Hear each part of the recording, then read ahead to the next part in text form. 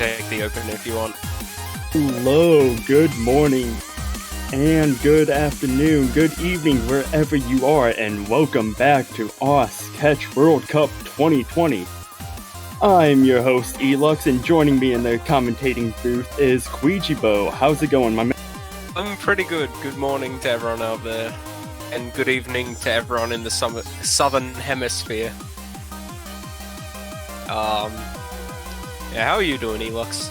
I'm doing a lot better than what I was yesterday. I actually got some sleep in my system, and I am no longer sleep deprived, and my schedule is back on track for once. And after the commentaries last night, I think it took me a while to get to bed, and then I had the 10 a.m. match against Argentina, so I think I've rolled it out with about 4.5 hours sleep at the most. Yeah, I was thankful that I got... Oh yeah, that was me yesterday. I was thankful that I was able to get about 11 hours of sleep yesterday, so... An amount of carbs as well.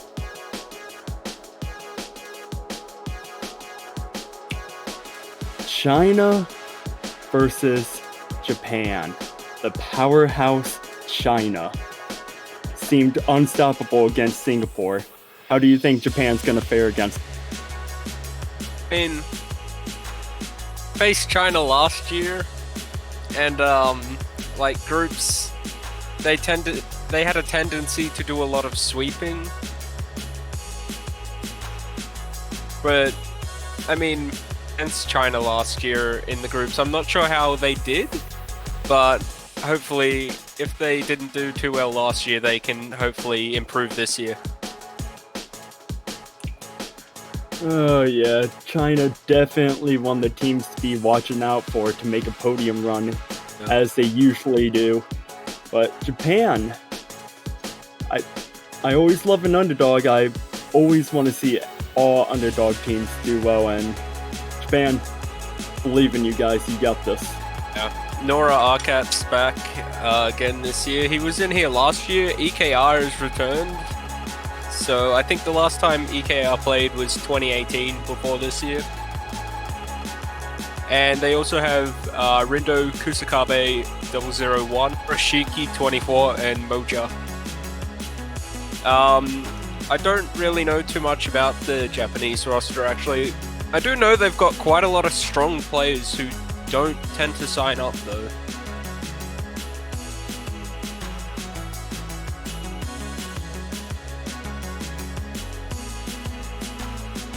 One thing I can say is Norcat was definitely popping off yesterday.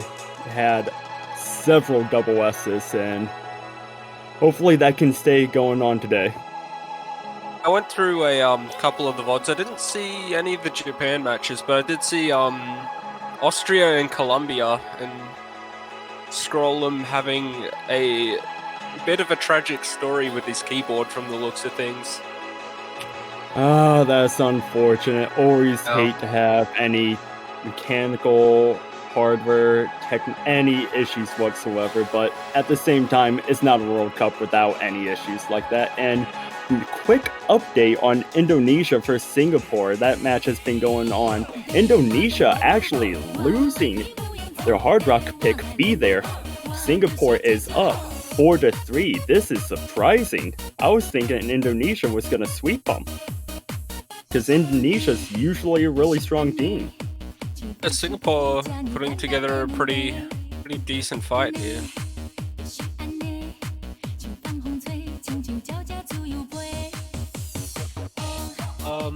Feel bad for Scrollum, yeah. When it comes to technical problems, you always want it to be like a host network error.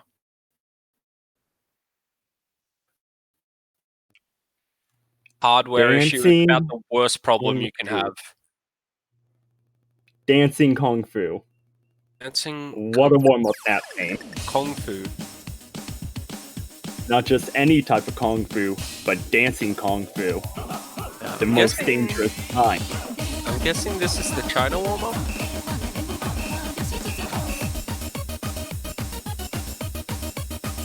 I'll take your word for it. I actually don't know too much about martial arts aside from like boxing and MMA. So like I don't really know too much about Kung Fu as a whole. Fu Panda movies. Kung Fu Panda. Oh, such a good movie.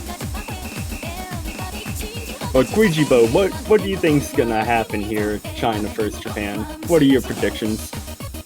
Ooh, I would say China will take it definitely, but I think with EKR and Nora, they could probably put out at least a couple of points here. So.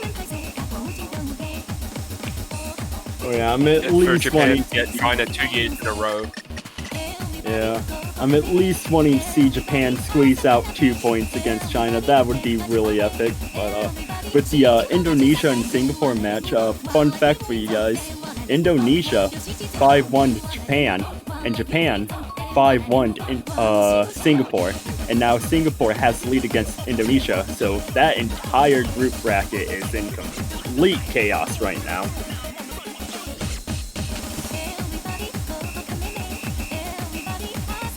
To find their way through it is China at the moment from the sounds of things.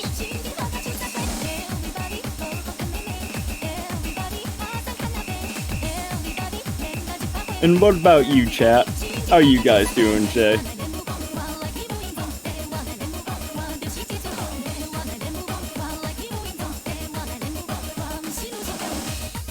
The default skin, but you don't love the hit sound? Nah, the whistles are great, man. Whistles are so good. So interesting one with Indonesia and Singapore. Singapore are actually on their match point right now. Pulling together a lot stronger today than they did yesterday. Oh yeah, Singapore showing a little bit of life this group stages, pulling out a little bit of surprises.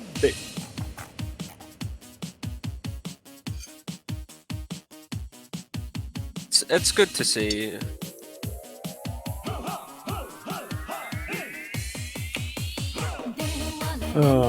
I'm scared to actually give my role predictions. So far the CWC, I've only gotten one correct, and all others have been vastly incorrect.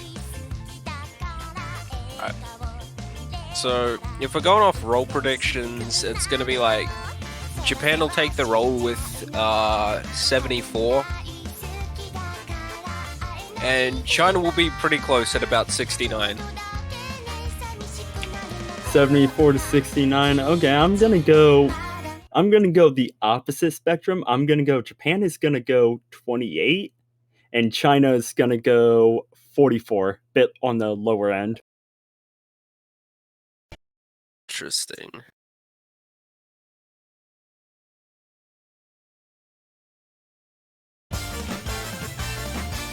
And ladies and gentlemen, Singapore has beaten Indonesia, winning their Nomad pick, Akanoha, and Singapore beat Indonesia 5-3. They're pulling Akanoha out at definitely the right time. Akanoha is an extremely map to use against an opponent when you're confident that you can triple SS it. At least when you're confident with FCing it, and Singapore pulling out a clutch right there.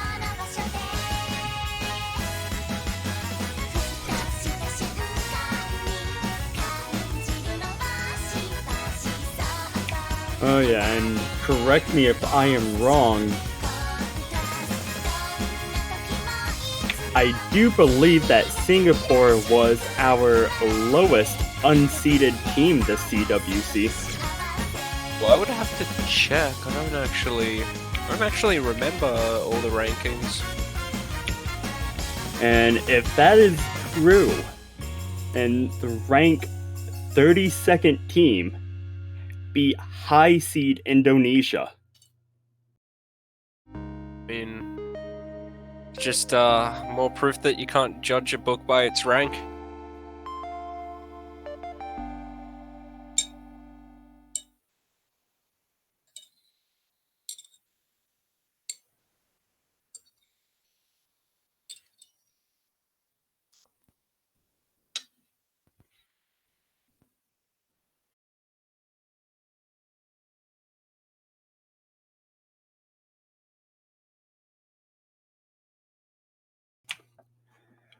And with the warm-ups concluded, we shall now get into the roles that I am predominantly always getting wrong, and I guess I'm actually right for once with China winning. Okay, so it's not turning out like the previous years for every single pick that I've done has been incorrect. And Dusk with China is choosing to ban HR3 Kuro Kuro Saps, aka the Frog Map. Come on, ban the Pog Frog. Unfortunately, no Pog Frogs in the chat for this dream match. Definitely, China, kind of going into DT1's Social Phobia. They did play very well on this yesterday against Singapore, from what I remember. They're going to keep the same lineup. I think their lineup yesterday was... Ami might have actually played yesterday at some point. But then they also had Dusk and Kali in it. So it looks like they're going to go with Crystal this time as well.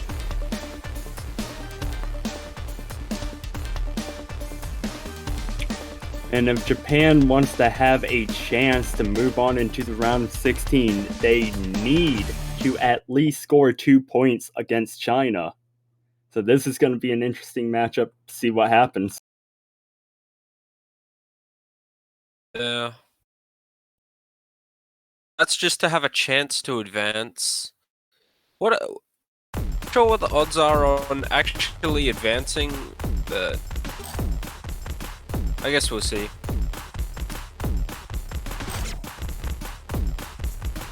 Ooh, and we have an early miss from Kali and Net. It's a bit surprising. And it was very solid on this yesterday. And I guess an early miss out of the way, just deal with nerves a bit. And as we're approaching the 200 combo mark, barring that early miss from Kali and Net, Japan has a slight combo advantage, but good thing for the side of China that that miss was early on, so it's not going to hurt them as much as it would. Yeah, at the same time though, it might be a bit tough trying to challenge Japan, as they do have Nora and EKR, and EKR actually a couple of years back managed to single-handedly carry his entire team through an AXS pick on DT, outscoring like 2 of the 3 opponents or something. Not 100% sure. So I think if I'm wrong, Sarton might be able to correct me on it. And Moja is going to find the first miss for Japan, and that is going to pull China back into this map. That was a rough miss as well. China immediately bringing the point advantage back to them. So they need ideally another miss from Kalionet or a miss from Dusk or Crystal. What miss? Just for that extra security, but at the moment China just not budging. Double SS from Crystal and Dusk. Moja doing a little back and forth with that plate there. Mad over that miss, knowing that they had it won. I don't know. I don't know if it really is anger. I mean, obviously you're gonna be frustrated over it, but like I see like a lot of people do it, but like I do it or like I see a teammate do it. It's generally just, I guess, to keep the movement in your hands alive a bit. At least that's the reason I generally tend to do it. And breaks. And unless we see anything, and Eker drops towards the end, and that is gonna all but seal this first point for China as the spinner slowly makes it ending. Got like a good 80k lead as well, so even if Japan did win on the spinner, they're just too far behind at this point. You know, it just they just miss from them. From Calumet's first one. Dusk, Crystal, and Noracat coming out with the double S.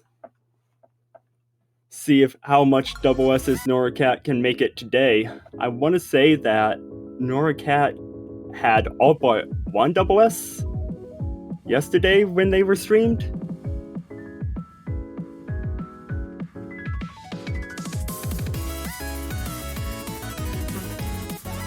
Oh, sure. I didn't actually.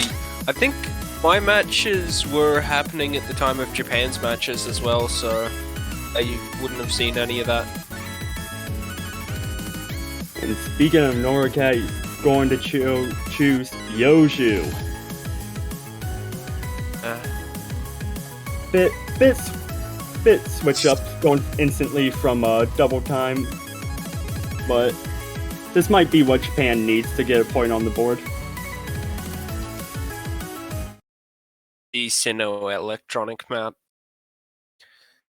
It does have a few parts where you can, I guess, kind of misjudge a couple of movements, but generally speaking, like a lot of these players have a lot of tournament experience, so I'd say their nerves are fairly under control.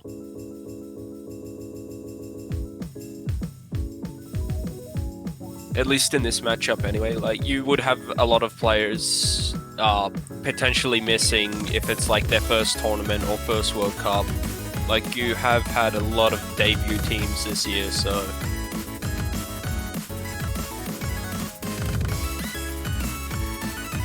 How to pronounce Yoju?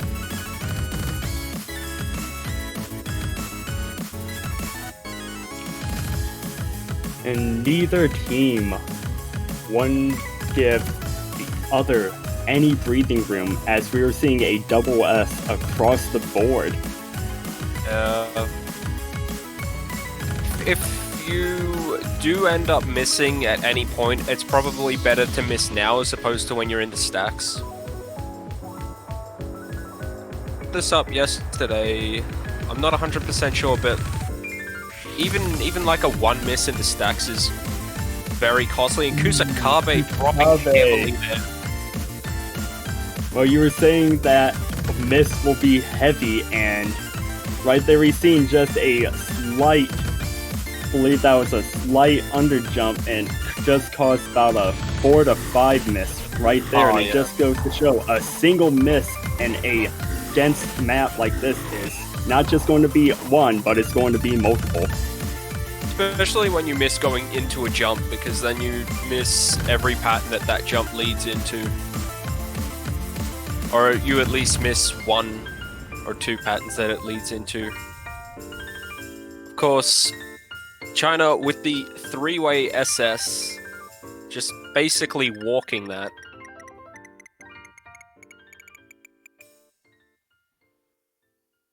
Looks like they're all trying to max out their spin a bit too. And China is going to pull away with a breakpoint, a three-way double S on the side of China, and two-way double S on the side of Japan. That 4 miss by Kusakabe sealed the deal there.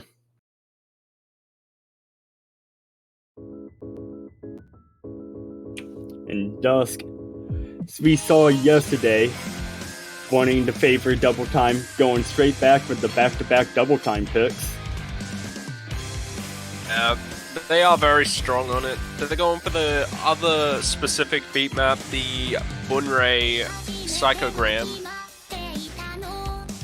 The Deco 27 map. This one is like...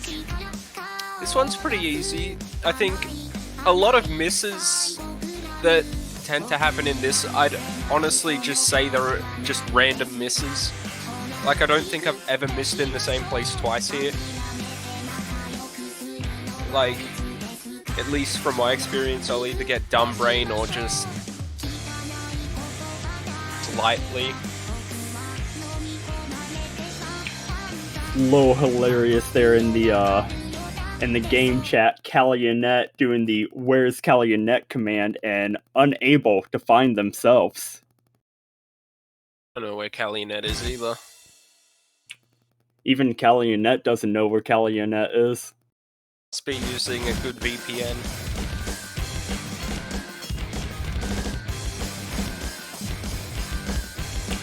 Ooh, and a couple early misses on the side of Japan. Yeah, With EKR. Ika and Moja dropping. Surprised that Nora isn't playing this. Maybe Nora just feeling like taking a momentary break. And Kusakabe is going to drop as well. There are no more full combos on the side of Japan as Moja and Ika are trying to match up with China on that 200 combo mark to help stop the bleeding. I'd say they definitely could have used Nora in for this. Maybe Nora just wasn't feeling it. And the Chinese team's still on 3 SSs.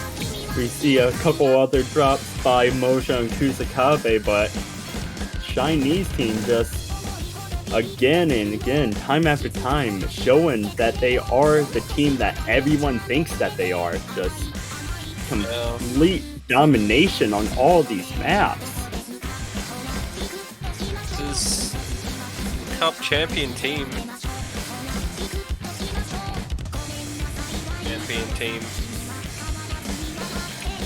And Japan is going to Kusakabe and Moja were feeling the pressure earlier on, but they have recovered quite well now. KR not really dropping anything since his very early miss. Oh yeah, and Japan is going to need a hope for a 3-way miss on the side of China to even have a chance to come back into this map as Moja catches another miss. I think at this point they would need a 3-way miss and for at least one of the players to just int hard. Kusakabe with another miss, and that's just one miss. Accuracy is still incredibly strong, only the single miss, no droplet misses so far. Then the SS from Calumet and Crystal. And unless we see a fail from any of the Chinese players, that's going to make it 3-0 in favor of China. And I'd say the only map you can really fail on has been banned, which is, you know... Yeah, I mean, depending on a fail isn't necessarily the best strat, but it's an even harder strat to pull off when the only fail map isn't even playable. Kusakabe was going strong for a little bit, but was not having a fun time with that map. And Japan's going to need to really strategize here on their next pick, trying for a chance to even take a point against China right now.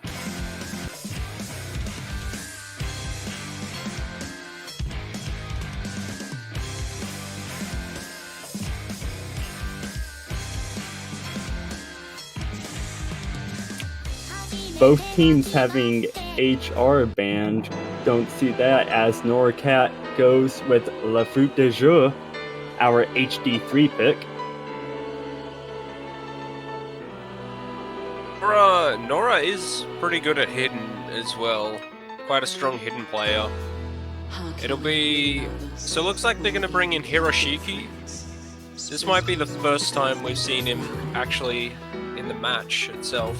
Excluding the warm-ups anyway. And on the side of Japan, possibly seeing a full roster change for this hidden pick as NoraCat is in that top spot. But Crystal deciding, hey, I'm going to go join Japan for a little bit, just see what's up over there before quickly leaving the spot. And now Hiroshiki decided to join Japan as well. So, looks like this will be the first time we see Kid Akami in the match. The only player I haven't actually seen from China's side so far is Kagamine Rin.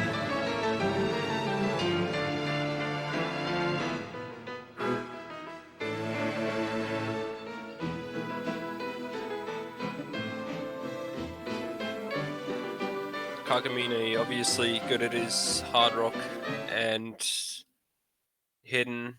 He's quite a strong convert player as well. Oh, Nagi. I haven't seen Nagi. Dusk, Kitakami, and Crystal for China. Hiroshiki, Noricat, and Moja for Japan. Are the Japanese players going to be able to get a point against China here with this hidden pick? What do you think, Rijibo? Japan get the pick. Yeah, not too sure. We'll just have to wait and see. Moja with an early miss, but if he can hold on, then maybe they can contest China here, because this is a very slow map. While it is quite easy, it's also at the same time very slow, so it's easy to just stand underneath the node and then just walk out of the way of it. As we've seen Hiroshiki do with that first miss theirs. And China still holding that double S as they approach that 200 combo mark. Noricat and Moja hoping to keep their team in this, as Hiroshiki has a little bit of catching up to do, but just because the approach rate is an 8 does not make this map easy. Approach rates of 8 and catch with hidden are some of the hardest hidden maps to play in this game mode. This one, evidently, probably one of the much easier AR8s to take on, but it can still, like, judgment is a very big part of AR8. And I saw something earlier, a lot of viewers, something about, so many viewers for a D main mode.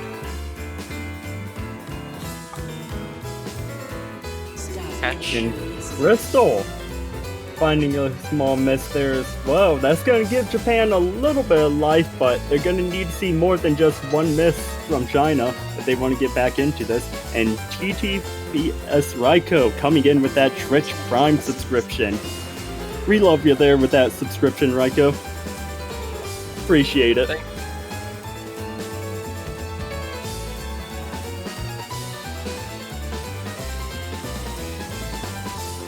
Moja finding another miss and another miss. Moja just unable to maintain a combo in that small section right there. That's very unfortunate. As China taking another point, and it is now 4-0. Match point in favor of China. Dusk and Kitakami finding a full combo. Crystal with that one miss. And Noricat still holding on with that double S as well. Noricat putting in a lot of work for his team. China's just not letting them have any mercy at all. China is wanting to seal the deal with this Hard Rock 2 pick. Be there. Down as hard as they can.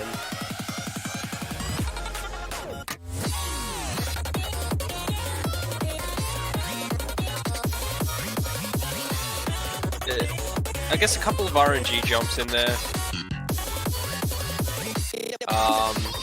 Might get the odd players missing on it, and if you hit those RNG jumps at the same time as your opponents miss them, it gives you a huge advantage on this map.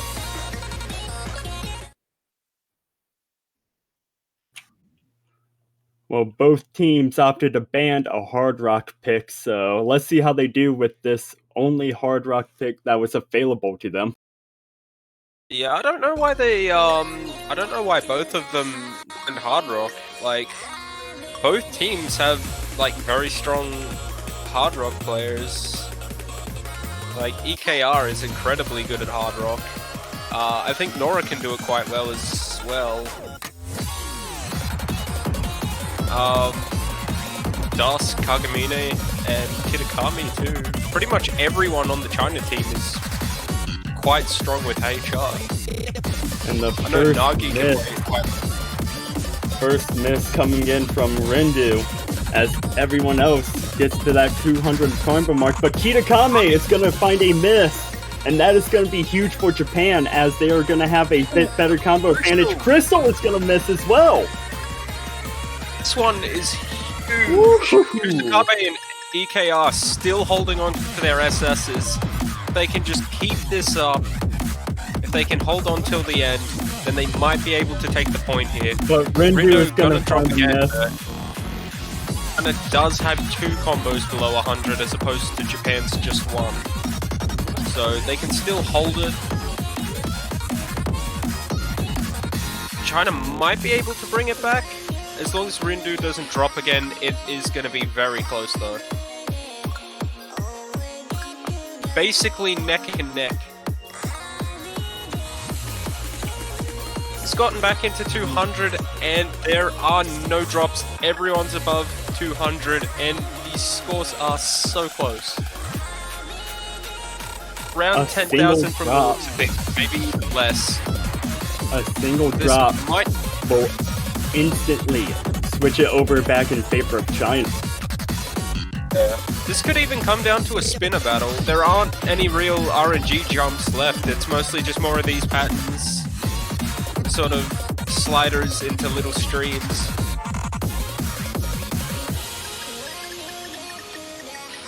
Spinner battle. And we've What's got gonna the happen? spin. And Oh, China's no! taking it over at the end of the spinner. Back. 1,774 points. China just overspinning Unfortunate for Japan. there. Oh, China is gonna squeeze out a last-second point, making it 5-0. that's tragic. Japan's so close, and with a very good performance on that map as well. The double SS from Kusakabe and EKR.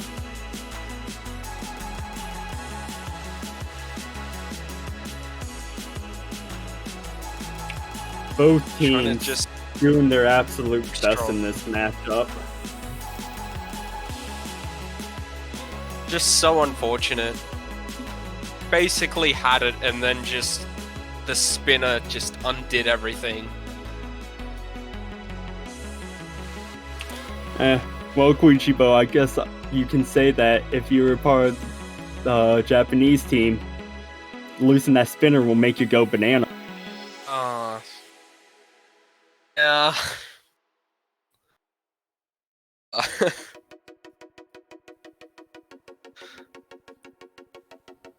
It will drive you bananas. Orange, you glad I said bananas, though? I'm not sure. Had to get a few fruit puns in there. Yeah. Korea is next. Need to check the schedule. See who's next. So, Wichita. Yeah, South Korea and Netherlands is the next matchup. Fellow commentator Sarton is gonna be playing in that match. South Korea, the defending champions. Very tough Looking match for to the make it Netherlands. back to back. Who need The to Netherlands are gonna have a really, really tough time ahead of them with this match. this match. They need to beat South Korea to make it through the group stage, or to have that chance to make it through the group stage. And with 27 minutes until the next matchup, grab some food, grab some water, bathroom break, do what you need to do, chat. We will be back with you in 26 minutes from now. I'm Elux, and I was joined with Koichibo here. See you again in 26 minutes. See you shortly.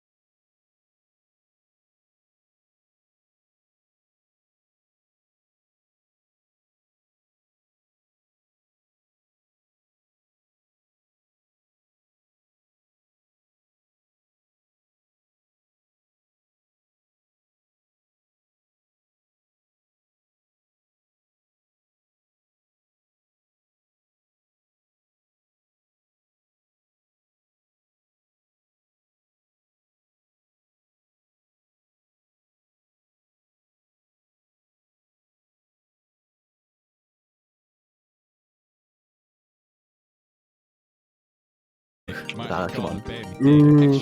Brutal truth. But I love underdogs, so I'm wanting to see Netherlands get a couple points off South Korea. I'm gonna say it's gonna be a 5-2 game. 5-2 game. Interesting. Is this top versus low seed, or is this top versus mid seed?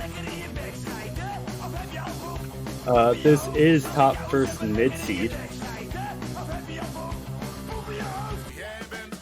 Okay. What can you tell me about the teams, about the players? We got Well,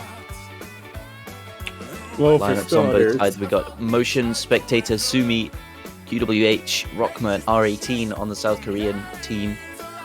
As you said, Tartan for the Netherlands, as well as Bads, Wesley, Kev, Kiev, I assume, Chatty, and Master Forcer. oh yeah. Well, one thing I can say about the South Korean team is we talk about China being a powerhouse team. South Korea is a powerhouse team, and then some.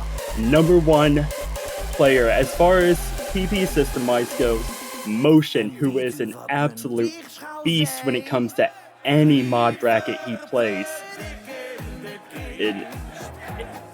You're going to see some of the most outstanding plays come from not only him, but his teammates Rockma and QWHJ as well.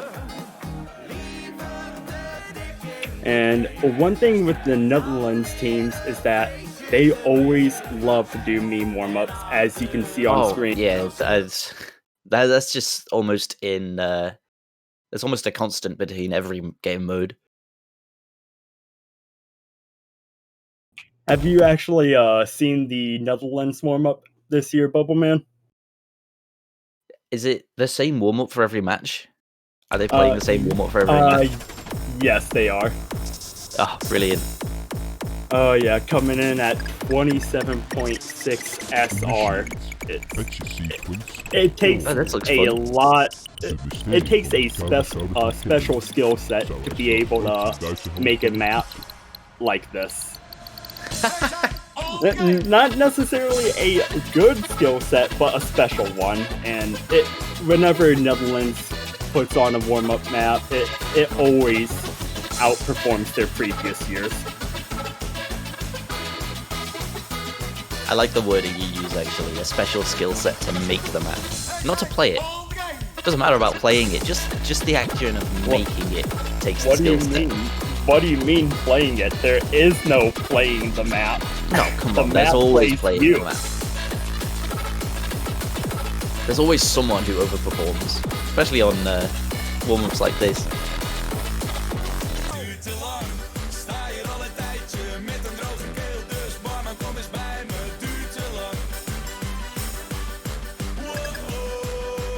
And for those of you in the chat who are just joining us and have not seen the Netherlands warm-up yet, it features our very own commentator Sartin rapping and dropping fire in this song. A mixtape so hot that it crashes the live stream. This is really incredible. This is the highest effort warm-up I think I've ever seen in any World Cup.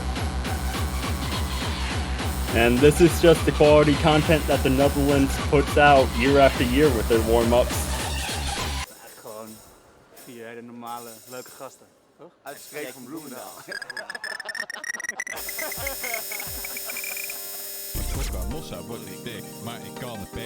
Oh, combo. Oh, combo. Combo.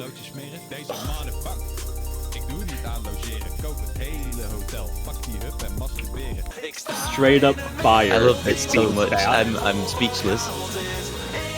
Just want to experience it.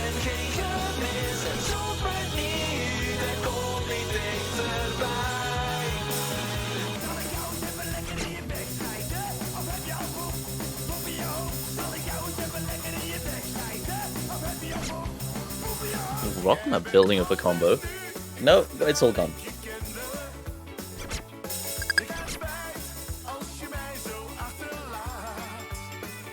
Oh yeah, this is what I meant earlier by you don't play this map, it plays you.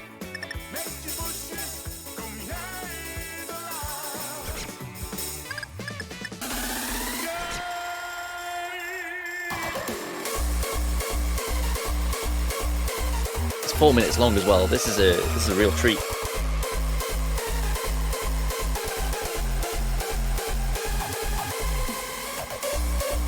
Oh yeah, it's one of the few warm-up maps that is 3 minutes long or longer that I actually love to enjoy every second of it. En weet u wat mijn weegschaal zei? Liever verdikkende kist dan weer een feestje gemist. Het maakt niet uit, je hoeft hem zelf toch niet te dragen. Is this the pick a spot section? It is, just looking at it, appears that the best spot to stand in is the middle of the entire screen. That was incredible. That was as for my introduction to the game mode, I suppose there really couldn't be any better map to start with. Oh, of course not. And Kev over there getting the most misses in that warm-up map out of everyone, doing the best in the fairy lobby. Whenever it comes to a warm-up map like that, whenever I'm in a tournament, I always try and purposely see how much notes I can miss in the entire thing. The exact opposite of a warm-up is what I usually do. Well, I've seen it on Dolan's status on Discord for probably years at this point, is playing Dodge the Beat. Oh yeah. Is this an answer? Is this firing back? 73 stars? 70. I mean, we saw 25 on the Netherlands warm up. This is 75.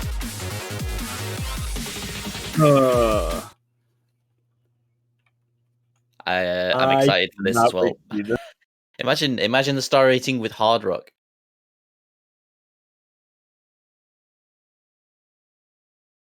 Right. Okay. Now I'm just gonna sit back and experience this one too. There's nothing to be said about this, I don't think. I want to see this. You know what you said about special skill set to make a map like this? It appears Spectator has that skill set as well.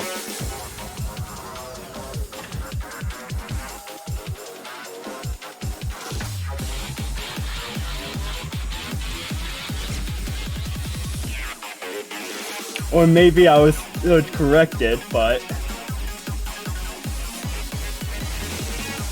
I can see some pretty high combos going on the side of South Korea with this warm-up.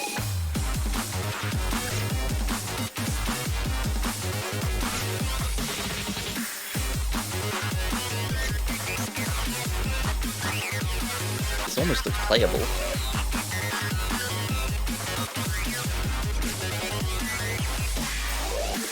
Until the fruit art comes in.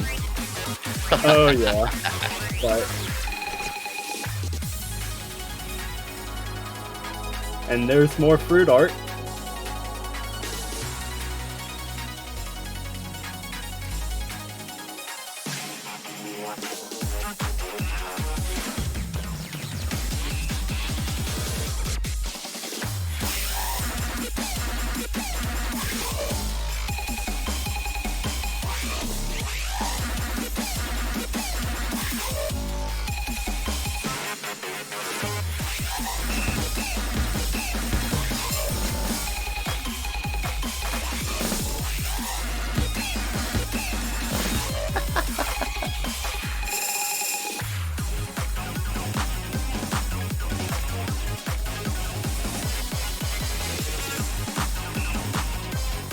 Motion actually hitting a lot of this. Oh yeah, that's what I was saying before. Motion is just... Oh! What was that ending? That's the 73 stars. That's the 73 stars right there. Well, with both warm-ups out of the way, we got roll predictions coming in. Cats, I'm seeing 30s, 70s, 44, 89. What do you think's going to happen with the roll, Bubble Man? Oh. I am still upset. Yeah, that was definitely a treat for you. Oh, I'm still caught up on the ending. That's brilliant. Well, the rolls are in. South Korea in motion, rolling a 45. Starting in the Netherlands, rolling a 16, it looks like. But South Korea is going to win the roll battle. And with that, we move on to bands. The Netherlands takes the first one. What can you tell me about the maps in this map pool? 6 no mods, 3 hiddens, 3 hard rocks, 3 double times, of course 1 tiebreaker. Well, that What is tiebreaker this is definitely hype. That tiebreaker is definitely hype. One map we have been seeing a lot of bans of is that Hidden 3 map, Le Fruit de Jour, and another one, Kuro Kuro Saps, our Hard Rock 3 map. With Kuro Kuro Saps, that is actually an HP drain of 10, and we have been seeing a lot of players Oh wow. failing that map. It's just, be in the middle of that map, you'll miss 1 or 2, and you may never come back from it. That's terrifying.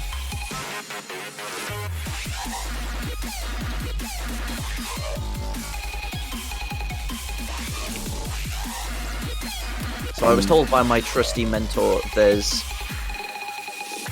a third of each map pool is a convert map. That is true. That is true. So for anyone not aware, though, I assume most people watching will be just the just the rare few who tune in for the first time. It's 2 types of maps. There's specific maps specific to the Catch the Beat game mode. There's also convert maps, which are standard maps played on the Catch game mode. You can kind of tell from difficulty names which is which. Oh yeah, I'm sure you might be seeing a few, especially all throughout this tournament, you might be seeing a few familiar maps popping up every now and then. But South Korea is going to be banning a New King is Born, our Hard Rock 1 map, and Rakma says, because of Kwijibo. Hi, Kwijibo.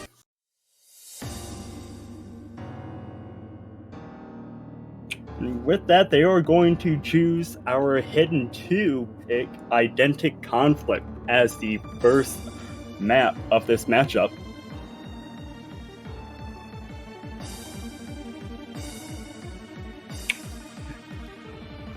Coming in with an approach weight of 8.7, bit on the faster side as compared to some of the other hidden picks that we'll see throughout the tournament, but I'll tell you, Bubble Man, when it comes to hidden and Catch the Beat, the lower the approach rate, the harder it is to play. Well, that's almost a given. It's almost in every game mode. You've got slow jams in Mania, you've got slow SV for Taiko, low approach rate for Standard and Catch. There's 8.7. I assume the lower approach rate map in this pool, or is that the cranky map, Hidden 3? The Hidden 3 is, I believe, is a solid 8.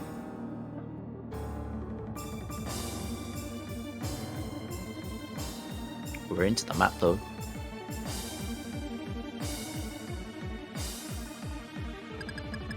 They're not too bad. AR 8.7. A little bit low. Lower than the standard 9. Master Forcer finds an early miss. But of course it's early.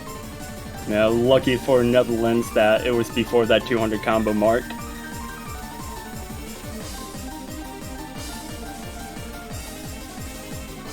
But Rakma and Sartan gonna be trading misses, and Master Forcer following suit. As we approach that 200 combo mark, South Korea finding themselves with combo advantage. So far, Sartan finds another miss.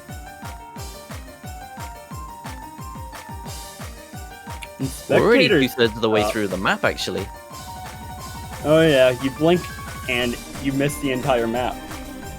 Coming in at a minute 30 as Sartin catches another miss, and followed by Massive Forcer. Chatty though, still holding onto that double S, same with Motion. And Chatty, no, I cursed him. He's gonna drop. And that'll be the end of the map already. Quick Motion one. in with that double S, and South Korea is gonna quickly make this a 1-0 lead. 5 S's on the board. A rank for Sartin. Despite having a higher score than Master Forcer, actually. Accuracy below the 98 mark. It was a good performance for South Korea. Oh yeah. Motion being the only one to full combo that map and pull out 100% no less. Chatty was close. I suppose what you want to do with facing off against South Korea is make sure you've got someone to match, to take Motion out of the question, and then beat the other 2 players.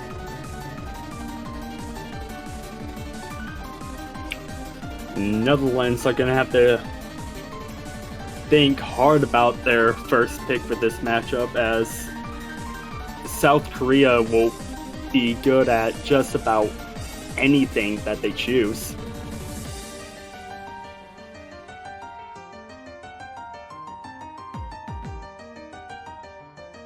Chatty asking Rakma if they can donate 1 point to Team Netherlands.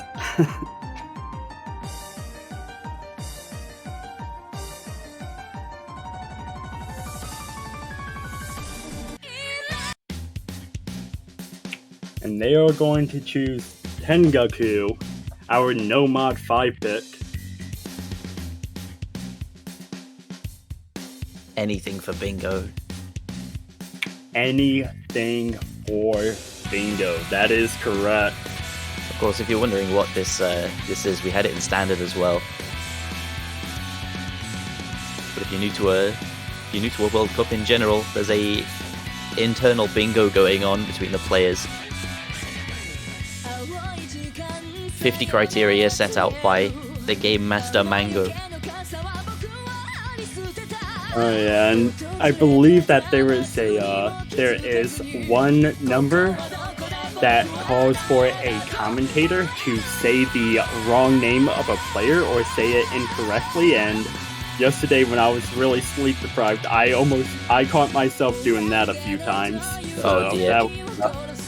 that would have been a little bit embarrassing.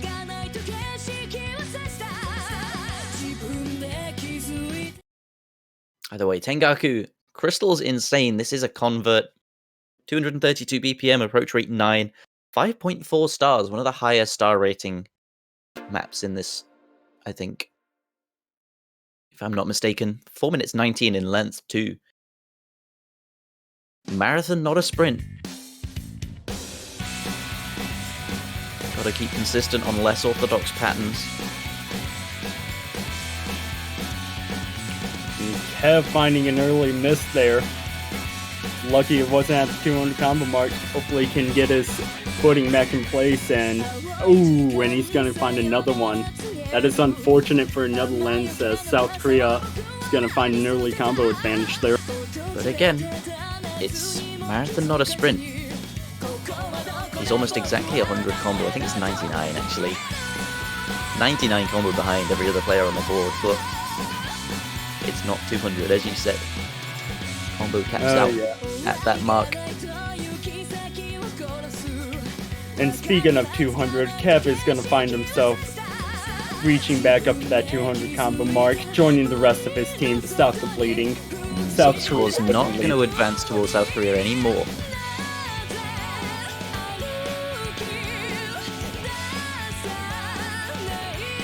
Because that miss by Kev was early enough, single miss. And Massive Force is going to miss for the Netherlands. As I was about to say, a single miss will instantly throw things in the other direction. Now the Netherlands are going to have to hope for 2 misses on the side of South Korea to get back into this. I've just been corrected by chat. This is 3.9. That's the standard star rating that's being displayed. So better watch out for that on converts from now on. Masterful, so safely back above 200 combo. It's going to take at least 2 mistakes now for South Korea to drop the ball. Ooh, and as soon as he's Master Force is going to find another mistake, he's going to have to build back up to that combo. Or he's going to find another drop. Master Force is having a little difficult time in that section. And I'll say it again, marathon not a sprint. We're halfway through the map. Every player can take a break, look at the scores on the other team. Master Forcer. South Korea knowing that this is their point to lose right now with that break.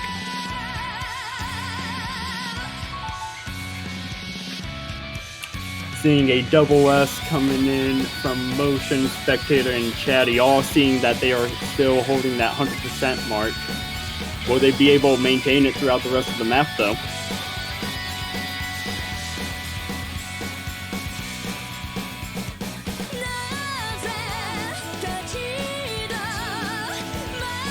And with Master Forcer, as soon as he finds himself having a decent combo again, it just appears that he keeps losing it. It's unfortunate to see happen, as South Korea does not look like they intend to drop combo anytime soon. This is just a walk in the park for them. It's a standard approach rate. Patterns may be slightly unorthodox, but nothing really out of the ordinary. And Chatty is well going versed, to and drop. there's the S, that's gone.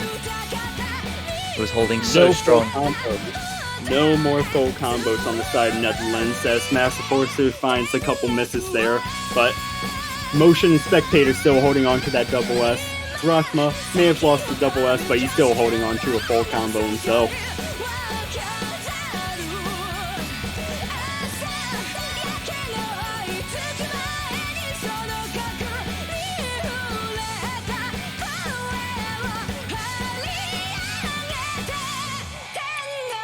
Chatty missing a little bit, followed by Master Forcer on those wiggles at the end, but it's not going to make much of a difference, as South Korea is going to make this a 2-0 match.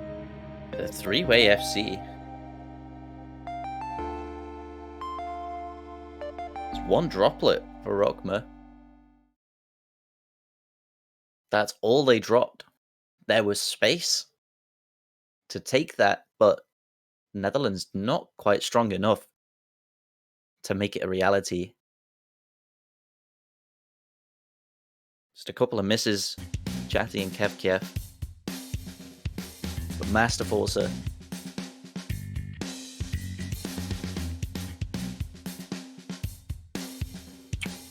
And if the Netherlands do not catch a point here soon, South Korea is going to end up running away with this match.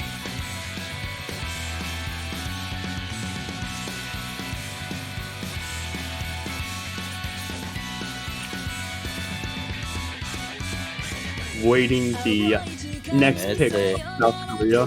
The South Korean pick, what could they go for? What do you think is going to be the pick from them? They played really well on Hidden, they played really well on No Mod. Well, And no they're time to gonna answer make that question.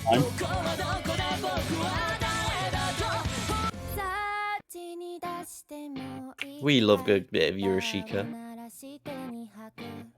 Our double time 3 pick and convert, Amy.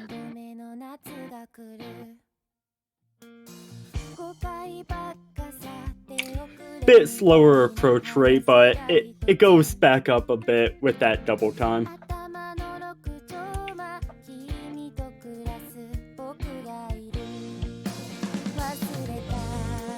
And China I'm first. going to assume it's the standard star rating again. Yeah, it's a safe assumption, but China versus Indonesia with that matchup. Seen it in the chat, but China is now up 3-1 against Indonesia. They only won their Hard Rock pick be there by 7,000 points, so anything can happen in that match. Looking like a good one. We'll keep you updated on that. However, here we go with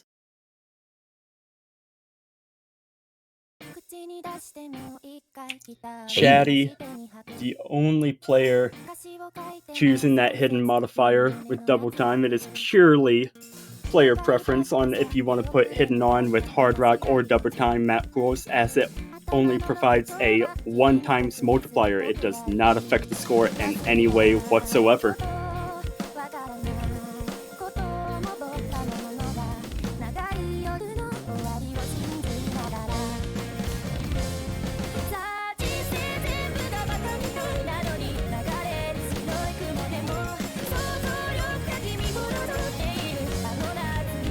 And Kev is trading miss with Sartin. 2 misses on the side of Netherlands appear to be at the same time, as South Korea has full combo advantage right now and are racking up the score against the Netherlands, as Sartin finds a couple misses right there. Yeah, it's an unfortunate drop for them. It's not quite a two-way SS. It's only one spectator holding strong. Chatty was still with an FC. Kev hitting that 200 combo mark, helping control the bleeding for the Netherlands, but gotta wait on Sartin as he finds another drop. So South Korea still gonna maintain that combo advantage for a bit longer, as Chatty is gonna finds a miss as well. No FCs left for the Netherlands. 2 players below the 200 combo mark, so they're dropping score. Hit the break, South Korea, knowing that they have no SSs. This map. It's the first map that Motions dropped a little bit of accuracy on.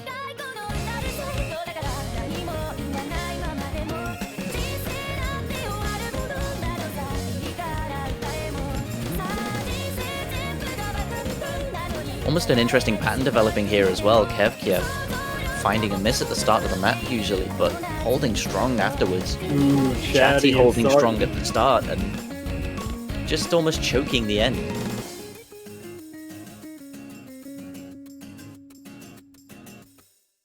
And South Korea are going to make this a 3-0 match. Got an update on China versus Indonesia.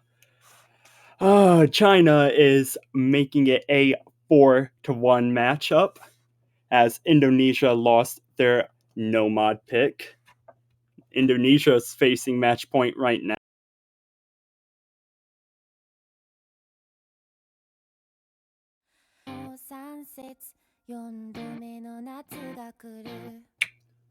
And South Korea winning 3-0.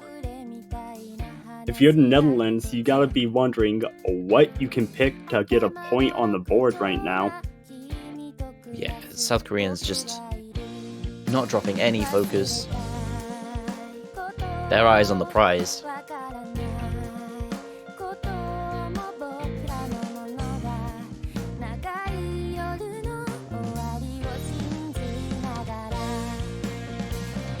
And Sartin saying, you know what? Tactical timeout right before the countdown ends.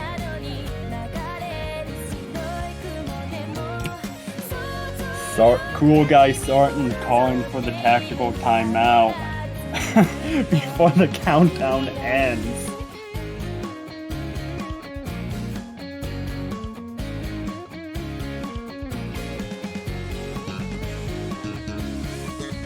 We'll see what they pick. I mean, there does seem to have been a pattern developing of a choke on Chatty and early misses on Kev. Will be Kotoko, Kaiko Inishi.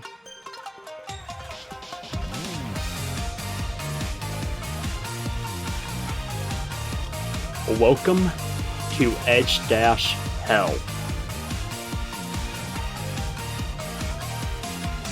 So, for those of you who do not play Catch that often, what an edge dash is when you place a note right before that hyper dash limit to where it is just a normal dash to catch, and it requires perfect timing to hit. And many a full combos on several maps have been ruined by edge dashes. So what's the timing to hit it? Is it pretty much pixel perfect? It's pretty much pixel perfect. You have to be perfect timing to hit some of them. That's awful. That's so mean.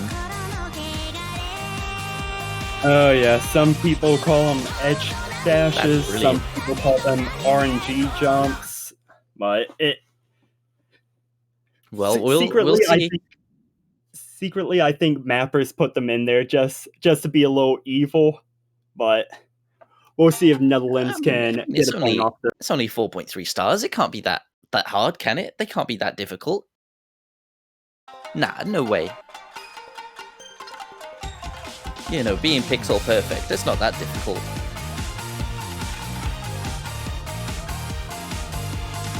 Well, we'll see. The CS5 as well, so a slightly smaller fruit size to catch. Just that little bit more perfection required. Master Forcer finding a miss early on.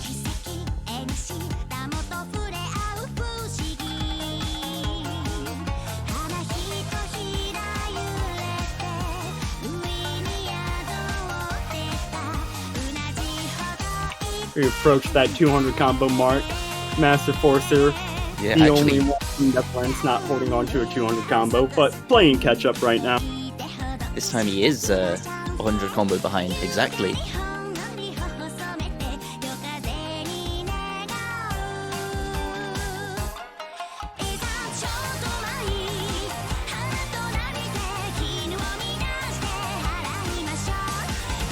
Master Forcer getting that 200 combo mark. A single miss from South Korea will instantly turn the tide in favor of the Netherlands if they find a miss. It's a big if, isn't it? It is, as all three South Korean players still holding on to a double S.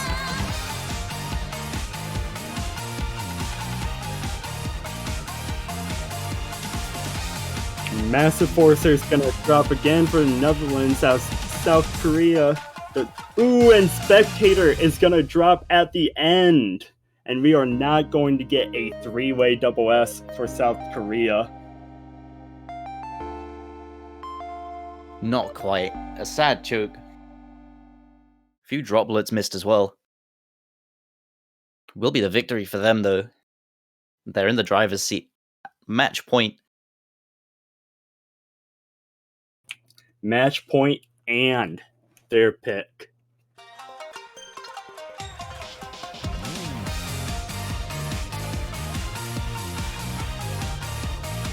They have complete free reign. They can pick whatever they want. Of course, apart from the tiebreaker.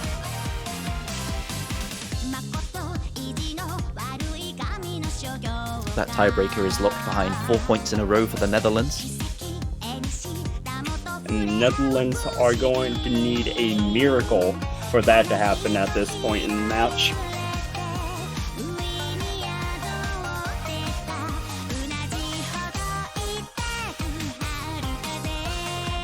And South Korea, well, they've got at least 2 picks left.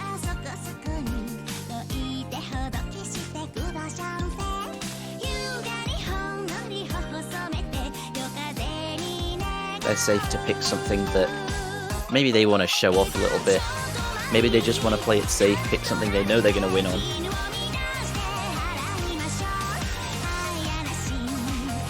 Would not be surprised if we've seen a double time pick. And we are going Be There, the only Hard Rock pick that was not banned. Interesting to see both teams banning Hard Rock.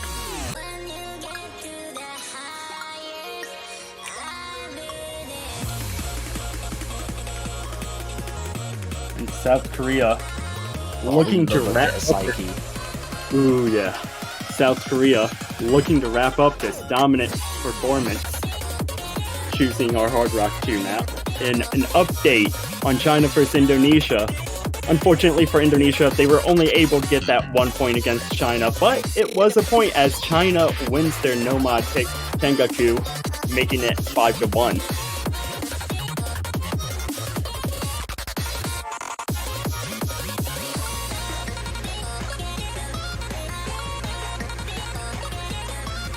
R18 swaps in. We have the trusty duo for the Netherlands, though, Kevkef and Chatty. Spectators swapped out. Motion just sitting in that top slot. And Chatty opting to not go with the hidden. Instead, this time, R18 is going to have that hidden modifier on there. Interesting to see Hidden not have an effect on scoring at all, but I would assume it's to do with the way the catch is read. I'm not 100% sure on how scoring B2 goes with hidden, besides the fact that it does not add on to the score at all. You might be right, but that is something that I definitely am interested in looking into now.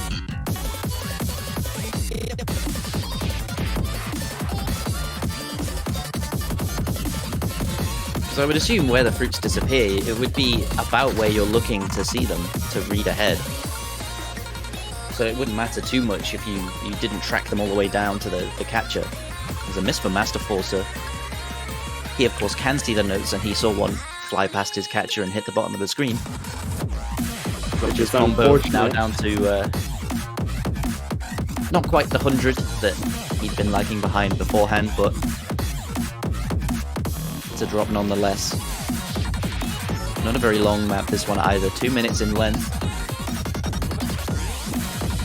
Master Forcer getting back up that 200 combo mark. Gonna stop the bleeding, but they're gonna need a miss from South Korea to get right back in this.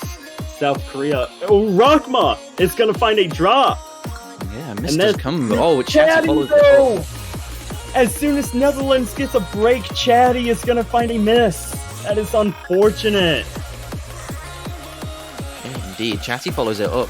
He's about 10 combo behind Rockman, so he's going to hit 200. Get that full combo bonus before Chatty does. Unfortunately, they can't capitalize on that mistake by Rockman, and Chatty finds another drop.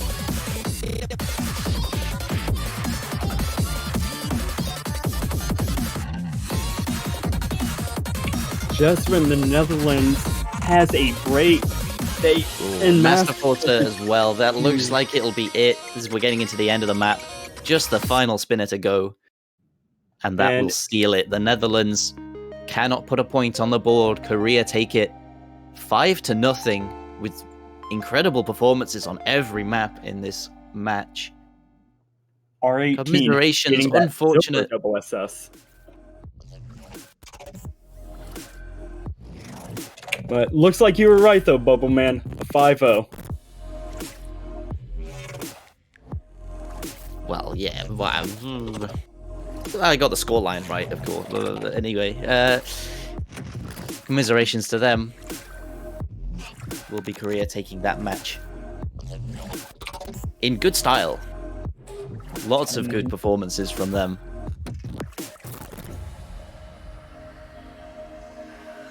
With the Netherlands, though, they did a good job against South Korea. They should feel proud about their performance.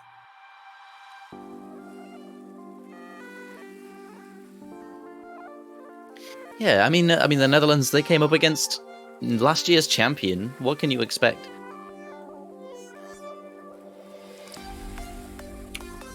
And as that match concludes, our next matchup is going to Germany versus Taiwan. And that is going to take place about 19 minutes from now. So, Bubba Man, how was it your commentating. Oh, well, I've got another one coming up. Sat with you for the next match as well. Looking to be a good one. Of course, we've also got Hong Kong, Finland as well in the background. We'll be keeping you updated on that. But the match on stream will be Germany, Taiwan. Yeah, that was a good one to start off with. Got to see the strengths of the champion of last year against the meme lords. So South Korea pulled out a meme of themselves. Hey, that almost looked like a legitimate... Not to say the Netherlands wasn't a legitimate match. But with that being said, take a break, go to the bathroom, grab some food, grab water, do what you need to do. We'll be back with you in 18 minutes.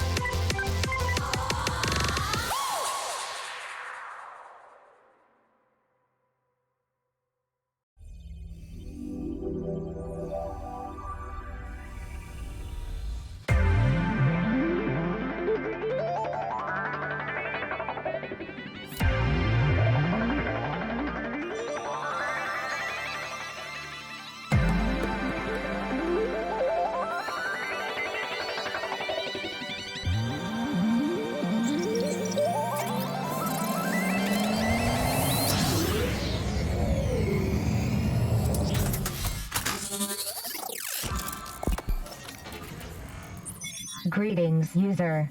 Neural link established. Ready for takeoff.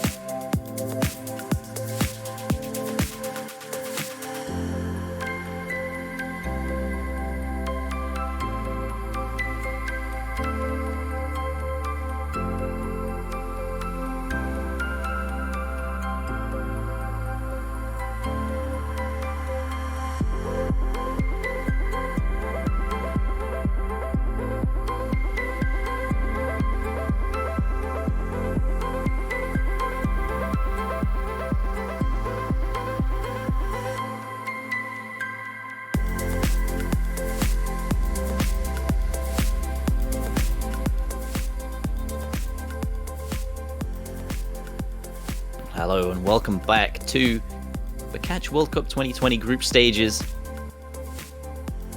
It's been a nice 20-minute break, but we will be resuming in about 30 seconds with Germany versus Taiwan. Elix is still with me. I'm Bubbleman. And Elix, what can you tell me about these players, about these teams? Oh, well, we have an interesting matchup today. Germany, a top-seeded team, going against Taiwan, a high seed, and it's going to be a neck-and-neck match. I would not be surprised if we see a tiebreaker. Indeed, I'm excited for this. This is going to decide the placing in the group because both of these teams have 2 wins under their belt. They both went 5-3 against Australia, so it's going to be an even match looking at it. The only thing that I could say about the Germany team is that some of their players do not have that much tournament appearances under their belt, so that tournament nerves might hit them. And apparently Taiwan are tournament veterans. They appear everywhere, so we've got the matchup of the rookies versus the old guard. Of course, on the Germany side, the captain, Vinci 007, Marv Malo, Yumara, Inryoku, Loom, and Inryuka. 2 different people. Inryoku and Inryuka. Going to be confusing them quite a lot, though, I'm sure. For the side of Taiwan, Bipu, Eternity Moon, Megpoid, Nikaido Shinku, Sanami, and My Angel Ayachi.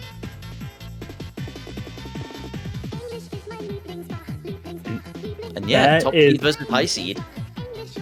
That is an interesting difficulty name. Hashtag Switzerland for CWC 2021.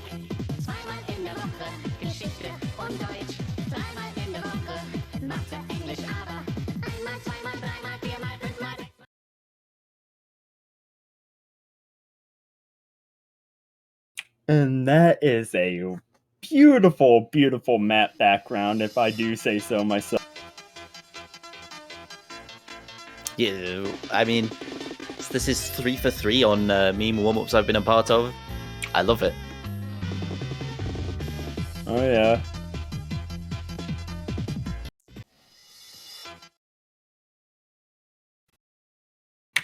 Not as high of a star rating as the previous 2, but Oh, but it doesn't we're have to lacking be, star does it? rating. No, it It's doesn't. all We're about the lacking song in the star rating. background. Oh yeah, it makes up for it right there.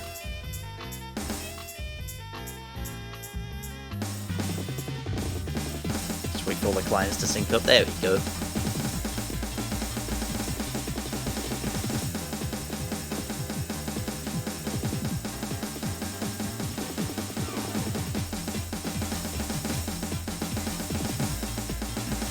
Truly incredible hit sounding.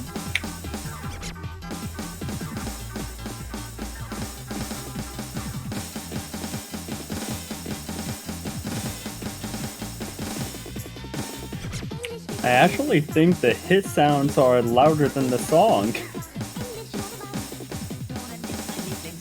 Really? Really? No. No, they couldn't be. No, no way. They can't be louder than the song. That's impossible.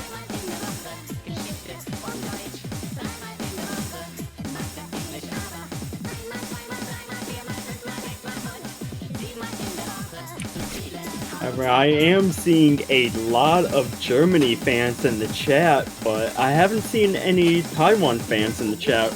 We have any? Yeah, shout out your support for these teams. This is a match that's going to decide the placing in the bracket.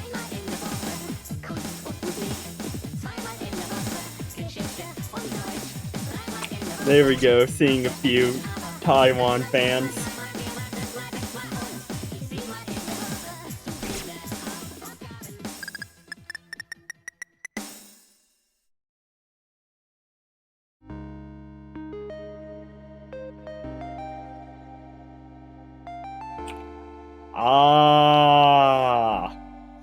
as the rank that everyone got on that warm-up.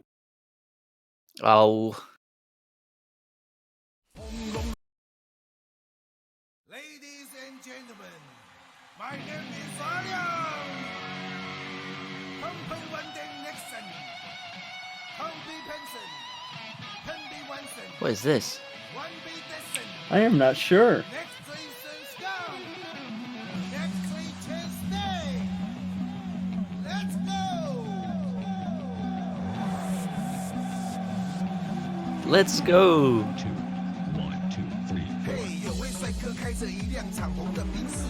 This is okay. I've been a part of 2 matches in Catch World Cup so far. These are already the best warm-ups I've ever seen. 0 to 100 kilometers in only 4 seconds.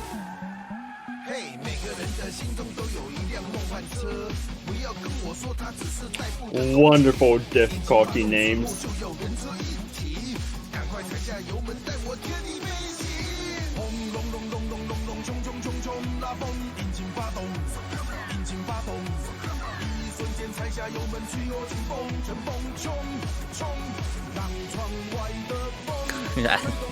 Welcome, Bubble Man, says Dolan. Pleasure to be here.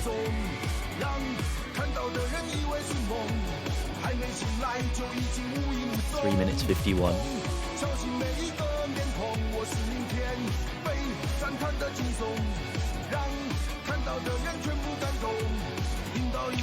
Oh, that chat. That's what we like. That's what we like to see. That's what we like to see.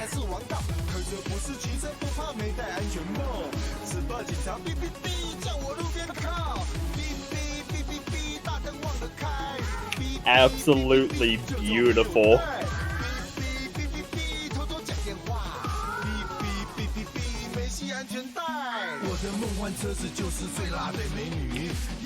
It appears that we were waiting on Vinci to download this map, but it looks like that he finally have it downloaded. Get the second warm-up underway. I just noticed that background image too. That that is beautiful. What's that? Is that a melon cart? I do believe that's a melon cart. Yes.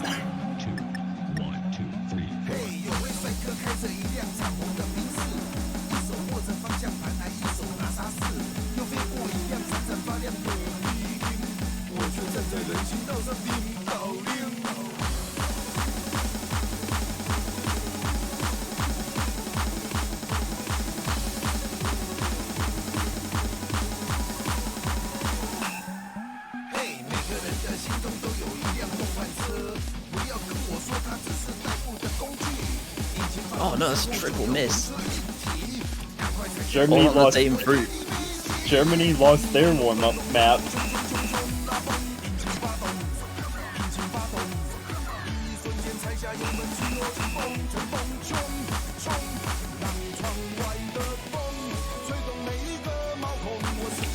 Those are some nicely spaced out droplets in those sliders.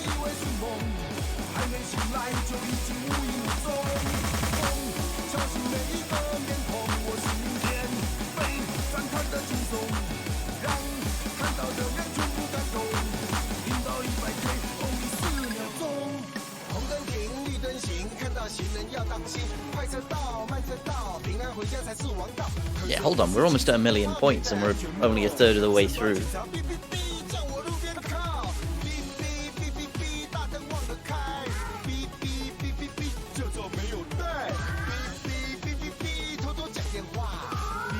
Are we done with the map? Is this it? I'm not sure. Do we just get to listen to the rest of the song and stare at the background? I don't know. Is it gonna be like? How long is this break going to go on for? Tension's building. Just get a stare at the beauty that is. I feel my heart rate increasing.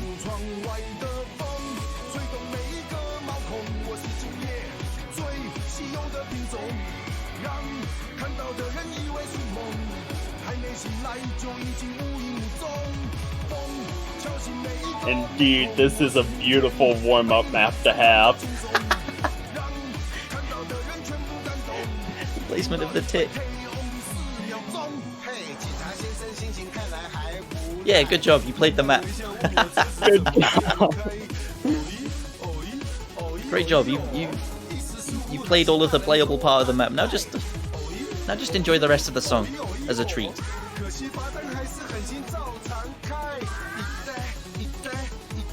Oh, Bubble Man, commentating two matches, 4 back-to-back amazing warm-ups. Yeah, brilliant. Is this a warm-up map or is this a cooldown map? I'm not sure at this point. Maybe it's mind games going on.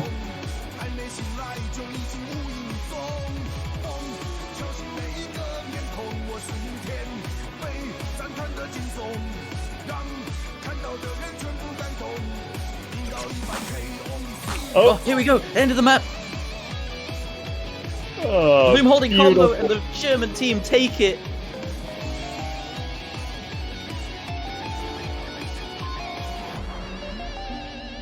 Clutch combo at the end there from Loom. That was an absolute treat. Yeah, hold on. Is that the joke? Was that like...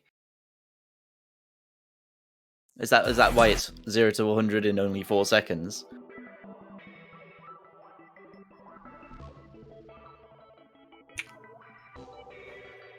Time Here for we the go. rolls.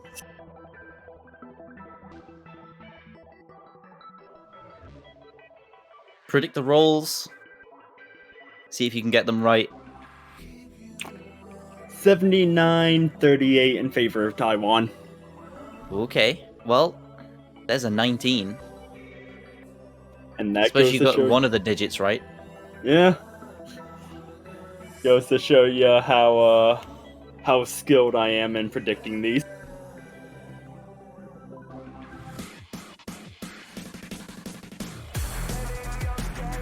There's 32. Low rolls. Doesn't matter too much. Just a coin flip, really. Most important coin flip. Most important part of the match, really. We get to see who's practiced for the rolls. Who's over-practiced. Some may say that playing the actual map is not important at all, and what is important is winning the rolls.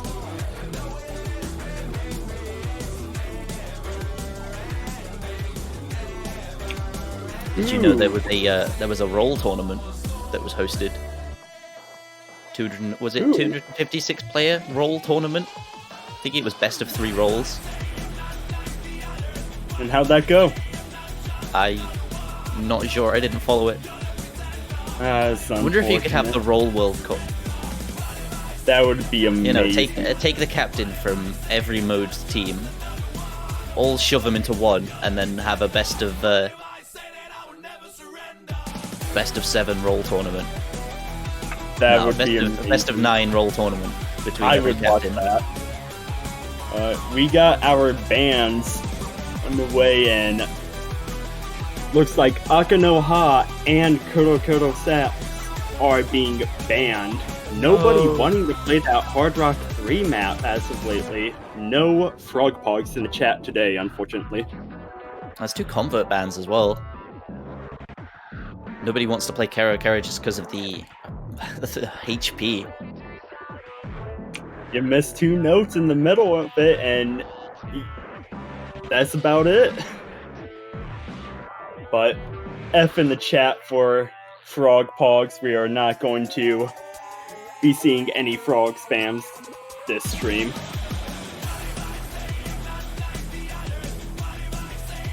Unfortunate. We do get to see what the first pick's gonna be.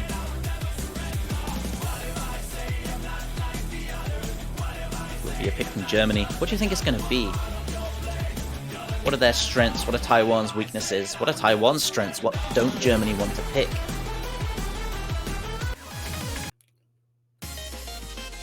Ooh, Fushigiri Berserker.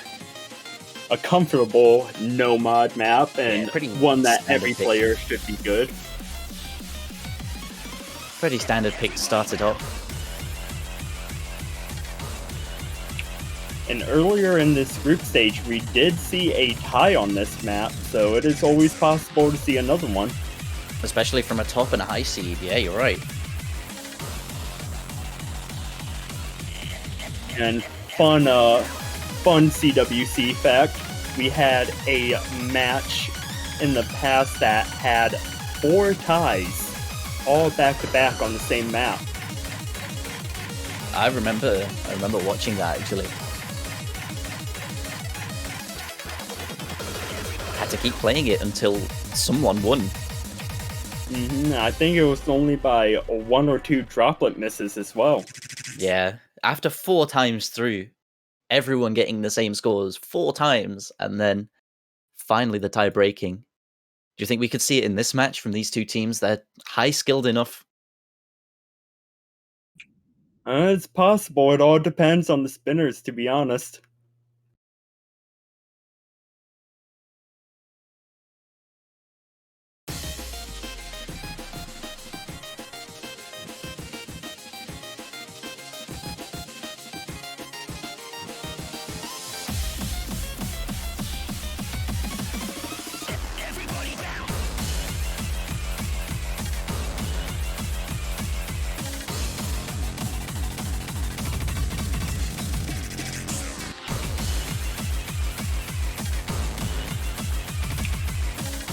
.200 combo mark achieved.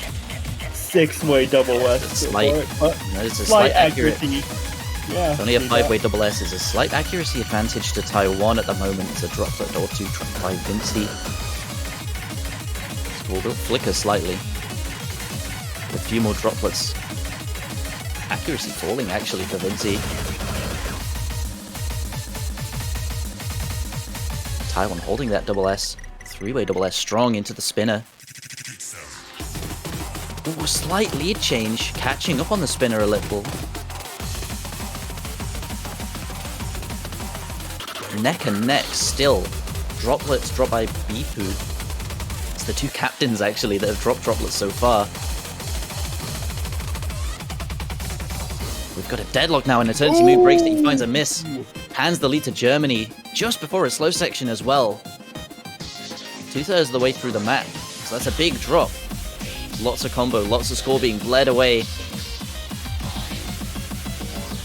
The slow section will get him back up to 200 combo, but it's that one mistake, the big drop, that has almost decided this match now. They were holding the lead, looking really strong. And there it is, score lead. It isn't going to change much more from here.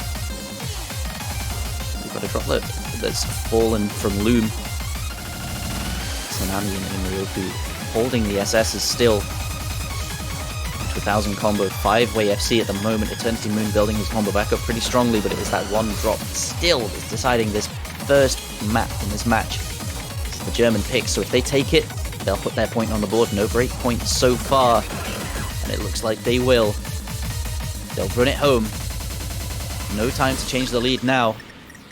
1,000,000 points for 2 players, 3 players, 4 players, 5 players. This has a 5-way FC. It's the one drop from Eternity Moon, deciding it. 3 misses for him. Good accuracy. In fact, higher accuracy than Vinci, but combo just that little bit more important. There's their point on the board. It was looking sketchy, looks. Oh yeah, that map, honestly, that map is so comfortable for a lot of these teams in this group stage to play, so even though Eternity Moon dropped it, it still could have swung either way. Indeed. It was before that Taiwan had the lead. They were looking far stronger on this. A little bit more accuracy for them. Ooh, and Bifu answering right back with a new King is Born Hard Rock 1 pick. An update on Hong Kong versus Finland. Hong Kong making a 3-0 lead, winning their hidden pick, Le Fruit du Jour, by 223,000. Might see a possible sweep going on over there. Which was actually top scored by a Finnish player, so they're still in it. They could very well put points on the board.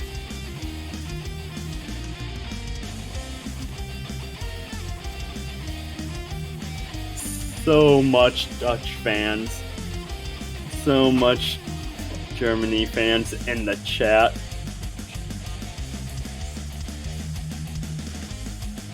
Like, we saw a few Taiwan fans earlier, but now I've only seen one. Where'd everyone go?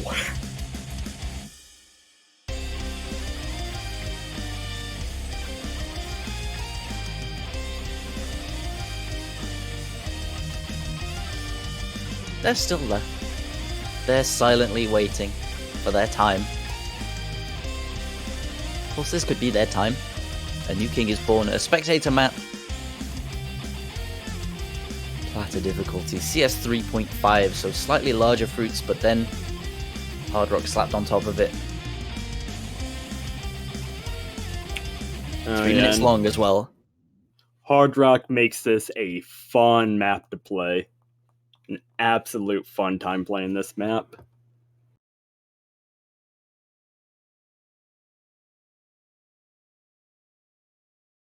We saw this in the Germany match against Australia, actually. Well, Vinci found a miss near the end. Though it was a very strong performance by them, so it's interesting to see Taiwan pick this. They're going to be looking for a 3-way FC on this, I think, to take the victory. Vinci, oh, early drop. That might have been a similar drop. Could have been the end, could have been the start. Oh, yeah. It seems like every time this map is played, we at least see one player drop early on in those beginning sliders. Can be tough to get right, especially with hidden on. There's a double hidden hard rock. Ooh, 3-way miss in Ryoku, Vinci, and then Nikaido. All fine drops.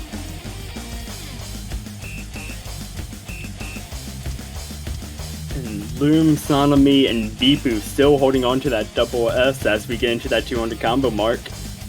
Combo advantage slightly in favor of Taiwan, but Germany's not out of it yet. Slightly, that's 2 FCs to 1. That's a definite advantage, and especially with Vinci dropping another fruit. Down below 99%, he's down to 98.7. In Ryoku and Nikaido, both mirrors of each other. Same combo, same accuracy, the lagging behind from Vinci. It's giving Taiwan the lead at the moment. Could it be tournament nerves? As you said at the start, they're not the most experienced tournament players. Don't see them in tournaments, community tournaments too often. The strength of mind from Taiwan giving them an advantage. However, we're only halfway through the map. Not over quite yet. Break time and Taiwan seeing that they have the lead. 2 players still holding on to a double S on Taiwan's side, with Loom being the sole double S and full combo on the side of Germany. Any mistakes from Taiwan will be crucial for Germany to get back into this. They need it at this point. It's a big score lead. It's almost 100,000 points, and I think it crosses the 100,000 point. Vinci building his accuracy back up. He's almost at 99.4% now.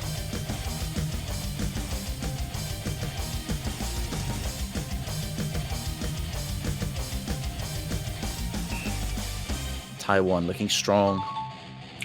Second break in this map, and Taiwan no shakes at all. They have the lead.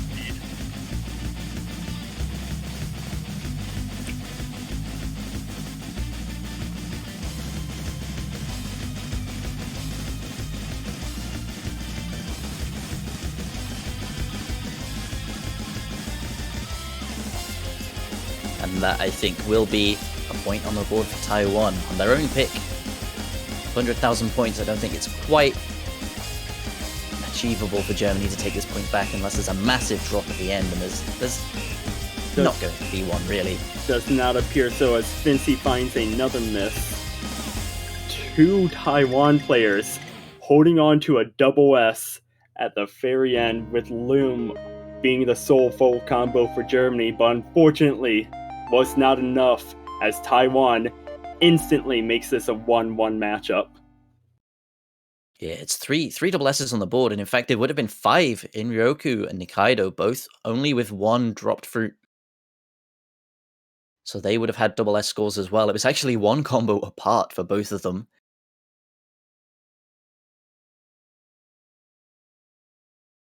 Vinci struggling a little bit.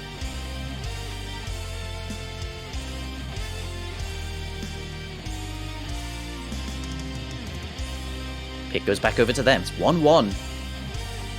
Taken down to a best of 7 now. Said at the start that this match could very well be going to a tiebreaker. The teams are very evenly matched. It's the rookies versus the veterans, really. We've got lots of maps left to go. Ooh. Hidden 3. Le Interesting fruit de pick. jour. I was actually gonna say I could see Germany coming out with a hidden pick, considering that 2 of their players had hidden on during that Hard Rock match. So they're a bit more warmed up for it if Taiwan does not substitute any players out. You say a bit more warm for Hidden. However, there's a difference between AR-10 Hidden and AR-8, which this is That is very true. far slower. It could even be a mistake by them to pick this. They're switching out 2 of their players very quickly. Loom looks like he's staying in. And drops the rip me in chat. Marv Mallow coming in for Germany. The speed of AR-10 now down to AR-8. Oh yeah, and Great song, actually. I love this song so much. actually, this song has been one of the more commonly banned songs in the group stages so far. So it is interesting to see this actually being played. Look at this combo. Difficulty Karen's hard. 2 minutes 29 in length. The star rating 3.7 is the standard star rating. But of course, it's not the star rating, it's not the patterns that gives us the difficulty, it's the approach rate. AR-8 on Hidden. And with Loom staying in after that high approach rate Hard Rock, it's going to be interesting to see how he can instantly change from a higher to a lower approach rate in the snap of a finger. Hopefully that does not come back to bite Germany. And here we go, Hidden Free. La Fuite de Jeu. And as we begin this third match in this Germany versus Taiwan matchup, we got an update with Hong Kong versus Finland. Hong Kong 5-0 sweep against Finland. A good victory for them. Good game. Quick one as well. 25 minutes. Still only 2 points in. Here we go. Fruit de jeu. Hidden 3, low approach rate. It looks slow, but don't let that deceive you. You need to keep a lot of fruit in visual memory. Remember where they are. Eternity Moon with an early drop. And followed by Not the another with shortest. drop of snow. It's not the shortest map, it's not the longest map either. It's 2 minutes 30, so that might come into play. He's 150 combo behind now.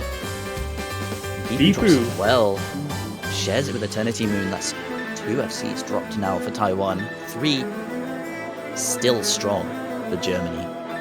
McPoyd still going with an SS, keeping his team in it. It's going to take a big collapse from Germany though. At this point, they're 150,000 points in the lead. And that's a relatively large score gap for this game mode. Not quite like Indeed, standard, that's where 150,000 points can be overtaken in an instant. Oh yeah, that's very true. All 3 German players still holding on to that double S.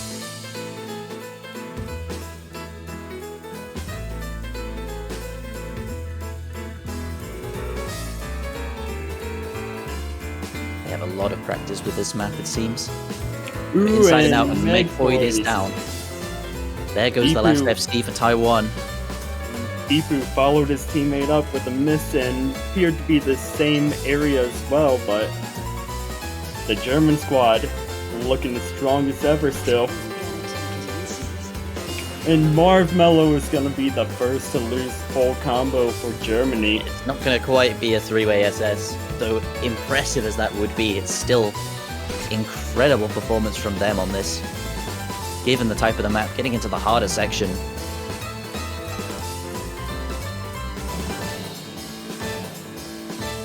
Will still, in fact, be a two-way FC by them. Incredible plays. A victory by 315,000 points. Now that's a statement. A droplet and 3 misses from Marv Mello. A double two-way SS. Now, how will Taiwan respond back?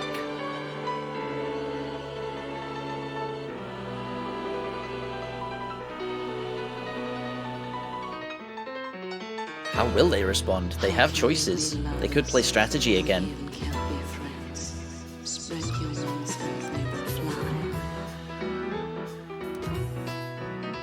You want to go for low approach rate? You want to go for hidden? Well, we'll speed the map back up again.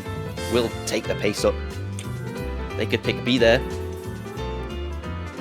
And Hard they Rock could pick is- a double time as well. They could, indeed. Hard Rock DT, they're in the question. Take the pace. Ooh, and it is double time going Social Phobia, mapped by our very own JB Hyperion.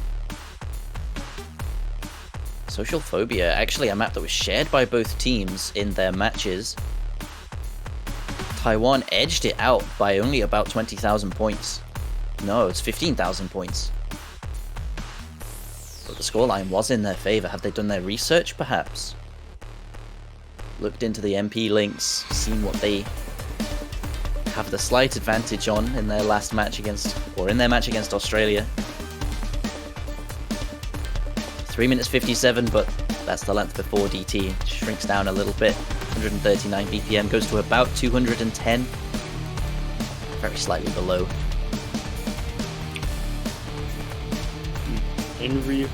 Enryoku saying they are a bit nervous. Same with Enryuka. Careful, do not get them mixed up. Their names look near identical. We see Loom still saying in Sanami, Bipu, and Eternity Moon. And he keeps the And hidden for on. Taiwan. He's warm. I guess he prefers that hidden then.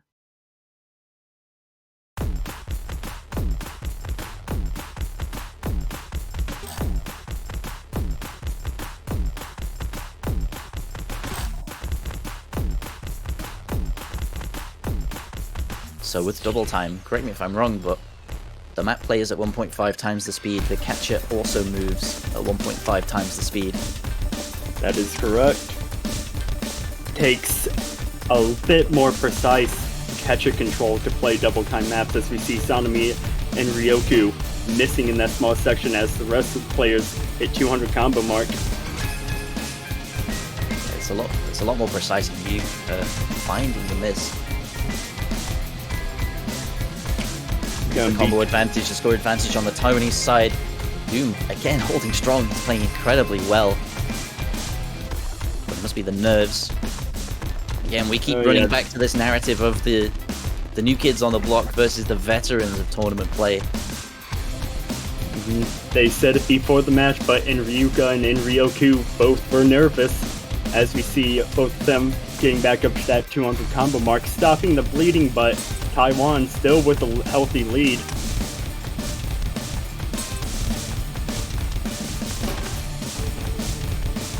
Looks like they've warmed into it. Ryoku finding a drop. As I say that. And that lead for Taiwan is just going to keep growing and growing. Indeed. Gus Sanami trailing behind a little bit by 100 or so combo.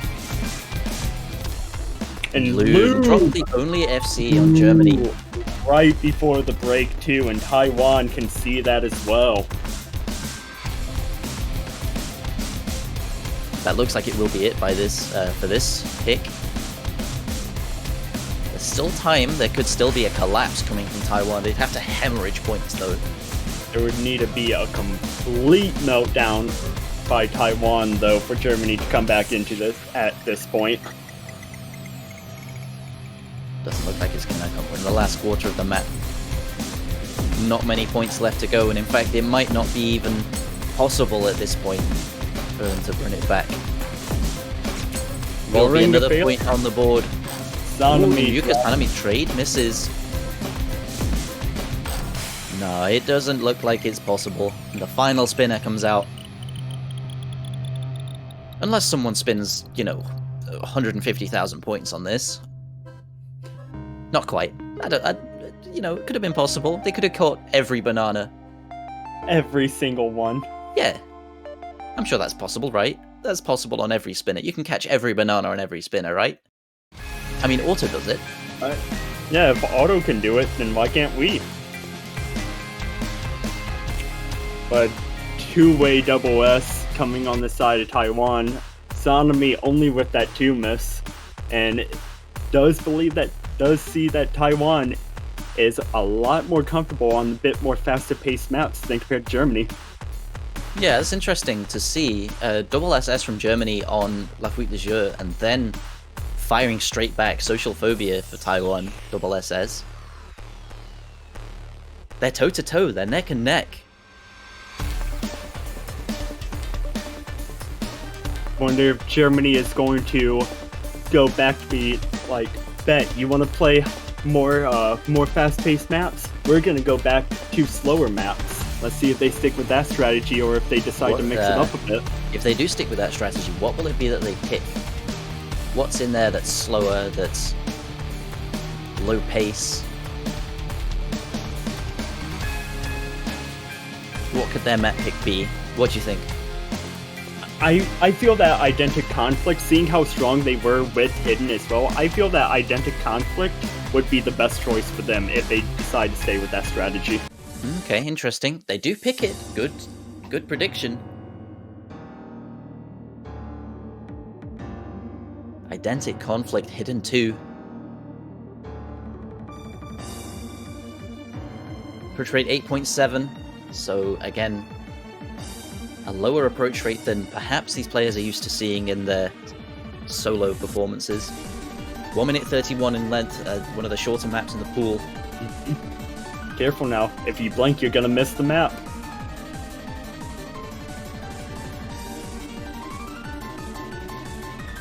See Marv, Mallow, Yumara, and Loom for Germany, Sanemi, Bifu, and Megpoid for Taiwan. But looks like Sanemi's teammate Megpoid is perhaps a bit surprised on Sanemi, but we'll see what happens here. Hey, well, we'll see. We're getting into it.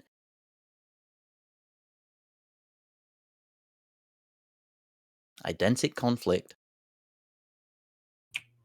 I don't think this was a map. I don't think this was a map that was shared by the teams in, or so I can see. Will we see our first breakpoint of the match, or will Germany take another pick of theirs?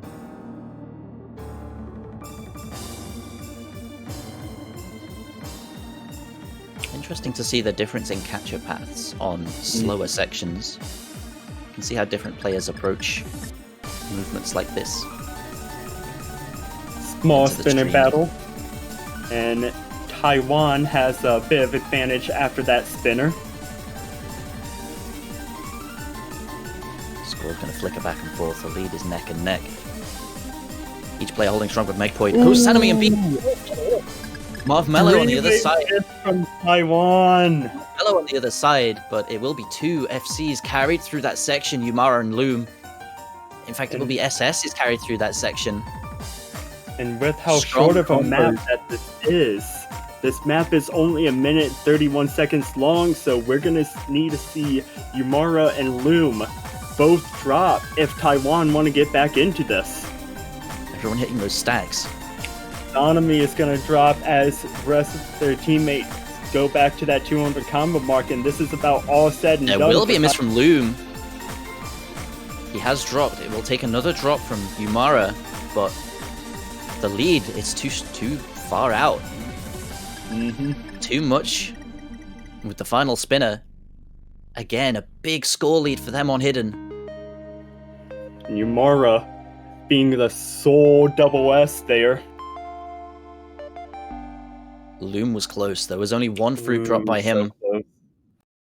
And in fact, Bipu as well. On the other side, it was a change in combo, but same performance. In fact, you can see, compare the two scores, 9.5 or 950k versus 920k. That's the difference combo makes. And Taiwan sticking with the same strategy, firing right back. Double time 2, Psychogram.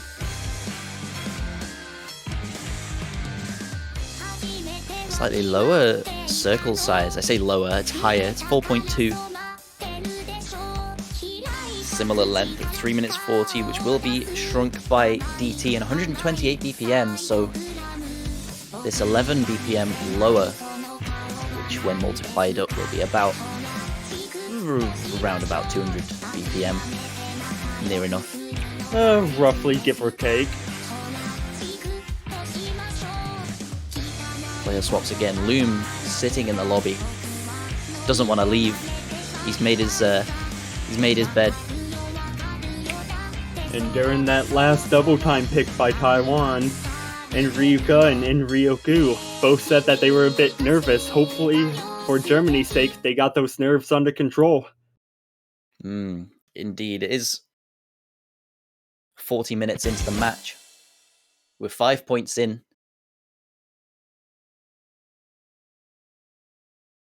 Here we go. Loom with the Hidden.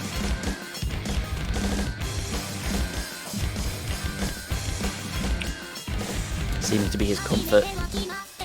Yeah, but there is a slight accuracy advantage in favor of Taiwan, as we've seen It's Loom. very early on. Very early But on. Ryuka is going to find the first miss. It's very early on. 100 combo doesn't mean too much. It could if all of Taiwan FC, but again, it's only the start of the match. The drops here and there. One for Sanami, one for Eternity Moon. 2 for Nyoku. 2 for Loom as well, with the double time. Nikaido finds the miss. Slowest section, actually. And that's actually going to favor Germany, as Enryuka was able to get to that 200 combo mark. You can see the lead closing in. We're nearly up to 200 combo for Nikaido, but the lead is going to switch over before he reaches it. Before it stabilizes, and Germany now in the driving seat, now in the lead. It's Taiwanese pick. They hold strong now. That could be... Ooh, Eternity Moon, though, is going to drop as well. And Ryoku... Followed up by Ryoku. The slight combo advantage for Taiwan. The lead is going to slowly crawl back over to their side. It's a very close pick, this one. It is actually 2 FCs still on the board. One for Sanami, one for Loom. High combos for Nikaido and Ryuka. Slight jolt on that lead, but with the combo stabilizing now, it will be still a slight advantage for Germany. Any droplets could change this. In fact, it might come down to accuracy at this point. Everyone needs to make sure they're catching everything that they can. Final bit of the map approaching. Germany has to hold strong, Loom but drops Loom his is going to FT. drop! Nikaido is going to drop though as well! Loom's going to drop though, that's going to flip it to Taiwan! At the end, Loom's...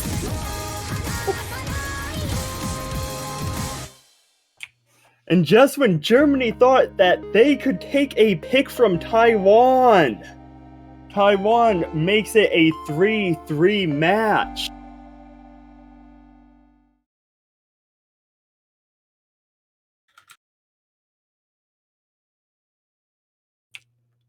Sanami finding that full combo.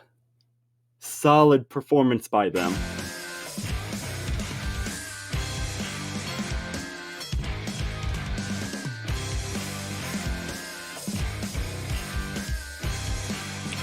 Well, Bubble Man, I said that it was going to be a close match, and so far it's looking to be that way. Possible tiebreaker hype happening.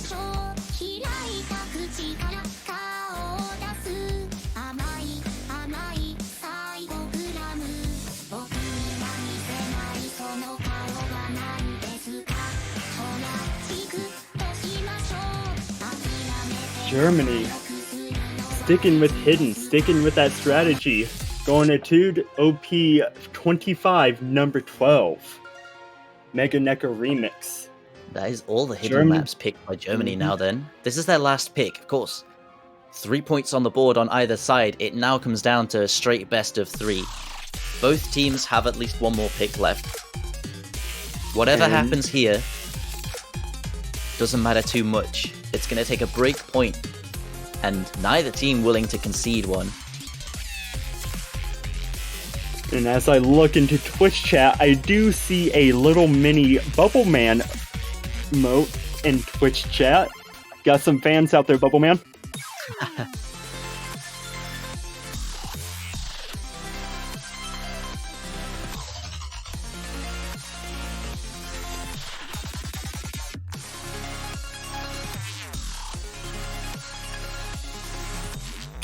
Germany has been strong with their hidden picks thus far today. Let's see if it will stick that way. However, this is the faster approach rate hidden map in the map pool. Indeed, if it was the case that Germany were able to outperform Taiwan on the lower approach rate hiddens, this is more of a standard approach rate 9. Going to be a little bit more comfortable for each player.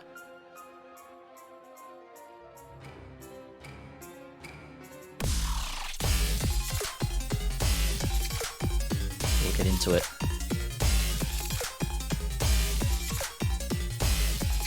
Ooh, and Quick Loom and misses. Megpoid. Loom and Megpoid both drop. It's a mirror though. Going to be droplets that are deciding the lead at the moment. Let's see. His accuracy is down with the players that have dropped. Another miss though. So Germany is going to have combo advantage here.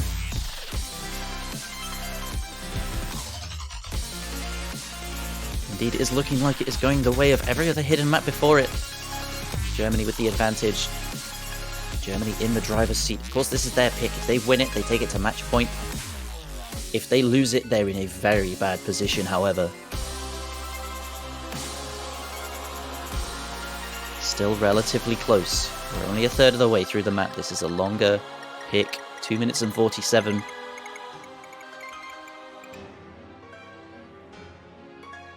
Germany, as we approach the break, know that they have the lead in this map. They have the advantage. They're in a Anything good place.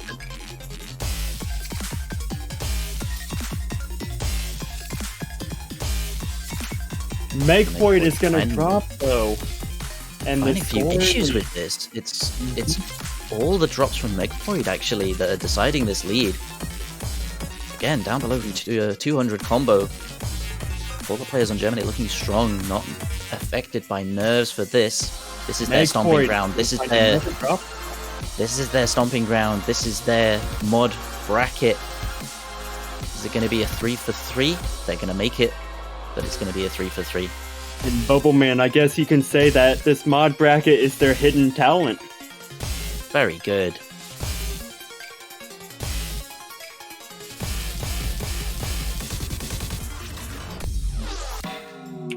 Megpoid catching back up to that 200 combo mark, but unfortunately for Taiwan, it's gonna take a meltdown from Germany to get them back in this, but it does not look like that is possible, however. The score's too large. Marv Mello finds a miss on the stack. Dash between them.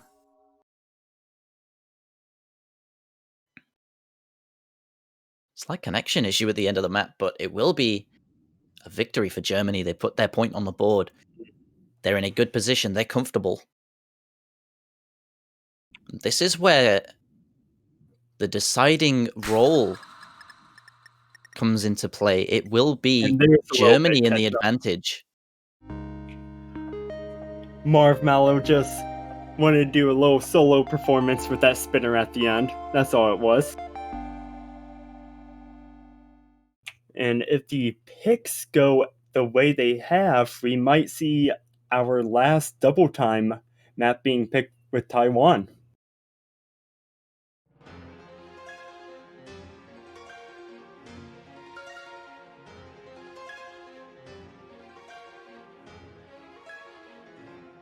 Yeah, this is where the role might decide things.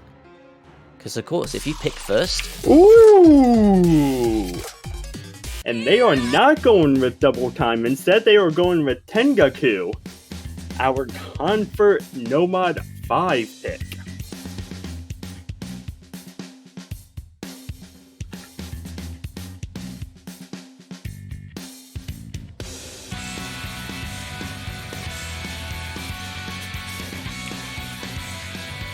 Taiwan at the end of the picks deciding to switch it up a little bit. If they do, however, take this map, we will get a tiebreaker.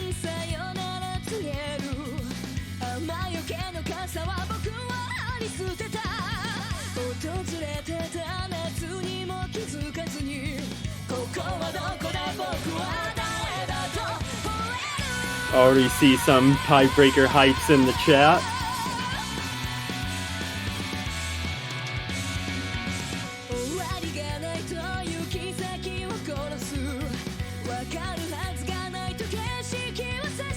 So again, we saw this in the last match where I found out that the star rating is not accurate. Still quite a difficult map to play though. 4 minutes 19, it will be a long map for a potential tiebreaker. Taiwan possibly playing on the nerves of Germany, but will Germany have nerves? They've got a safety net. All of the pressure now is on Taiwan to win their own pick. As I was saying, this is where the role could come into play, because if you pick first, you're going to have first choice on maps in that best of 3 situation. You're going to have that safety net of, if you win your pick, you're at match point, you're safe.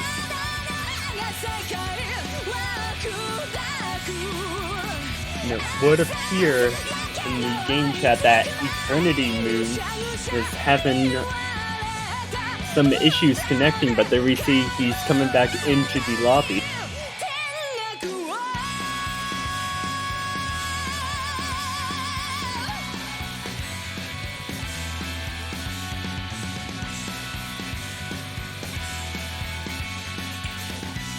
And with this being a longer map, a marathon, no less, Taiwan might be playing on the nerves of Germany, but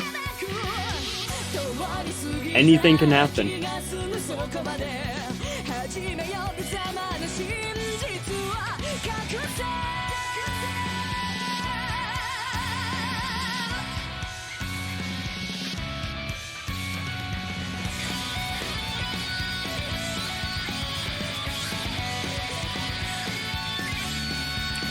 With this being a longer map, a miss or two early on does not necessarily mean the end of the world. It's time. Says get ready, ready up, calm your nerves. It's time to play. Will we see Germany get the first breakpoint of the match? Will we see a tiebreaker hype happen? Be the deciding breakpoint of the match. Taiwan under the most pressure here. Waiting for the German players to ready up. Perhaps having connection issues like Eternity Moon was having. Perhaps trying to get the nerfs under control.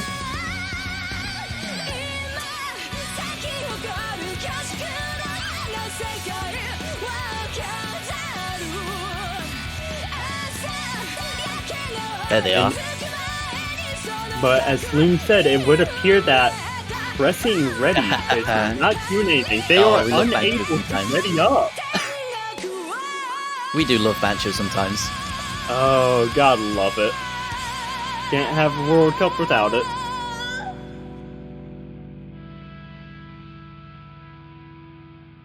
Been sat here for 4 minutes now.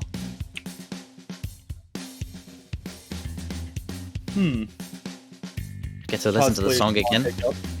Oh yeah. Possibly a small hiccup with the lobby. Who knows? They might have to make the room all over again.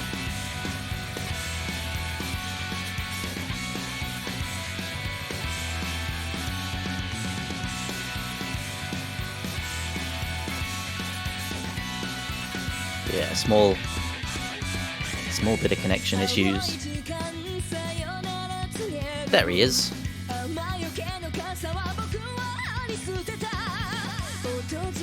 Looks like everyone's connected. Everything's back to normal. I suppose we need to check on the Taiwan players first. Make sure that they're still around. Make sure they're still here. It looks like they are. Being GLHF from every player. And Always good to see sportsmanship. Always good. And after a long wait, we finally can get what could possibly be our last match of the map underway. Go on, swap those two around. Last map of the match.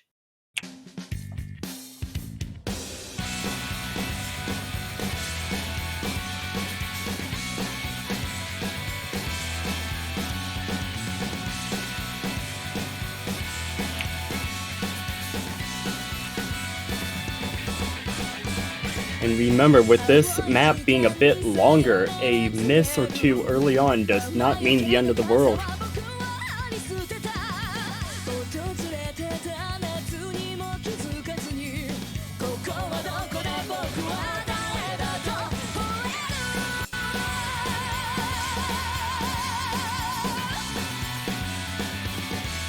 So this last match, we get to see it again. Converts, so there's going to be some interesting patterns, some more unorthodox movements that these players have to take. So far, all players holding on to a 6-way double S.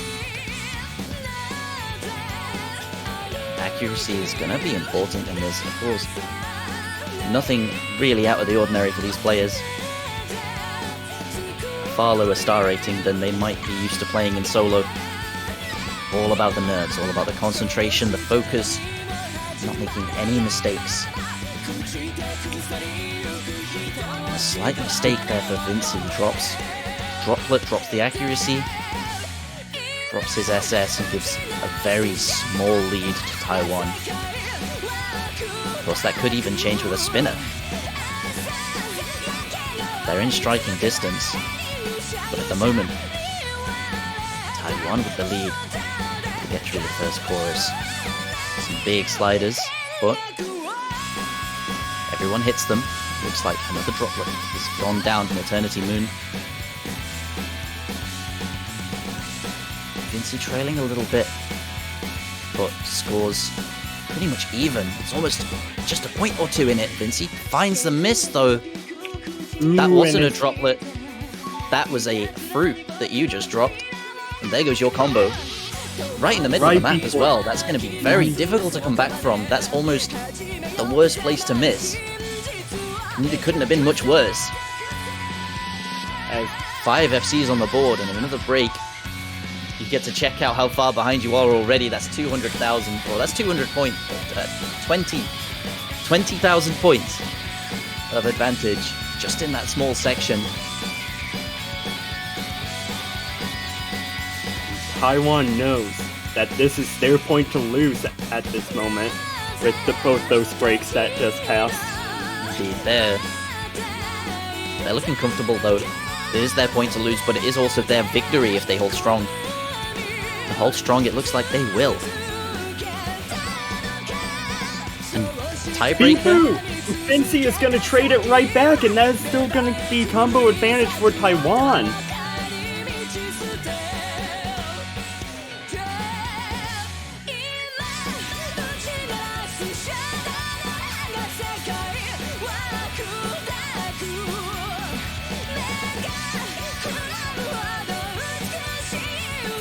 Not hitting those stacks.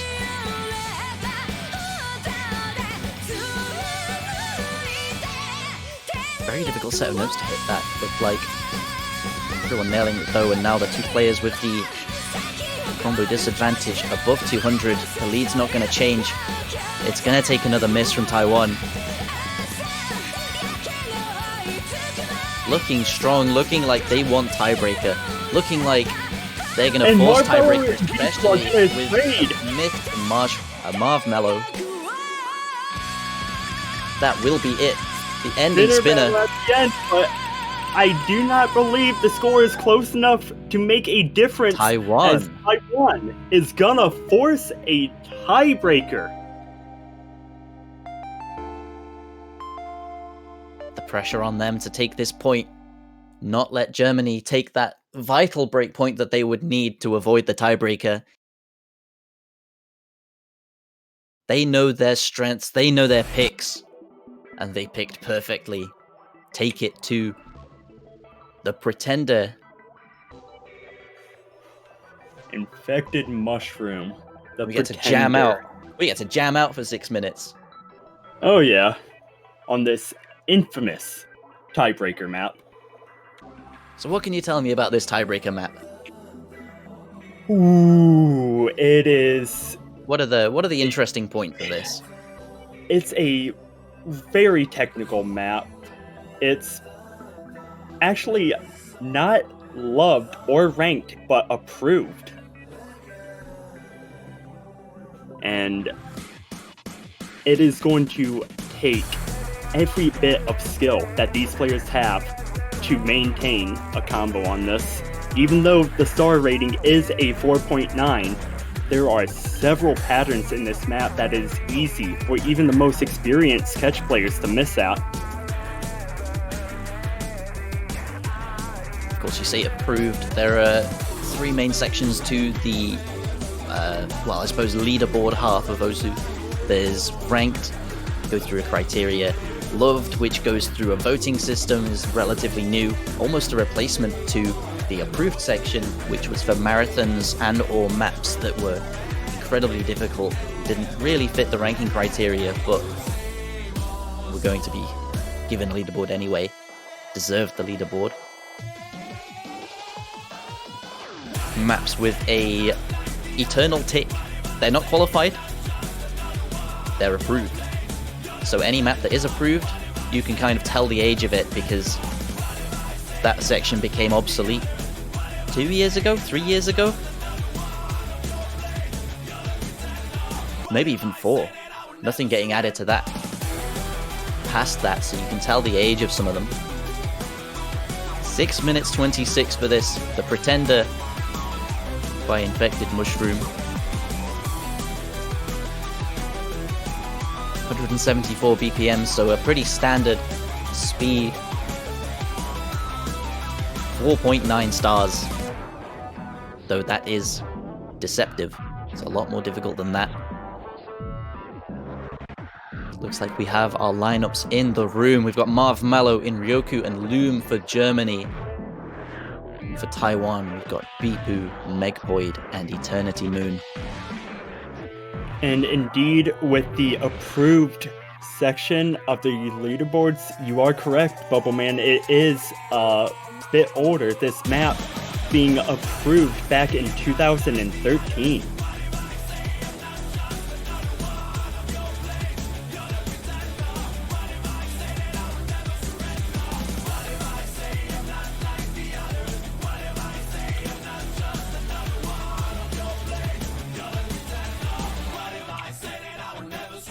could possibly be having some connection issues going on, possibly with the issues with the lobby that we've seen during the last map that was played.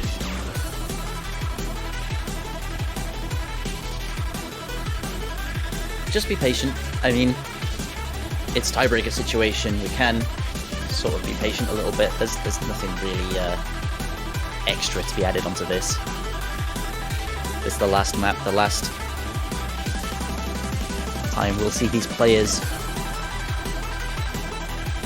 in group stage, actually. This is their last match of the stage. Of course, this is the map that's going to decide the placement of these two teams. The winner of this match takes first place in the group. Which means the winner of this map taking first place. Loom deciding to take Hidden on this. More of a comfort mod for him, I think, than no mod. Approach rate 9.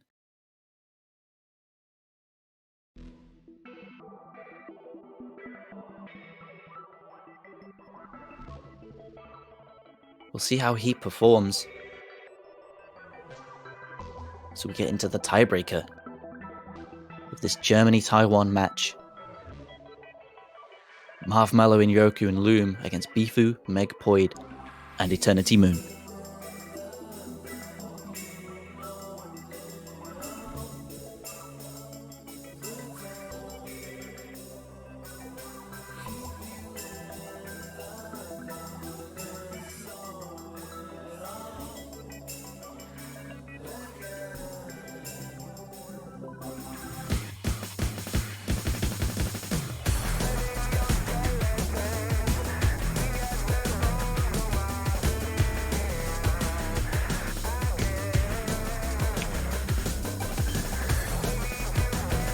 And as we approach the 200 combo mark, all players looking strong. Marshmallow with a slight accuracy drop. And in Ryoku, it's going to be the first to miss. That is going to give a combo advantage to Taiwan.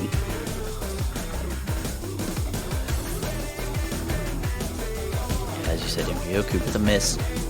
Combo advantage on the side of Taiwan. They're pulling out the score lead. It's going to make it a little bit more comfortable for them. Get up to the chorus. The chorus? See who can spin. Spin. And the Spin for your fun life. part of This the might map. it might even decide the outcome. Get all of the points that you can. Chorus hits. And Ryoku Ryoku gonna finds find another drop. ultimate.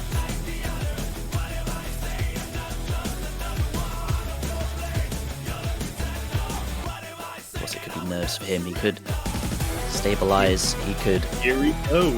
The first fun section of the map. This is the first fun section. Is the rest of the map not fun? It's only the first fun section. There are more to come.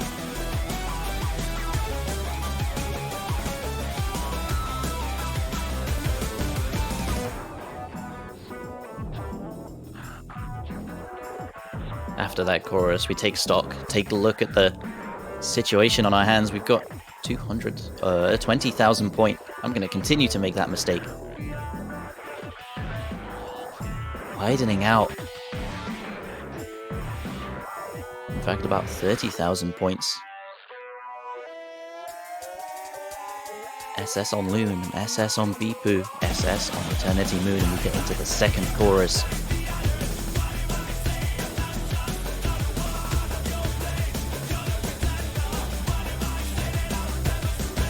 Ryoku stabilizing slightly, he's building his combo back up, his accuracy is still high also. Breathing down Taiwan's neck. All of the pressure on them to win this, especially as the top seed against the high seed. It's all down to how they play. Taiwan holding really strong. Their tournament performance, their tournament experience definitely showing me to get into the stream section. Everyone hitting the stacks. Well, a couple of misses on Lumen and Ryoku, both dropping. No FCs for them. Marshmallow holds strong with his own. And this is huge for Taiwan. Stream section continues.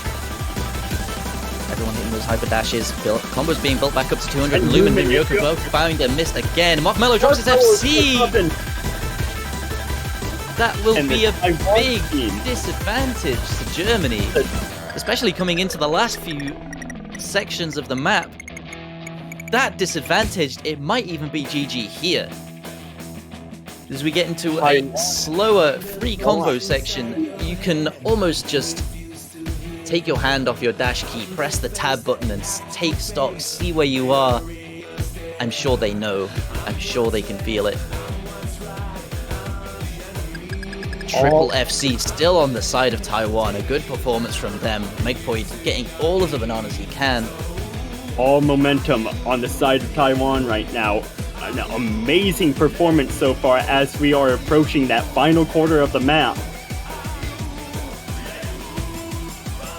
Getting to the last chorus. Build-up section.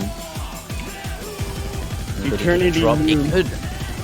Small accuracy drop, still holding on that full combo. Beepu Megpoid. still holding that double Megpoid. F. Megpoid equaled by Loom though. Is one FC gone. Taiwan still have 2 on their side. It can fall apart. The nerves can get to them. This is the end of the tiebreaker and you're holding a full combo towards the end. You've got to have at least a little bit of pressure pushing down on your shoulders. Final bit of Eternity breakdown. Moon. Eternity Moon finds the miss as well as Beepu. Combo advantage for Germany, but can it be the difference? Inryoku has found a miss as well as Beepu. And finds another. Not going to build a combo back up. Marv Mallow dropped his large combo as well as Eternity Moon finding a miss on the Big point. streams. And that might Holding seal on. it. That definitely seals it. The bursts come in. And into the outro section of the map, it looks to be clear. It looks to be set. And it looks like Taiwan will be carrying this home.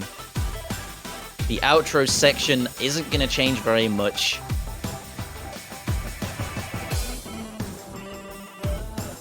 No FCs. They couldn't hold it through, but the combos they held were far greater than the German side. So, Taiwan, the high seed, beat Germany, take number 1 in their group.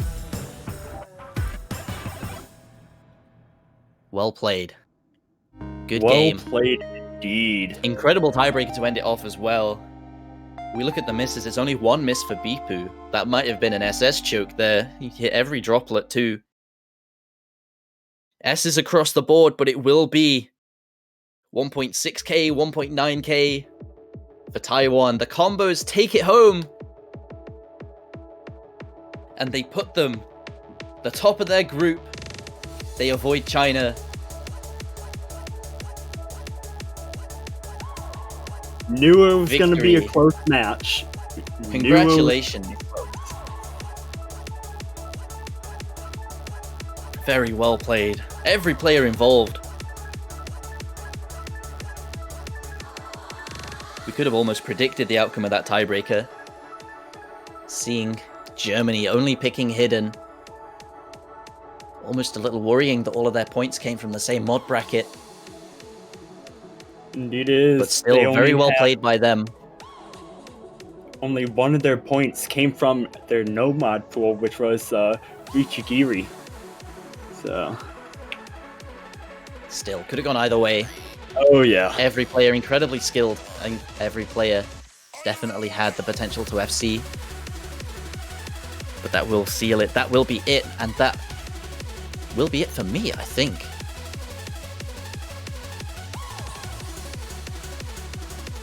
We move on to the next match. Ooh, just caught my microphone wire there. Apologies. Move on to the next match. The That Finland incredible versus- match.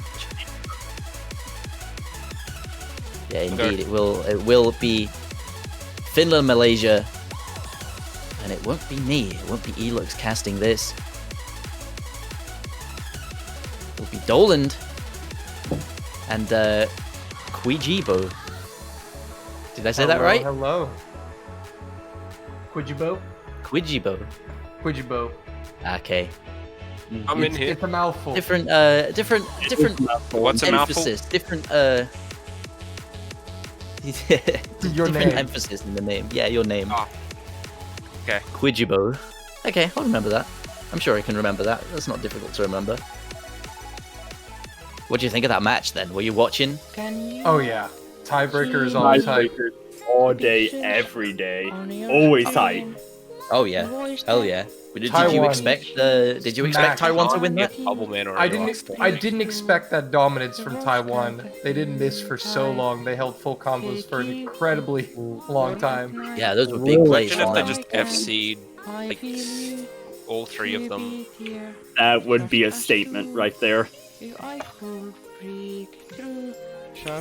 But we got Finland and Malaysia. What's this warm up? Well, I mean, need a minute. He does that sometimes. But for Finland and Malaysia, they're both actually already out of the tournament. This is just kind of glory. for fun, for bragging rights. Yeah.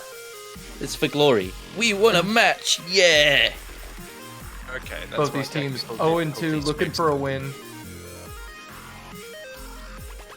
Look at those fruit stacks. And as soon as you say that, poof, they're They're gone. gone. Yeah. Like magic. Fruit stacks, it's like hidden to the extreme Yeah, here. I'm sure you could make a gimmick out of that. Oh yeah. there's gimmicks made out of that. Oh The yeah. next- I'm glad to hear that. Definitely glad to It'll hear be that. Theme Anything. of Next Aspire. Oh yeah. Aspire. Isn't it multi-mode and no restriction on song choice? I think so. Oh yes. No, I always just download the final list ones. I can't wait to see them. I'm gonna check out ones for every mode, I think. Nice. Look at future Miku's plate, that's a lot. That's a lot of fruit. Well, I Or if guess you can, with like, I guess with that said, with your technical difficulties all out of the way, we're gonna pass it over to you, Dolan Quijubo. Appreciate it, boys. Thank you for casting with me, Lux. It's been fun, Bubble Man. It's been fun. Always a pleasure. And have a good match. Enjoy the match, guys. Will do. Take care, guys. Which is later. Alright, Quijubo. Back with us again. Alright, serious question though. Do you think that the stacks will actually get high enough where it can touch the HP bar? I hope so. I genuinely hope Taco's so. plate dancing. And now he's just... He's going for maximum style points. I wonder if there's just like something automatic that just stops like the plate from going all the way to the roof. There may be. If so, that's a shame. Yeah. I want to see the fruit stack so high that it just overflows the screen. You can no longer see the map. It just takes up the entire screen. That could be its own mod. Playing with the stack of fruit on your platter at all times. Yeah. It's like a different kind of flashlight. There are like plenty of ways you could have like different sorts of flashlight. Like you could have a mode called like tunnel vision, and it's just like you can only see the part of the screen that your catcher is directly under, and then everything else is just blacked out. That would be like real hardcore. That would be interesting. We're coming up with great ideas here. This is Finland's warm up.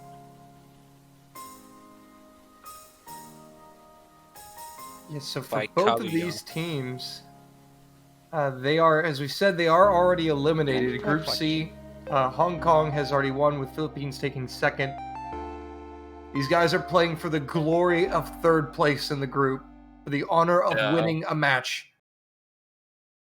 And the points on the board. That's what it's all about. That's what it's all about, indeed. It's all about the glory of the dub. Oh, definitely.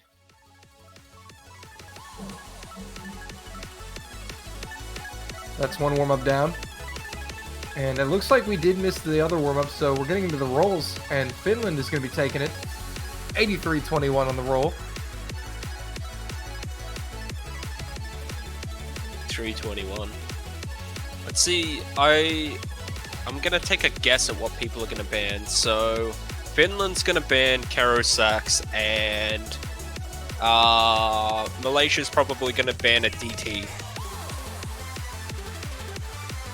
Let's see if it comes true. He banned a hidden. No. Ah. Last game I got it perfectly right. I was like, Germany's gonna ban Kero, and Taiwan will ban either. Oh wow, you went 0 for 2 this time. They banned HD1. Why is just out here to prove me wrong? They heard you and they're like, no. Yeah. It's like what happened earlier with my prediction against Korea. Rockmer was watching and he called me out for it. Nice. Zagged when I zigged.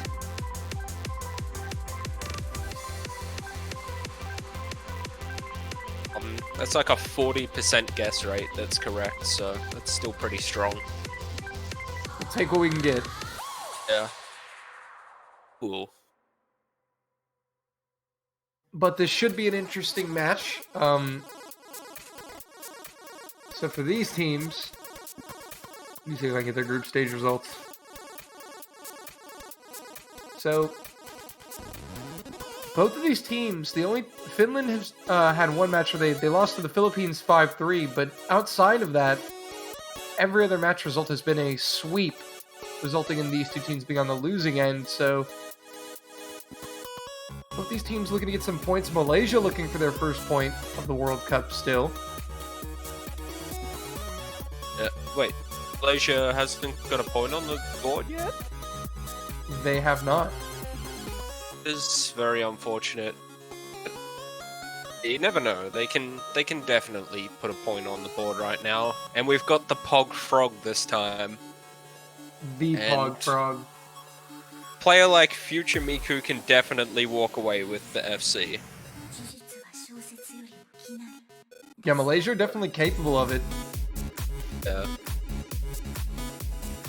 But a consistent convert player does a lot of hidden hard rock scores as well as hidden, so... Oh, we're jumping into Hidden 3. Yeah. Well, alright, we don't get to see this map much, so it's a treat to get to see it here. Yeah. Fui de jour.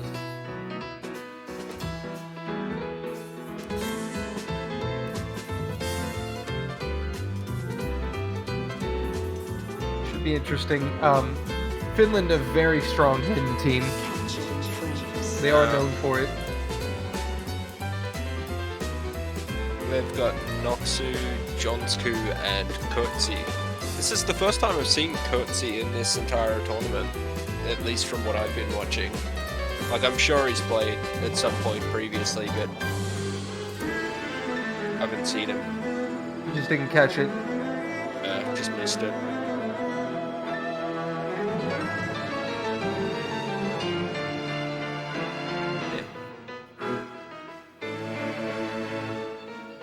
Well, we got him now.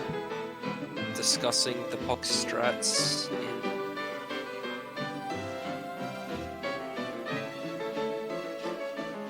It looks like we're getting ready, but they're just making sure the teams are in order.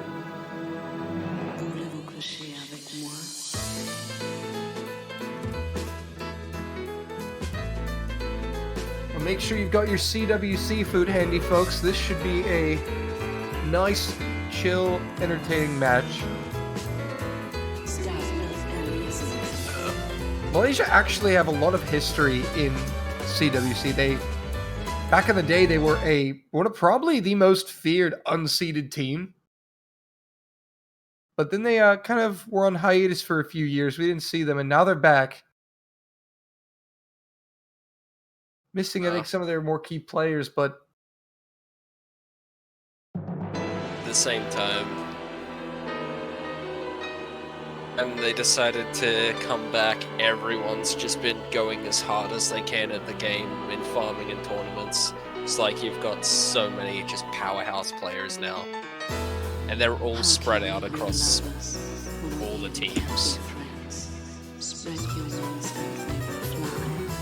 Well, here we go. On to some AR8 hidden, the convert. And That's Green Ghost Ukijua. making an early miss. Yeah, but Noxu is going to find a miss before the 100 combo mark, so it's good news for Malaysia. Green Ghost gonna miss again. This from the Finland side is Green Ghost is.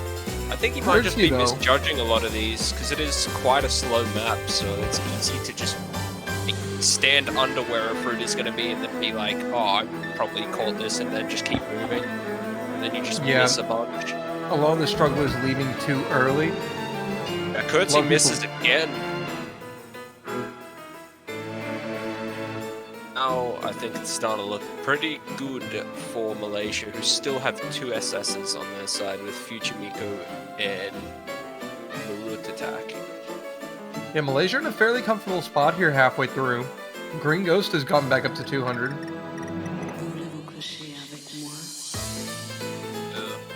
But the main issue on this for players is just the fact that it's so low AR. You kind of trick yourself into thinking you've already caught the note when you haven't, and you leave just before it hits the platter, and resulting in multiple misses. So Kurtzy gonna miss just as he was getting back up to 200. So this is really good for Malaysia. This is definitely a point on the board for them, as Kurtzy is just not really catching that much here. Green Ghost has dropped again, but now Jonsku loses. That's a his triple miss from FC, I Finland. believe he was S. And Kurtzy and Noxu getting really tripped up there. Jonsku as well. And Future Miku is gonna bring it home. I do believe Marut Attack only missed 1 or 2 as well, so those really strong combos from Future Miku and Marut Attack definitely SS from Future Miku, and that is Malaysia's first point of the tournament. Yeah, like They are that. on the board. Just a cakewalk for Future Miku. He found no trouble whatsoever on that. So 1-0 Malaysia.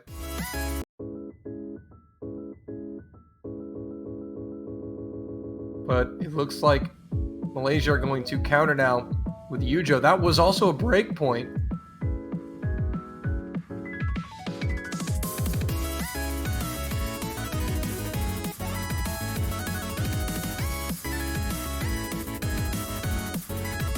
Now a real opportunity. Did you say this was Malaysia's pick? Yeah, this pick is Malaysia's pick. Wow. Missed Yeah. something after the rolls and bans. Surprised that Finland tried to pull out the AR8 hidden there, like. At least, you know, if they had have known that Malaysia was that strong, I'm sure they wouldn't have done it, but I'm really surprised that they banned Hidden 1 and went for Hidden 3. I thought they would have done the opposite. maybe Malaysia tried to bait them by banning that hidden. Could be. Like, oh no, we're so We're not nervous good at on low hidden. AR Hidden. Just have some mercy, and then they just turn around and roll them. They fell right into their trap.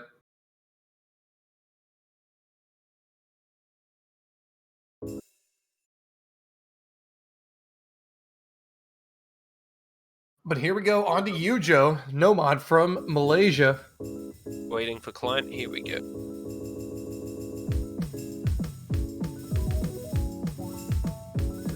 Kagari This stepping in from Malaysia.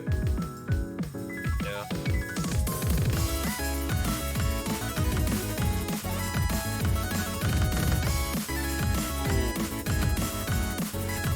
Gen I think this one is only gonna be like,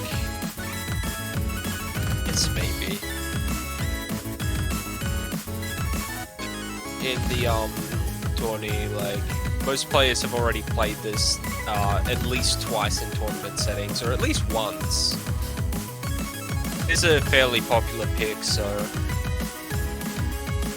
unless nerves are really hitting you hard, then The only difference is actually a droplet miss from Root Attack. yeah, this could come to a spinner battle actually. So Finland with the narrowest of leads. Finland's still holding that triple SS. And Marut Attack, it's a few droplets. That's a couple of droplets missed by Root Attack. They Coming can into the- spinner well. Yeah, we could see a spinner battle here. It is very possible. Very possible. But Kagari is going to find a miss. And that might be advantage Finland here. That might seal it. Finland looks like they're gonna keep the the double SS curtsy with one droplet miss. No. Didn't see that until I just read it. Thought he was still SSing, but nonetheless, one droplet miss on the Finland side, with about, I guess, a one miss and. Well, that is going to tie the game at 1. And Finland will pick Karo Sax. Oh, here we go, the Pog Frog. Pog Frog time. Let's go. Be interesting to see if anyone fails this. Being a memory map and whatnot, it can be easy to just forget your placements. Yeah, I can. With Spinner Trap.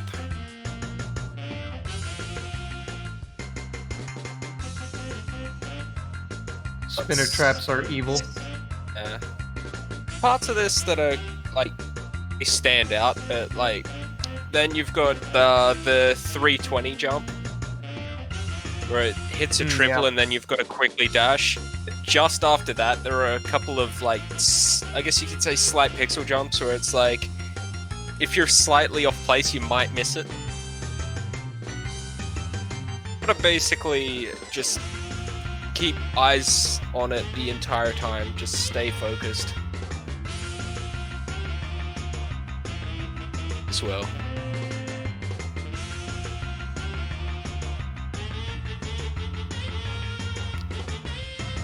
Bringing in David Beh, 97 for Marut Attack.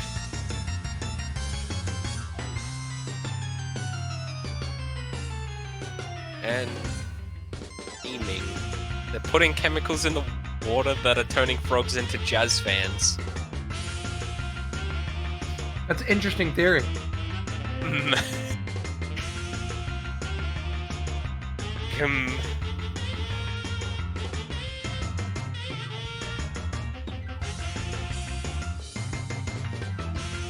It's time to see how these players fare on Hard Rock.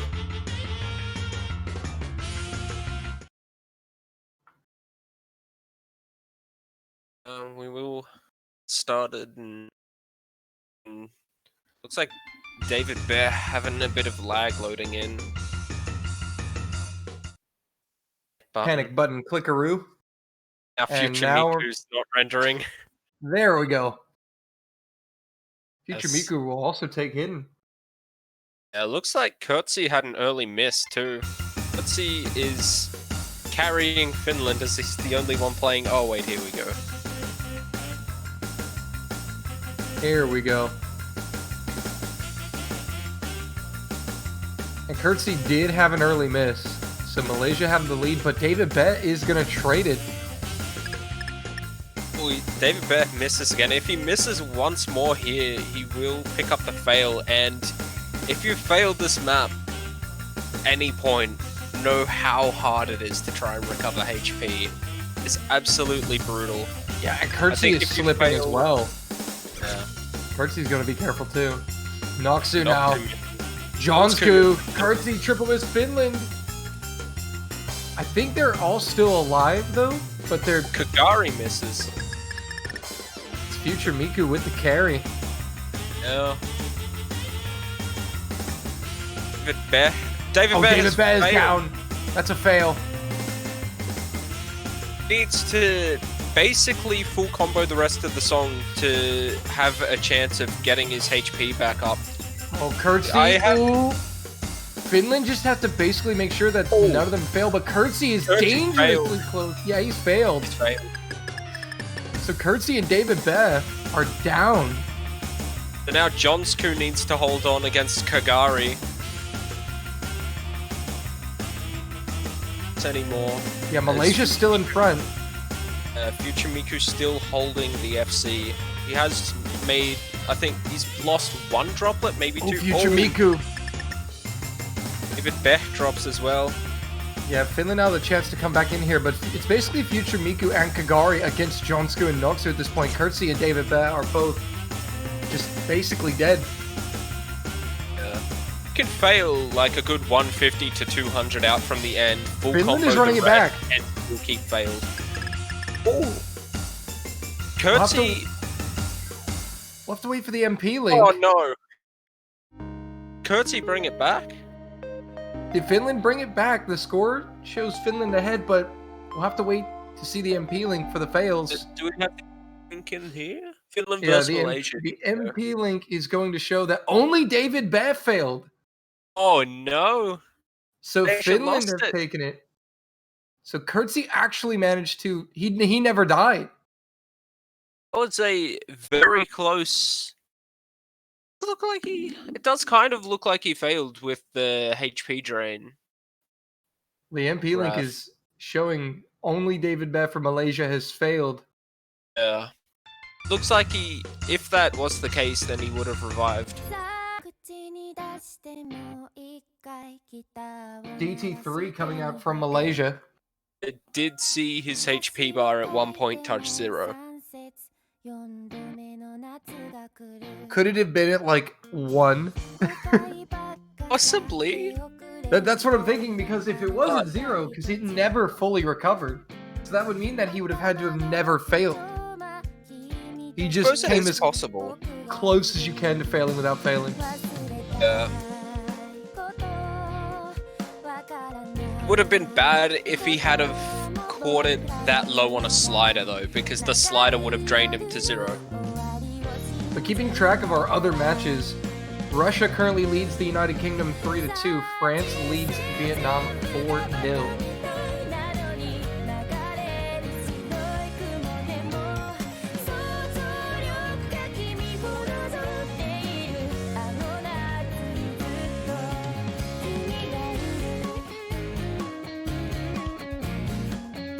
But back to the matter at hand here.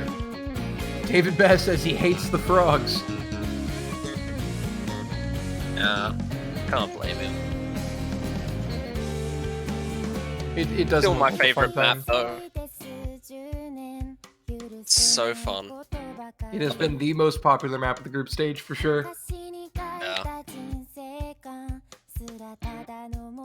Did really well on it too. Which is just a bonus.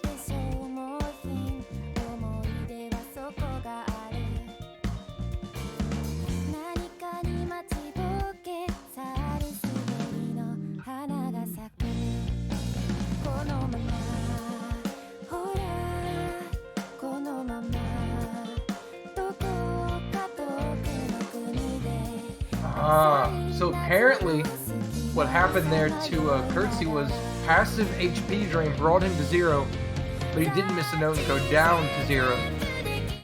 Oh, so the So- passive. It was the passive drain. That's insane. That is very lucky. OG was favoring Kurtzy.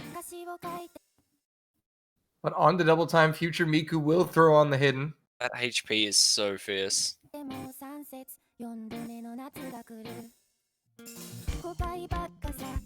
So you can't actually fail if you haven't missed a note to make you fail.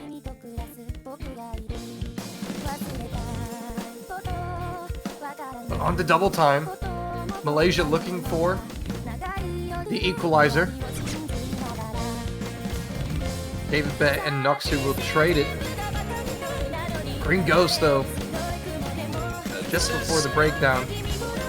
This is a very easy map to miss on, just because like it's very small movements, but like because it's very small movements, it's so easy to just go full W on one of your movement keys and just overshoot something. Yeah, it's also really hard with Hidden, but Future Miku is playing well. Forgotten Taco did find a miss. So Malaysia are crawling back in on the scoreline, and Client is playing games with us.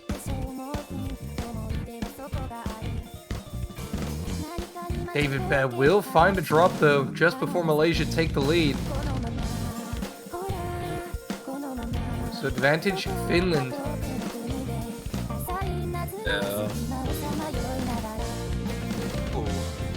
Just realized Forgotten Taco has made his entrance. Green Ghost gonna miss again. Malaysia moment as double Green Ghost miss. gonna miss once more, and that's a solid 100k lead for Finland. Yeah, the floodgates are open. Future Miku doing all he can. But unfortunately for him, his teammates are really struggling on this. Forgotten Taco will find a miss. Yeah, Forgotten Taco bring a little bit there. But it's going to take much more for Malaysia to take this point. Yeah, Green Ghost missing again, so that completely negates Taco's loss, and David Bear throws the advantage back over to Finland even further. But it's going to be Finland taking this point, a break point. Jonsku and Future Miku with FCs. Future Miku picking up the DTHD FC. Future Miku really solid all around. He's been FCing and setting good performances on a lot of stuff so far. Yeah. And Jonsku with the SS. Pretty consistent. 3-1 Yeah, Finland. Quite well there as well. By the way, did this match get streamed? Maybe. Maybe.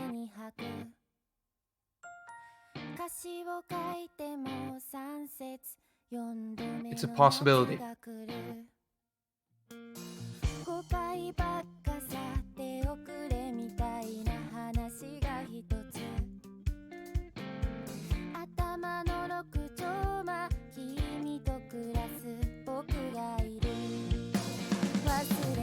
Checking in on our other matches here. I think Finland might and go for a no-one pick at this point. Oh! Russia UK is actually heating up.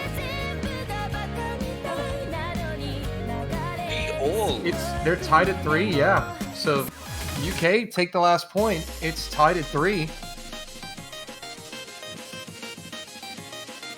ABH is bringing the fire.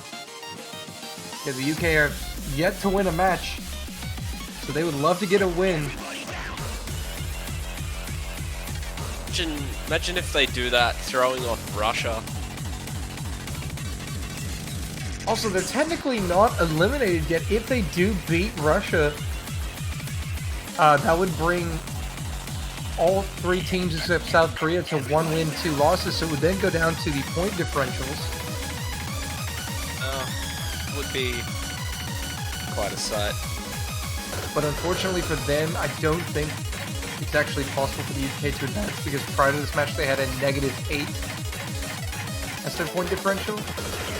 And that would definitely hurt them. Yeah, the Netherlands wrapped up in -5. So the only thing that could have happened there is if the UK had swept, the Netherlands might have had a shot to advance. Yeah. But the UK still gotta play for that dub.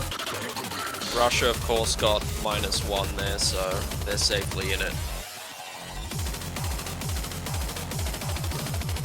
But Nomad 1 coming out from Finland. Radalis versus Masaki. Did go no mod. That's It's a 50% prediction rate right there. Also, we have an update. France has just defeated Vietnam 5-0. Very unfortunate for the Vietnamese. But a strong opener for France. Yeah. That was France's first match of the World Cup. They're playing all their matches today. Showing that they're still strong with the absence of Alostis as well. And Libigon. And Libigon, yeah. I don't think Libigon played last year. Yeah, there's several notable players for France that aren't playing on their team, but France still have a scary roster regardless. Yeah. Imagine like the France dream team. Oh, And just how its home map advantage on Hidden 3. Yeah. well, here we go. Nomad 1. Curtsy with the early miss. And if he's gonna pick a time to miss, now's a pretty decent time. Yeah, but he does follow it up with another one. Kagari will Gary trade it. misses as well, but Curtsy misses again. Well, Curtsy's not having a good time here. And he'll miss yet again in Malaysia with the advantage. Not looking good at all. And I don't know what is going on with Curtsy. He is having a Movement really does hard time look on a this. bit off at the moment. At least his movement was a bit off there. Could have been lag or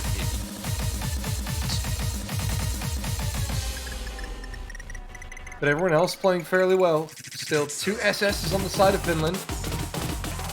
But Future Miku and Murid attack with just a droplet miss apiece. Kagari has recovered quite nicely. Curtsy's now at a 300 combo as well, so everyone's above that 200 threshold. So the next miss could help Finland start to come back. But I think Or Malaysia it have could built be- up enough advantage to be able to sustain one miss. Nearly 100k point difference. Maybe they need the double. Maybe they need the double choke from Malaysia. Yeah, like Finland are going to need a lot more than one miss from Malaysia at this point. Jonsku, the only one with an SS left at the moment. Future Miku is going to miss, but they're still pretty safe, so I don't think they're going to worry too much about one miss now.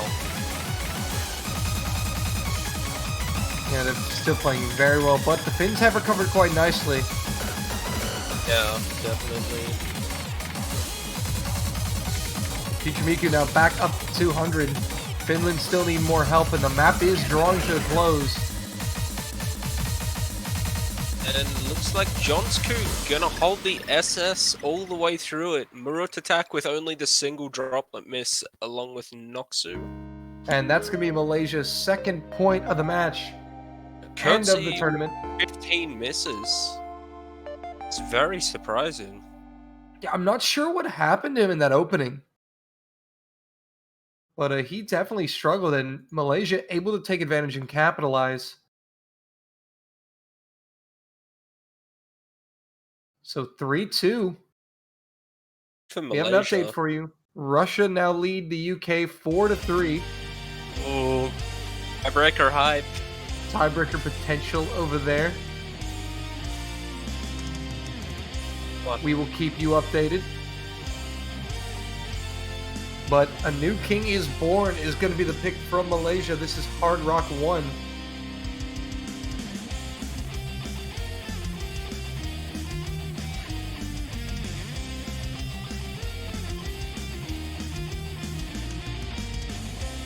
Yeah, so it looks like Curtsy had a bit of a combination there of nerves and lag. The perfect storm. Yeah.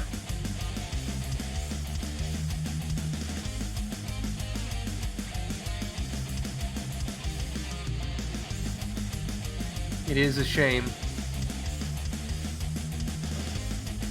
Favorite one also is like when you have that one map that you get dumb brain on, like you know you're definitely good on it, you can do well, but you just like have dumb brain every time and make silly misses.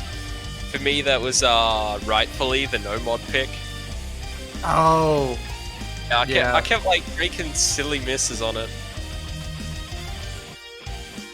it happens to the best of us. Just like I was just like, yeah, no, I like it, but I don't like it.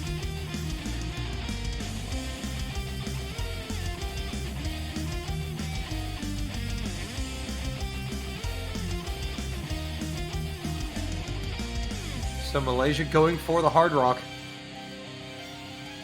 Yeah.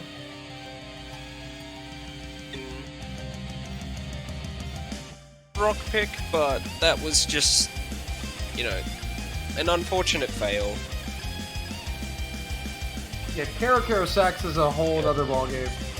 This one's a lot better with HP, and like you've only got the few memory movements at the start. As long as you don't like go full W and you're moving either left or right, you should be fine.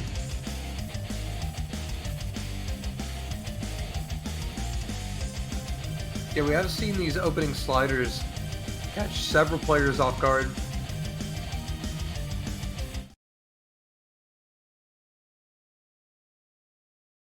It's like really specific movement.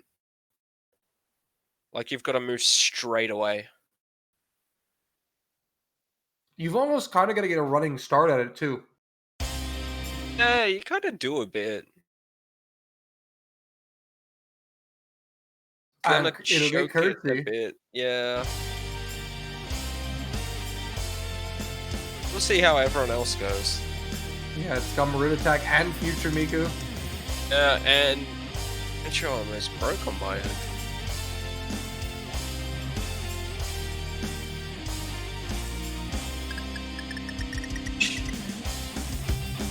So No, it's slight not really a advantage to big the deal. Finns. Not really a big deal if you have like one miss there and then just FC the rest of the map.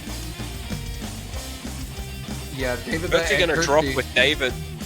Yeah, David and Kersey will trade that. So the advantage is still with Finland.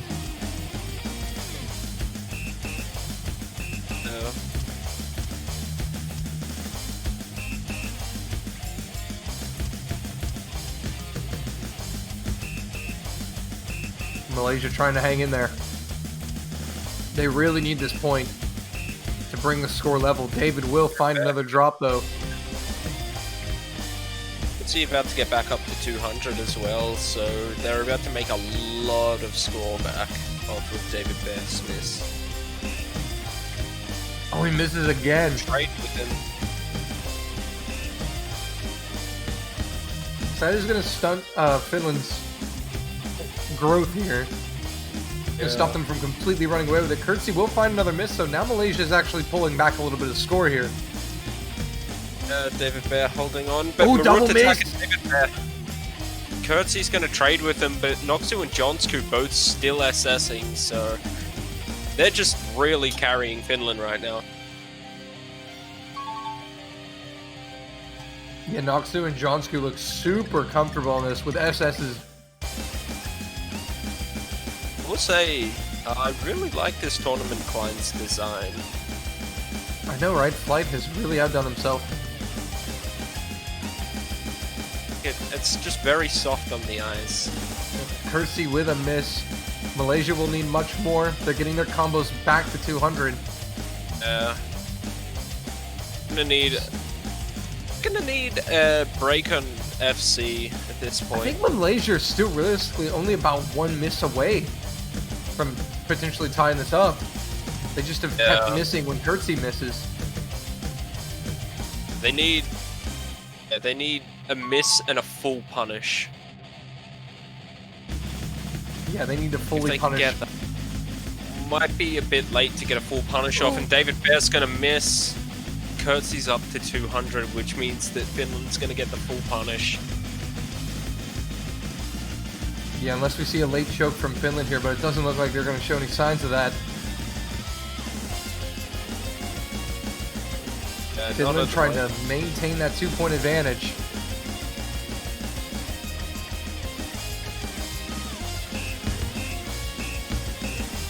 Once again, Looks Future like- Miku playing super well. A Marut attack and a drop as well on the end. Yeah, Finland together gonna with take it. Gertie.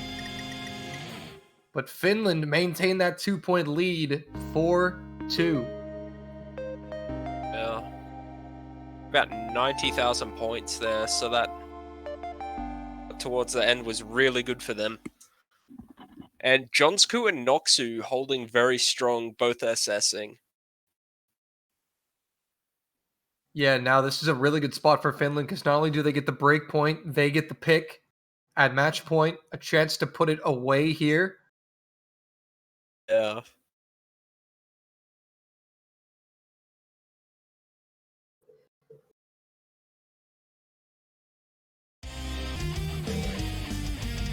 So we are still awaiting the results of the next pick between Russia and the UK.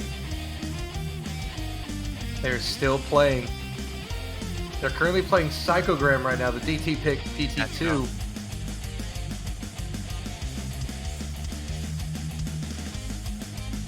Really hoping we do get another tiebreaker out of that. Yeah. But back to this match. Finland now, where are they going to go to try to put Malaysia away? I think they might try either Social Phobia or a Psychogram. DT. DT. I could see that. Yeah, they might go back to no mod. They have a lot of flexibility here. Ball is in their court. Oh, they're gonna stick with Hard Rock. RNG pick, be there. This will actually be Finland's last pick of the match regardless. Yeah. So they're going to pick Hard Rock too. As Malaysia pulled this point, then Malaysia get the fourth, we see tiebreaker, but Malaysia will have the last pick of the match if they can win this. Ladies and gentlemen, the UK and Russia are going to tiebreak 4-4. Oh boy! The UK have forced it. How about that? Oh, I bet Russia must be pretty nervous at the moment. I bet Russia's glad that they basically already clinched their Yeah. spot. It is definitely a good thing that they're safe. Yeah, Not because trying had they to lost to end. the Netherlands, this would be a nightmare scenario. Yeah. Pressure would be everywhere.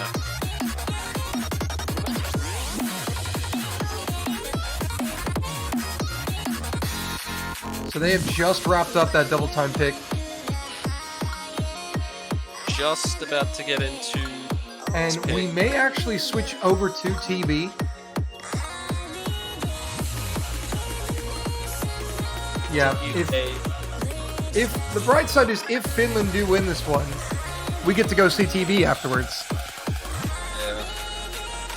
But Malaysia aren't going to give it up that easily.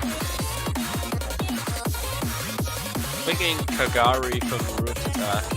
Yeah. And also, folks, remember the TV is quite a lengthy map.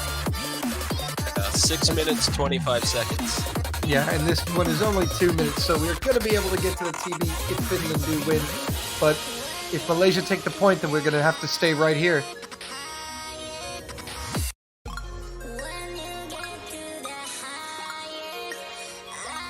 But here we go. These two are going to get started on this one right now. Finland looking for their first win of the tournament. Malaysia trying to stay alive.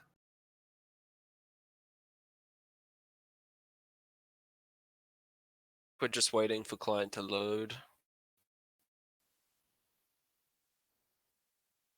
See how Kagari goes. We've got 2 hidden hard rocks from the Malaysia side and no hidden hard rocks on the Finland side. I do always find it interesting when people prefer hidden for reading purposes. I find it just throws off reading quite a bit. Kagari dropping quite a lot in this start here. Yeah, David Bed with a miss at the start too. Finland looking really comfortable, and there's a reason why they picked this map. Hard Rocks are so different from each other in this pool. Kurt's gonna drop as well. What happens when we hit the RNG jumps here?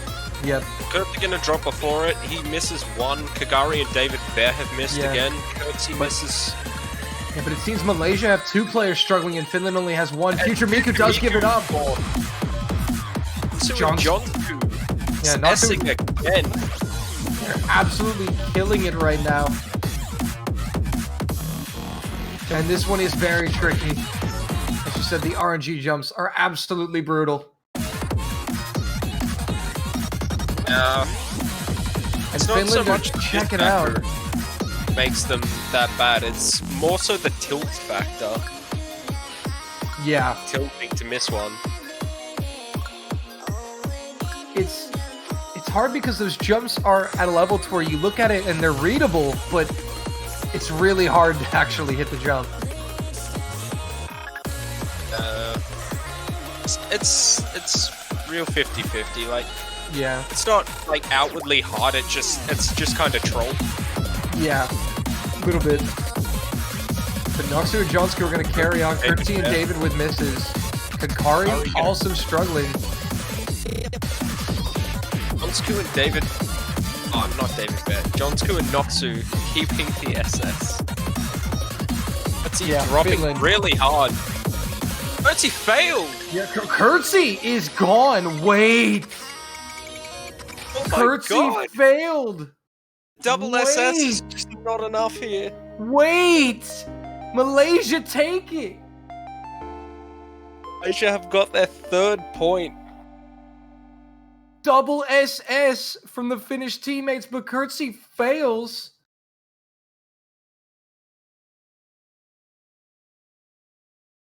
Oh no! Did he get lag at the worst possible moment? See? Malaysia are going to be able to limp it home. This is very dangerous too if he is getting a lot of lag.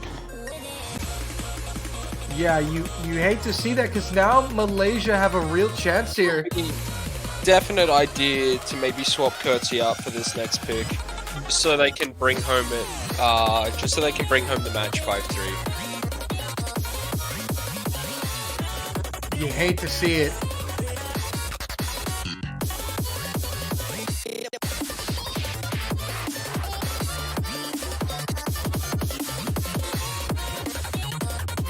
But now Malaysia have a very important decision to make. They're going with Tengaku. And when you think Malaysia, this pick definitely makes sense. Lengthy, no mod convert. They're going to keep it simple. And they're keeping Kurtzy in there. Oh, that... If he is having quite a lot of lag, this is definitely not a smart idea. Yeah, you just pray that that does not affect how he plays.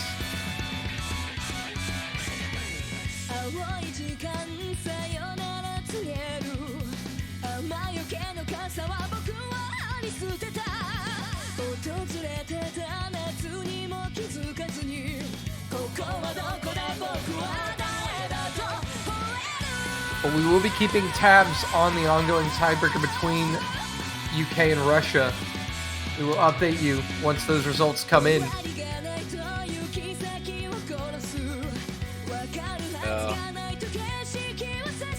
Sure.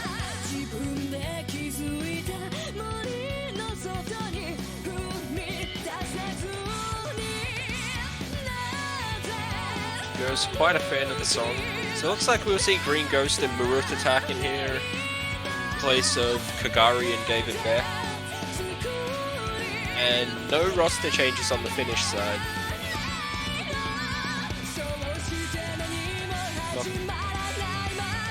Looks like this is how Malaysia want to attack it.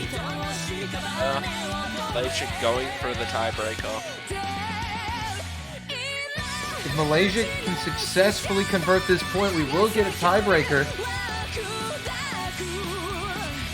Can we get some TB hype in the chat? And here we go. The start command has been put in. Malaysia with a massive opportunity here. Off of the fail from Curtsy.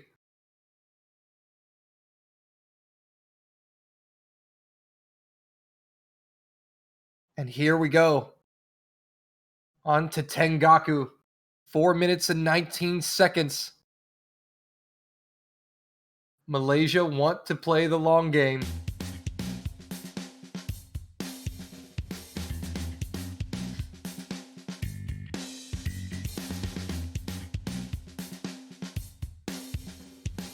Here we go.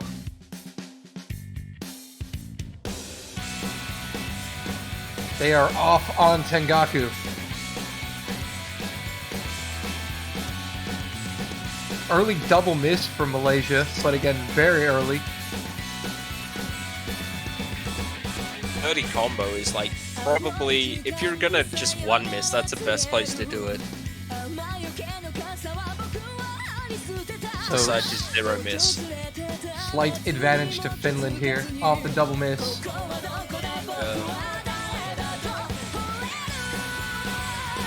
If Jonsku and Noxu can do the perfect SS again. Oh, Maruda is struggling. Yeah. And folks, the United Kingdom have defeated Russia in tiebreak. Oh. The UK have beaten Russia. Okay. Oh. By 100K. Okay, clutched it. UK hanging tough with Russia. That's an excellent comeback win for the UK. Definitely, and what a great way to go out too. Yeah, getting a Something W, on the tiebreaker. always a nice feeling. But now we focus on this one. Finland still firmly in control. With triple SS's Green Ghost will find the drop, in Malaysia now are falling behind.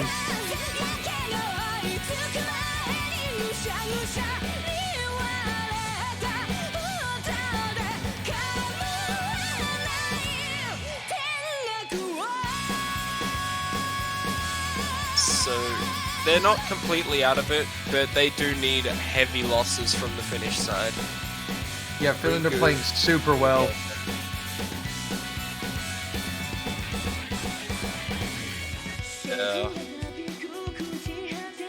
Yeah, this may not have been the pick that Malaysia needed, because Finland are checking out and it is match point.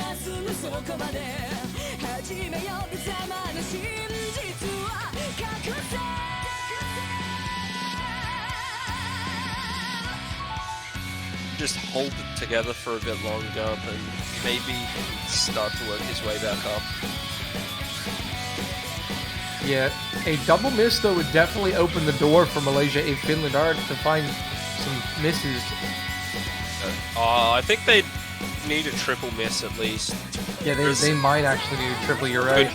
50k score deficit right now. Finland are just killing it. Yeah, Finland very composed. Curtsy is looking for the redemption. Yeah, Kurtzy's lag problem seems to have sorted itself out.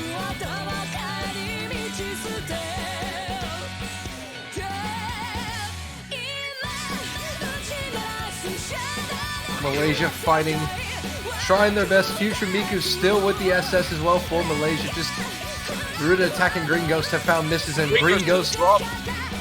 Yep, on the stacks there. Oh no, that's a bad drop for Green Ghost thereafter. And there's not much Malaysia can do now. Finland have checked out. Finland will take this point home. Oh, but wait! Noxu's gonna lose the SS. Everyone on Malaysia misses, plus Noxu. And that is going to seal the deal. Finland, in the end, are able to pull home the victory. Two SSs as well in this map from Kurtzy and Jonsku. Finland victorious 5-3. The SSs. Only the one miss from Future Miku, which is still quite a good performance. Malaysia doing quite well in this match. Definitely GG's to them. Yes, they get their first points of the tournament on the board, nearly forcing the tiebreaker, but Finland able to pull it back in the end. Kurtzy with the redemption after the fail. And that is gonna do it for this one. Well, we are going to be getting a caster switch for the next match. Quijibo is staying, but I am swapping out with the one and only Sarton. Hi. It's him. It's me. Well, Alrighty, thank Sarton, you, Dolan. take over, boys. I will. Thank you very much for your introduction, and thank you for commentating. And hi, Kajibo. How's it going? Feeling a little weird at the moment. After, not sure if you guys mentioned this, but UK won against Russia just now. Yeah. Meaning that we are like one beat map off of advancing in the group stage or so, which is weird. And now we're probably like last in the group too. It's a weird situation, but we'll take it. It's fine. Congratulations to UK. Congrats to Finland anyway. Well played. GG to UK. Yeah, GG to both teams, and we need to move on. That's what we need to do now. Stuff like this happens. It's very interesting though for it to happen, and hopefully we can expect similar things in our matchup, France versus Denmark, which will be on stream in any second. Seemingly we're only on the first warm-up for that match, so we have some time. Okay, second action. So we have some time. We'll be on time at least. Definitely. Kajiba, how are you feeling then after those two matches? Well, you only had spectated one obviously, but your thoughts? Yeah. Both. That's quite a that's quite a good upset for UK, and it was helpful to Finland that Kurtzy fixed whatever issues he was having in that last pick. Otherwise, it could have been pretty hairy for Finland as well. That is correct. I saw something about him failing and the other two members of the team having a double S. So upsetting for them. Yeah, I would That definitely reckon SS that just to be upsetting. being enough.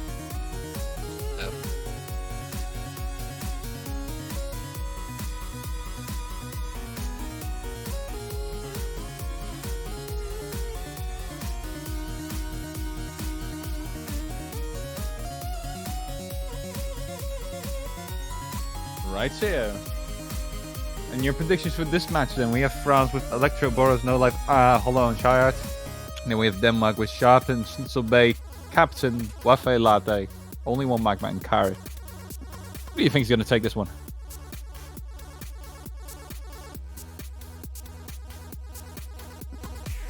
You have no thoughts. No thoughts at all. No clue what's going to happen. I get you. I guess I'll start then. And I'll wait for you to unmute your mic. I can see you. My prediction for this one is going to go to France. I'm fairly confident in saying that. Despite the fact that Denmark, obviously, it's an interesting country. They have one of the world's best double-time players, Sharpen. A lot of people know him. And they have some old players as well. Like only one Magma. He's been around for quite a while. Captain.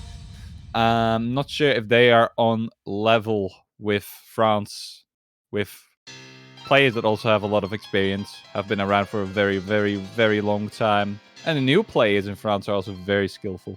So, I think they're just this tad bit better than Denmark in general.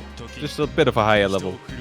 And meaning they'll probably take this win fairly confidently.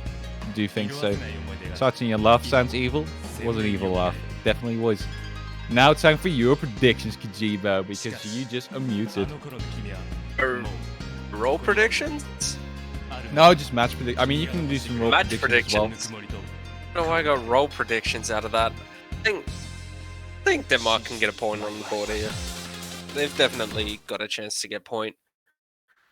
I definitely believe maybe them, yeah. 1-5. I believe Sharpen's our boy. I believe there to be a possibility for them to get some points as well. Definitely do think so. So this is Denmark's warm up. I'm pretty sure as Sharpen is the mapper. I She's don't my wife. actually know any players from Denmark aside from Sharpen really. So it'll be quite curious to see how some of these players perform and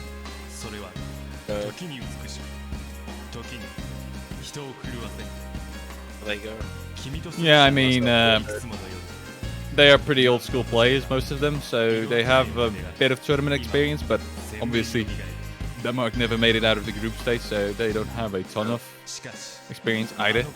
And really, they haven't really done a lot of work in the past few years to better themselves in Osu, skill-wise. So it's been a little stale over there in Denmark. Sharpen not happy with missing that note right before the drop on this map. And yeah, all in all, I'm really confident in saying that France will probably take this win fairly, well, not easily, but they'll be able to do it with, yeah, they should be able to do it quite fine. I do think so. They've got still a pretty strong roster. They are missing a couple of incredibly strong players, but there are so many strong players on the French side that even without those players, they're still incredibly strong. Yeah, France is obviously a very strong team, and even if it's suboptimal, their roster, it should still suffice for pretty much a lot of the teams in this tournament. It's going to be hard for them in the latter stages of the tournament, which we do expect them to land into. But versus a country like Denmark, which isn't really known for getting too far into tournaments, it should be fine. Probably we saw a fail, or am I? No, okay, that was the end of the map already. Cool. There's just some fails across the board. Yeah. Bruce with a 4 miss on Hard Rock.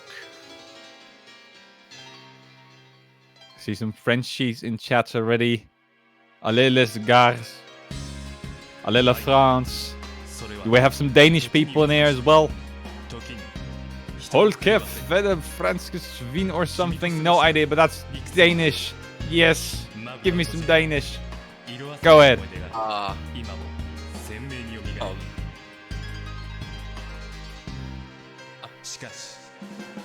I don't know.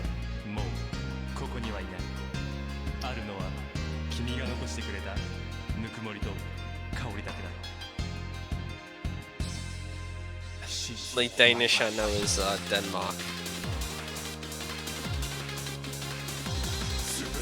Exactly. Oh! I rolled a 98 and someone was saying something about a 99 in chat. You actually said it on stream. Yeah, I just looked that up, what I actually said, and it's not really the nicest thing. So my apologies. But I saw Danish. I got excited. I'm not a language expert. No, countries. I won't ever talk Danish anymore. You guys just ruined that for the stream, unfortunately. Yeah. But yeah, cheer on your team however you want. But be nice. Be nice, guys. Do be nice. So yeah, we have France winning that roll.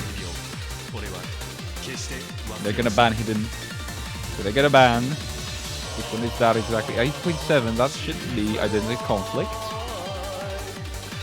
And France is gonna be banning Le Fruit du Jour, which is interesting because that's, I think, the only song with a French title. Etude also is French. Lots of French songs in here. Rogoku bias, I see. They're gonna go for double time, which is Amy. I'm just glad the Pog Frog is still there. The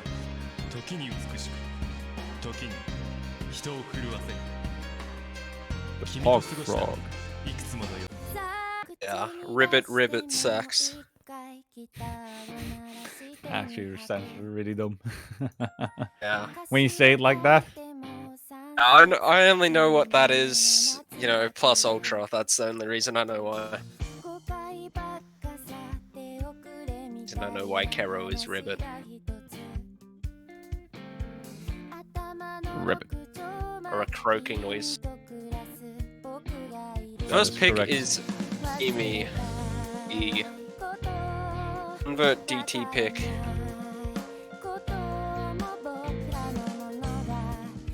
Hard, but it's still, you can get the odd miss if you go full W in the wrong section.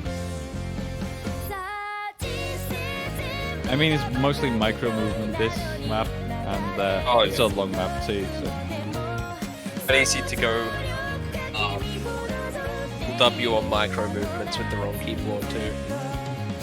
Having a wrong keyboard would be bad in general. I really do hope people don't have that. I was If you do, gonna that's say that- unfortunate. The only one that might be a bit like kind of bad for micro movements is MX Silvers. Getting a little technical now, aren't we? Okay, Yeah. okay. It's because of how sensitive the keys are. Well, like speed switches, I think they're Yeah, called, speed right? switches the Silvers, yeah. Oh, that's silver. Okay, get you. They're the same thing. They're the same thing, okay?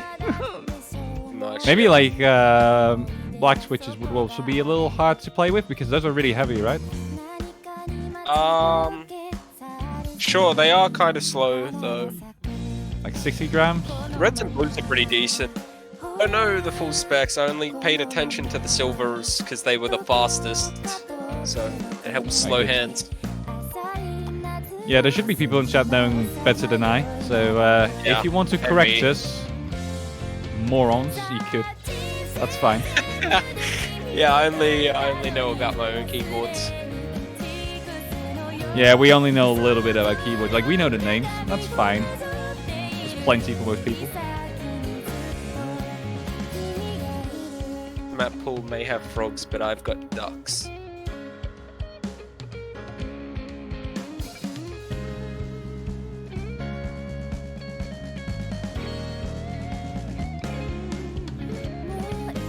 Looks like we should be starting in roughly now.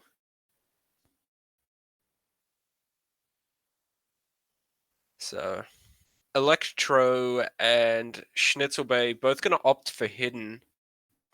Interesting on this map. I mean, Which I I like get it better. that most people, well, not most people, but a lot of people tend to like hit him with the DT reading and hard rock reading. Yeah. It's still so mystical to me, seeing people Yeah, use it on maps such as With you these. there. Saying that earlier about it. Double time hidden hard rock. No. The most like the purpose I see for like hidden hard rock, hidden double time is more PP. And We have a few 500 misses here for fight, Schnitzelbay already. 550. Yeah. Ooh, hard chokes at the start, but ooh, carry as well.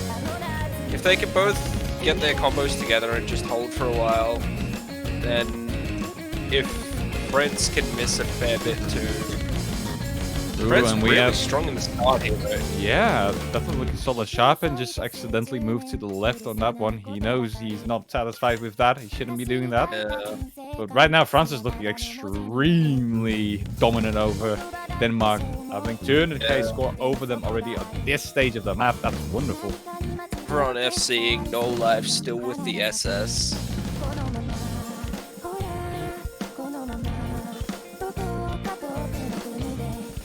Back pretty well. Kare and Sharpen are about to go back over 200 too, so at least they're gonna stop the bleeding, but Kare and Schnitzelbay miss just as I say that.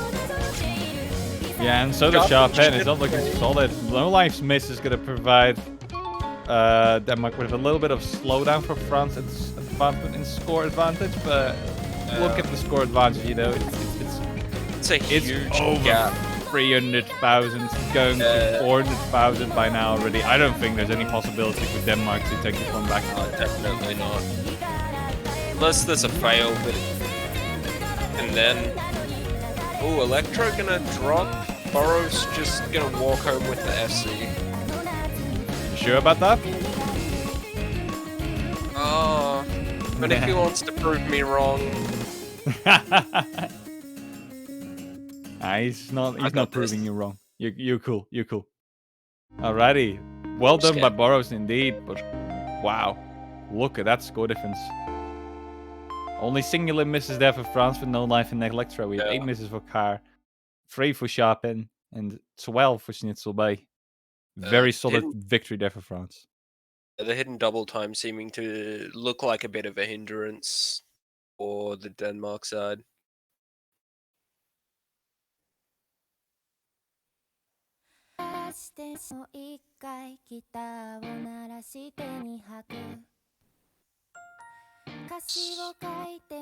Francis pick. We will go into Denmark's pick now.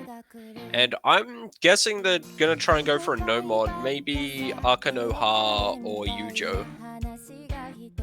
I think that's a very logical way to approach this match, I do believe, for Denmark. Especially since they are the ones who having to try to upset France here. So meaning that they are in a worse spot. They have the lesser skilled players. You really do want to go for no mod in that case, and that's exactly what they're going to do with Wichigiri Berserker. That's still kind of right, so... Yeah. That's 4 in 7 predictions.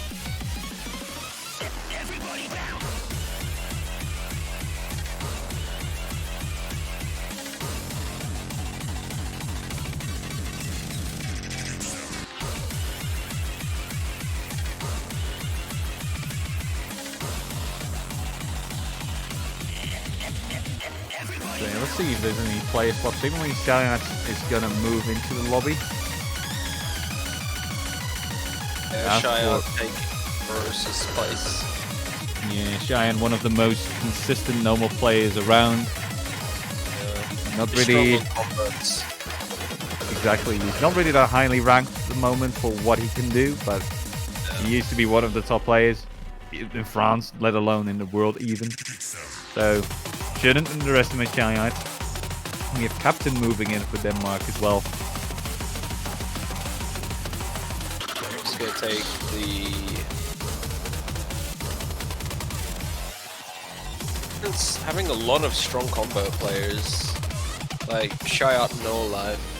Then you've got a few others, some who aren't playing in the tournament, like Rogoku as well. It's quite a good player. Then obviously T-Tobus. Boros has set quite a few convert scores as well. A lot of like decent generalist players and can sort of work all around with each mod, so don't imagine they'll have trouble with anything. Especially not with no mod, as we are gonna hopefully see now. Lots of FC potential in this map.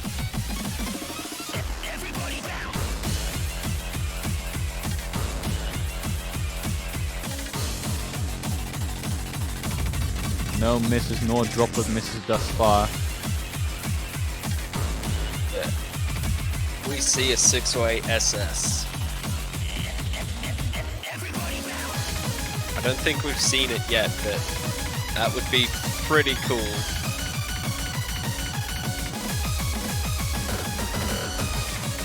You have to wait and see. Little to talk about right now. Yeah. We're just holding on quite fine. Oh, no. We do have a droplet miss with no life. Electro. But that does not really matter as there's spinners to be caught.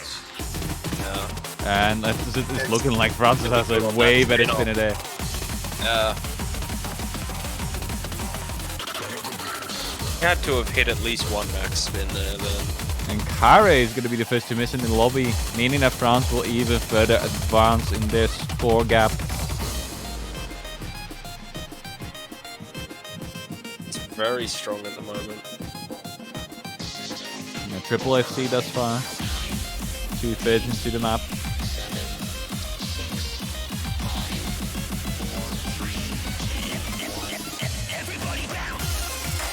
But Electro is going to miss for France, so Denmark has the possibility to run this back. They'll probably tie up and score if nobody else misses. Might come down to that earlier spinner then. I think there's a spin at the end too, right? I think so, yeah, there is a small spinner. Alrighty, so right now France is only leading by a fraction of the score. And a single miss on the end of France would give Denmark the win right now if everybody were to hold on to their combos over there. Not looking like it yet. One miss on either side is pretty good. And this is going to come up. With It's going to be SS, close with a spinner battle at the end. But it's looking like France has the solid spinner once more. it's beating out- incredibly strong with their spinners. Yeah, definitely. They're going to beat out Denmark on those spinners by quite a long shot even. So, sadly, this opportunity of Denmark is not going to come to fruition. But that was close. A lot closer than the double time, at least. So that is good news for them. Definitely. Very solid performance with the 2 SSs on the Denmark side as well, and only the 1 miss from Kare. Like, Yeah, very if there solid. was a lesser spin from France, we might have seen a flip there. Well played indeed by both teams here.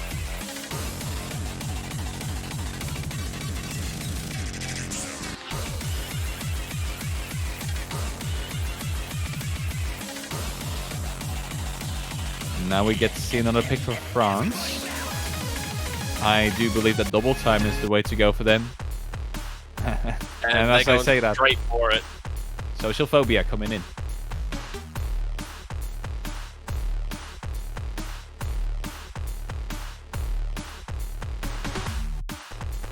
Go DT no mod.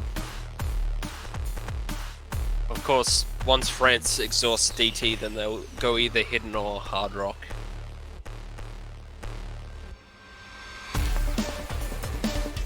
That's what I assume as well. I think hard rock will be their way to go if Don't see DT is them exhausted. factoring sided mods.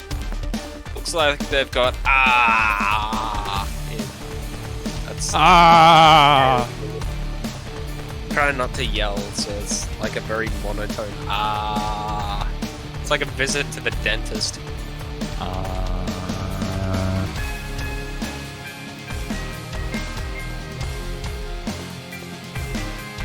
But then ended up in a tiebreak, and suddenly we could not do that anymore. Yeah. Microphones get popped, headphones break.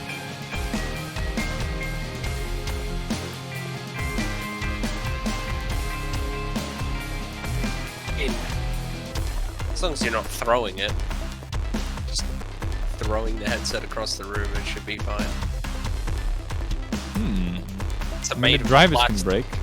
Maybe. If you've got like plastic headsets, and I've had this experience with one of my Turtle Beach ones, like a light breeze can like break the area around the headset, and then the ear cup falls off. So yeah, I'd stick with a metal frame if you're getting a headset.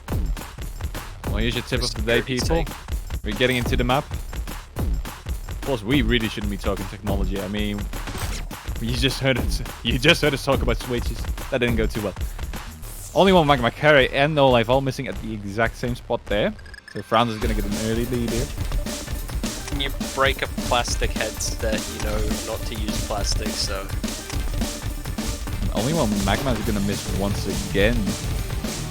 So does Carry. Alright, miss Magma again too, so Sharpen's gonna go above 200 combo, and once again, this one's pretty easy to just go full W with and just overshoot something. Although, you're gonna be more of a victim of undershooting here.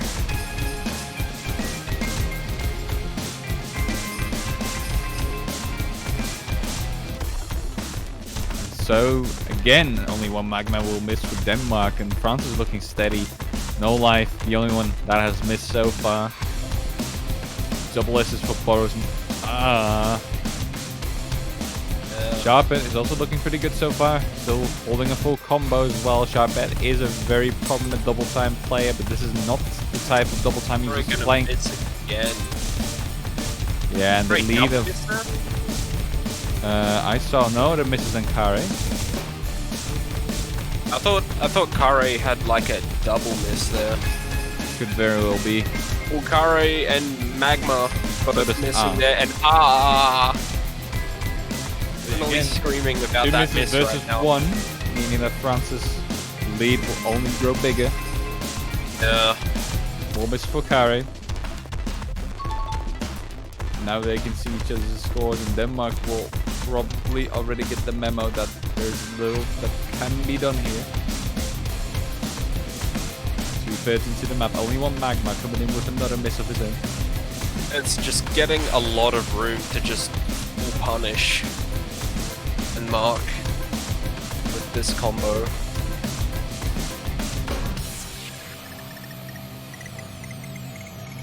So this is the that's the low density spinner, so don't get fooled by that one. Yeah, the map doesn't quite end there. More misses for only one Magma and Kare. Not really performing solid on this map. France, on the other hand, is just building up their combos further and further. Boros is going to miss right at the end, but that really doesn't matter. Humongous Plus- score difference here. Density spinner, even if the scores were close, so Exactly. Boros didn't even bother to spin. And we have another point here for France, taking an easy one on Denmark with double time once again. up him with the FC. Yeah, and the score difference was really big there. Almost 500,000 Yeah. points. Hate to Little see that it. could be done. But yeah, Denmark is going to pick next. Actually, Sharpen here with the only FC in the lobby. So shout out to Sharpen for proving his DT prowess to us. Yeah, And he's just getting warmed up with the convert. probably, yeah. And Denmark is going to pick. I'm going to assume they're going to go for a no mod again. It's probably the safe route for them to take. What else do you really want to try? Hidden is something that I think Denmark will also perform less steady on than France. So really there's little that can be done other than, I would say, Yuyo, Akanoha is probably a pretty nice pick. And maybe Rightfully would also work for them. I expect this to be one of those 3 maps.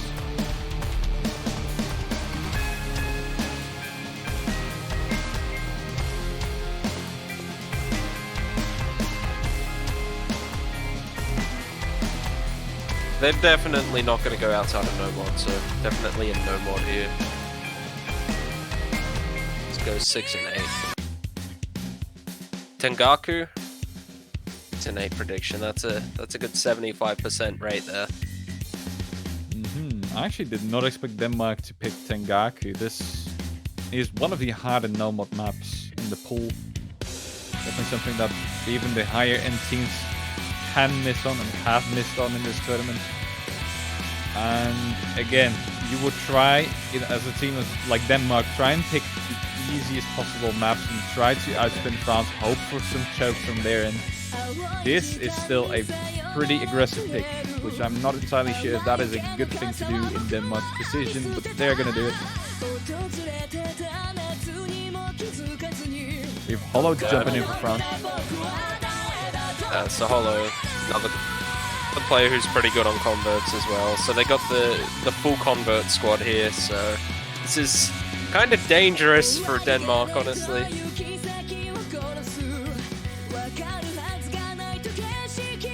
Full convert squad.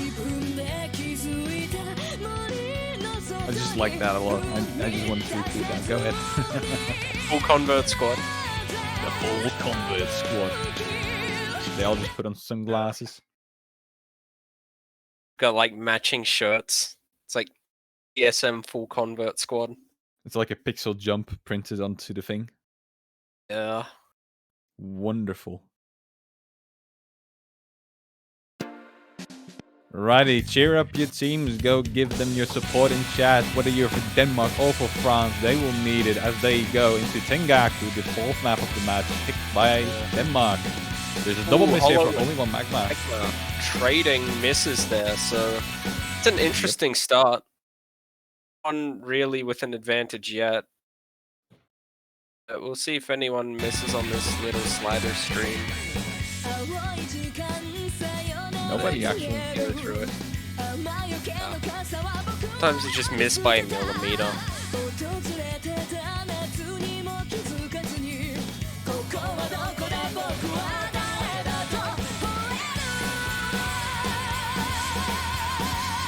Obviously not being above the 200 yet, so they can only start full punishing about now.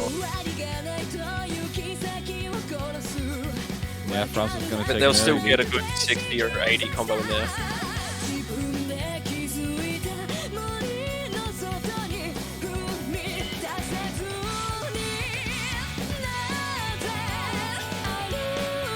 Righty, now the combos are pretty leveled out. Everybody got 200 plus. They just... Oh, Sharpen's gonna miss. Yeah, Sharpen. And Magma too. So they're gonna really suffer because of this.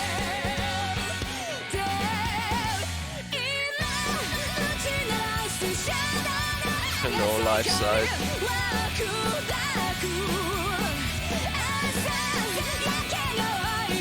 Can be a little tricky as well this part, but nobody is really messing up at all. Solid performance. Yeah, everybody's gonna catch that section. That is a pretty tricky jump, and Magma is gonna succumb to that. Yeah. Well, only... Looks like he missed on the little doubles there. He hit the 2 doubles and then missed the note coming off him.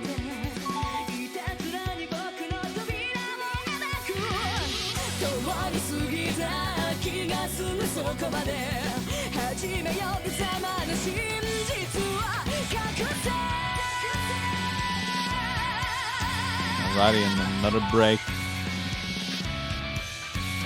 Denmark will see their 120,000 score deficit. Not really too motivating, but they need to stay in the game. So a lot can happen in the ending part of the map. Yeah. There are a couple of sections where it is pretty easy to miss. Like there are a couple of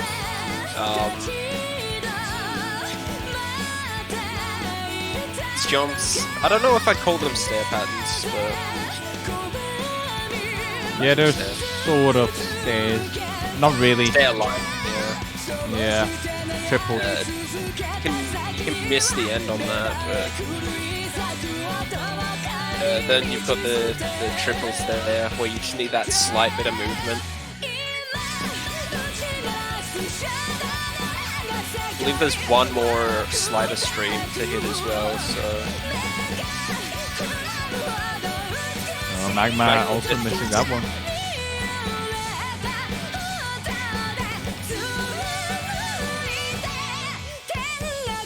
it's where a miss is really like, I guess, potentially probable. Getting a lot of words here, but There's always probable misses. Magma missing again though on those stairs, as we just call them. Stair-esque pattern. There's gonna be some triples here that also Magma. trick up. Okay, some people are getting tripped up here. Only Hollow and Sharpen holding on to the combos. yeah. Not really gonna matter though. We're at the end, and Hollow missing the last notes. Oh, poor thing.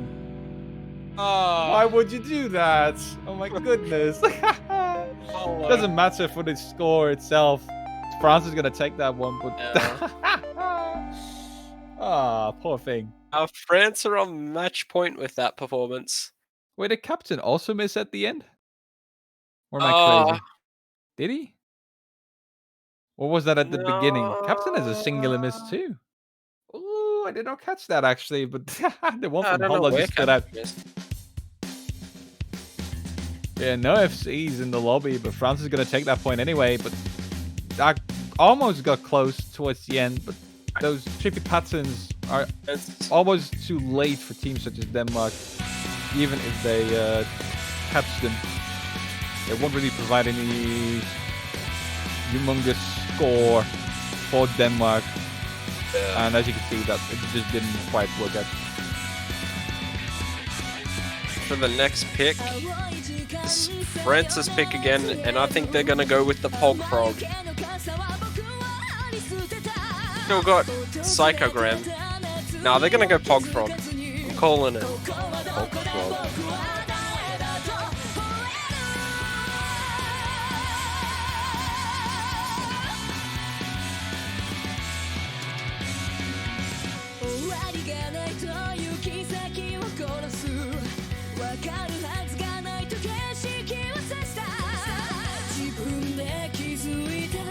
I mean, they can still One. go. Ah, They are. I've been gonna go nine. hard rock. I was expecting them to go for Psychogram, actually. yeah, I thought Why they not? might have, but like, I thought they would have gone Kero Sax.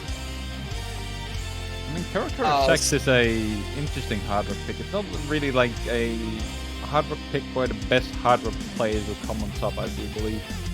It's fairly doable for people that don't even play hard rock. It's just the Same spacing. time, It's though. just convert. It's really a convert. People who are decent with Convert Hard Rock, or people who have good memory with Hard Rock, or even just like really strong Hard Rock players, are definitely going to do well on it. Good players will be fine. Yeah, there were some really strong performances earlier on Kero.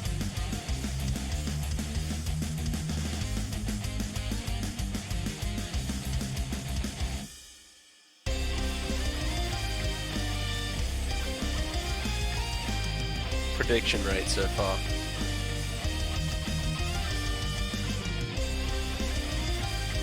Sharpen, the hard rock map I practiced the least. So long. Oh, poor thing. Don't give up, Denmark. There's still things that could be done here. So, again, Chad, you can cheer on your teams. They need it. And I do wonder how they will perform in a hard rock pick. It's obviously a bit different from double time. But again, I do expect France to be a little stronger here on position wise. But we have to wait and see. We have Waffet and Latte joining Denmark on this one. See many people get caught out by the memory jumps at the start.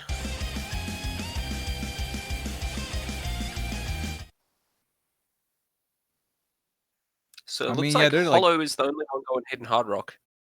Yep. Hollow is known to do that. But they're only like pseudo memory jumps, right? They're like almost memory jumps. They're just annoyingly spaced. That's what I always call them out. I guess you could say that, annoyingly spaced.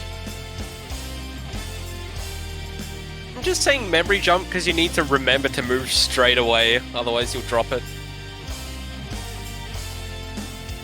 I think time if your is a bit reaction high, time is then fast you're in enough, you trouble. don't need to per se memorize it. Don't think so. Yeah. Yeah, we have some misses from Kari and Waffel Latte at the very beginning.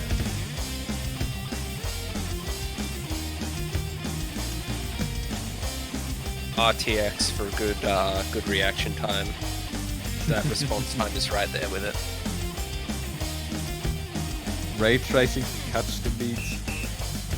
Yeah. Waff Latte. Latte missing again. Kari did also miss after his initial miss.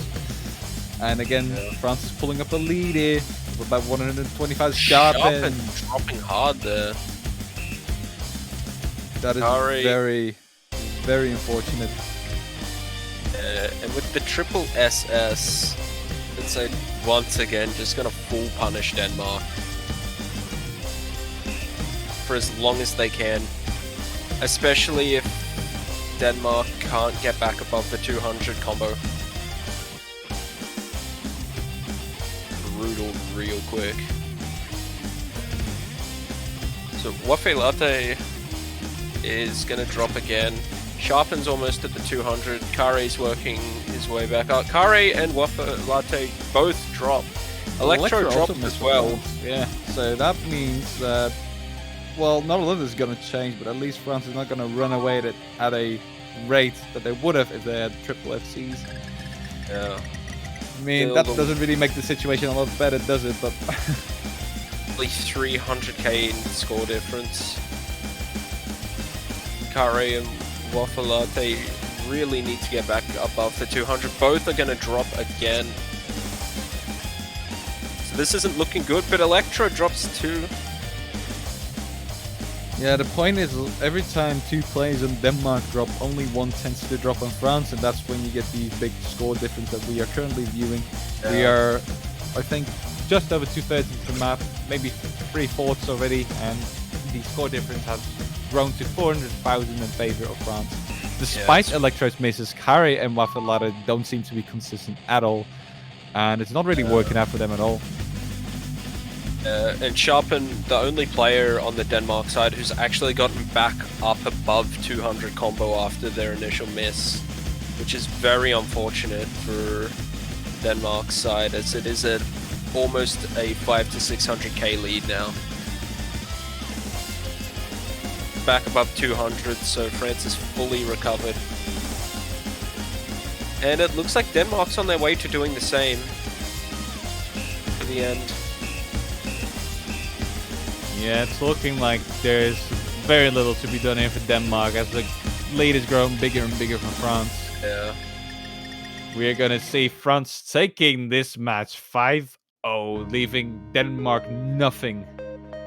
And probably advancing to the next round, I do believe. I'm not entirely sure. Yeah, they also swept Vietnam, I believe. Oh, there you go. So France that is made 10 it. points without conceding a single point. GG, well played again to these two teams. Incredibly Nice solid try by performance. Denmark. Definitely a nice try. There's been some potential in those no more picks. Yeah. Sadly, it didn't quite come to light. And France, being just a lot stronger on double time and hard rock, is going to take that win. And there you have it. That's going to conclude this match. Not entirely sure if there's anything else going on at the moment. I will check up on that real quick.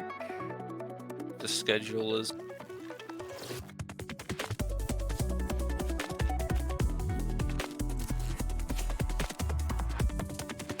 And it's Austria looking versus like... Poland starting 9 minutes from now. Yep, there's nothing else going on at the moment, so we have to wait for 9-ish minutes for Austria-Poland to be streamed. And after that, there'll be more matches still. So do sit tight and get ready for even more Catch the Beat action. You shouldn't be saying Catch the Beat these days anymore. You'll get crucified, right? It even was a thing on the bingo list, I noticed. Wow. I mean, we all know what we mean when we say Catch the Beat. And you all know what I mean when I say that you should follow the channel, because you'll get email notifications whenever we go live with any World Cup. And you don't want to miss out on the action. There's lots to be seen, especially this World Cup, right? Yeah. Lots to be seen, so you should definitely click that button. And you could also subscribe to us if you're feeling generous. It will definitely support the game, and we will love you forward. Radio. I think we're gonna let the music roll for a little bit. Get you guys some rest, and you can go ahead and grab some CW seafood if you want to. Maybe get a little bit of fresh air, whatever, and then you can be back in 8 minutes and you won't have missed a thing. So go ahead and do that. Kijibu, thank you very much for commentating with me. Boris, I think this might be it for me. You mean? So, What do you mean? I think for commentary. This weekend, you might mean? be my last one. Yeah, for this weekend. Maybe. It's looking like my last one as well. So unless a commentator needs a swap, I think we are going to be gone for the weekend, and we'll definitely be back next week to see you guys again and check See out you next what's up. week.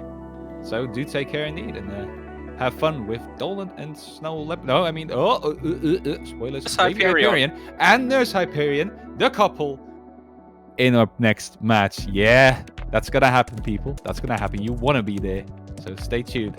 See you soon.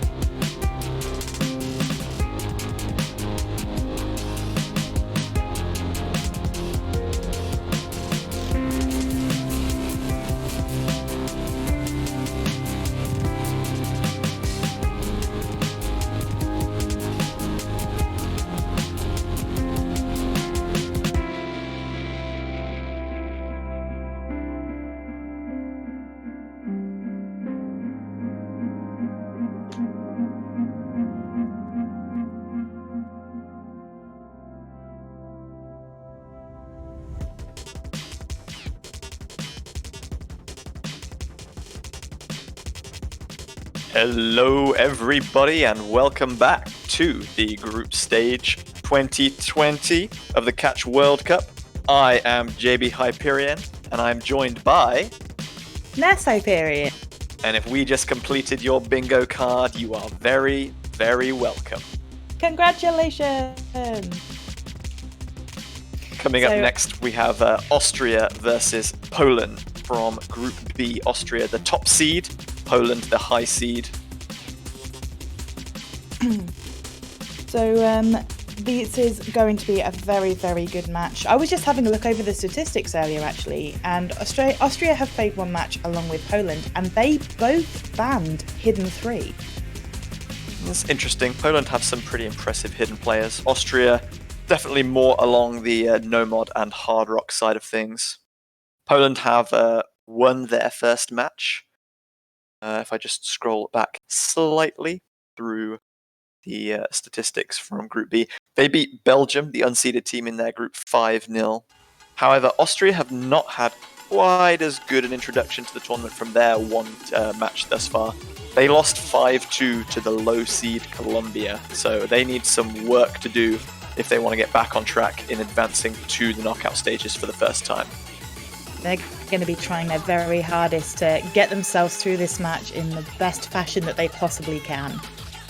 Poland are going to be a difficult mountain to overcome, though. They've performed very well.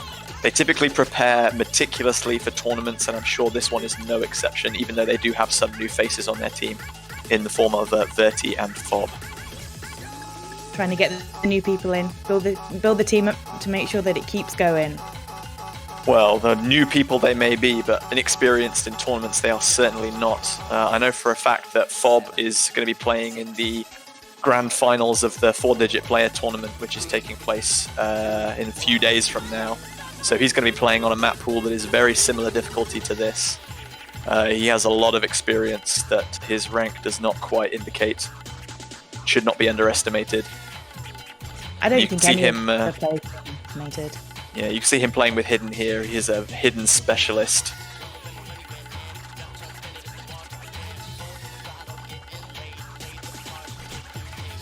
We are just getting into these warm-ups now. Trying to flex themselves. Some maybe trying to warm up, but a lot of the time it's for people to show what they can do. Maybe put a little bit of fear into the other team. Well, fear is sometimes one aspect, yes. Sometimes it's just about having fun, and we see Canada quite often, in particular, playing with Easy and Flashlight, which, although neither of them are mods that are featured in CWC, is still incredibly impressive to see on stream nonetheless. I don't understand why they call easy, because easy is not easy at all. Easy makes everything harder, but yeah, that's how it is. It's counterintuitive. But yeah, that'll be one warm-up concluded. This is definitely the Polish warm-up. I know that Exvoir is a standard mapper from the Polish community who quite often gets his maps featured as warm-ups for CWC. So once we've concluded our two warm-ups, one from each side, we'll have the captains of each team rolling. The loser of the roll will ban first, and then the winner of the roll will ban second, and then make their first pick. You guys got any predictions in chat? Get those predictions in. Only the last warm-up. We need to know.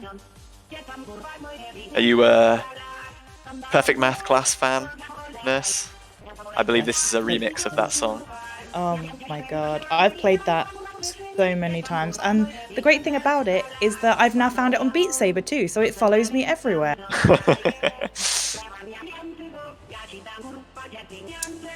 the gift that keeps on giving. We've got a few roll predictions coming out. Roll 57 and 35, 37 and 61. Great to see. Keep them coming.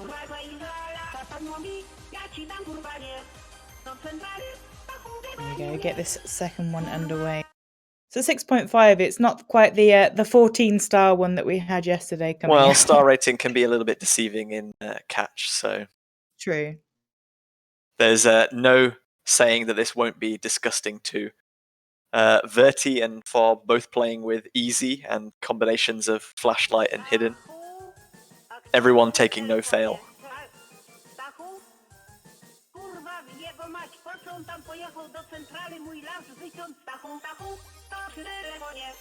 I think Scrollum is playing dodge the beat, I believe. Well, dodging is as much a skill as catching. Might not help him in his upcoming matches, but I wouldn't suggest playing dodge the beat when you're actually playing the maps. That might not fare you too well. yeah, everyone warms up in their own way.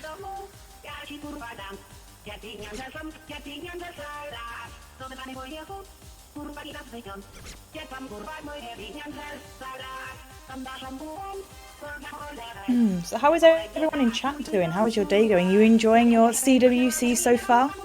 Teams are you rooting for? I sure hope so. It's been an excellent CWC from my perspective. Looking forward to the remaining matches, even though the UK is not going to be going through to the next round. Still have fun though, and that's the important thing. It is.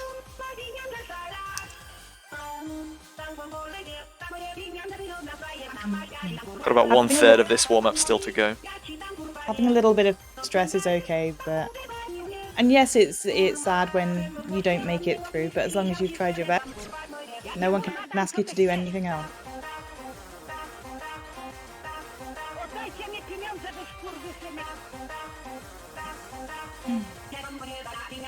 So also ongoing at the same time as this match is going to be the United States versus Denmark.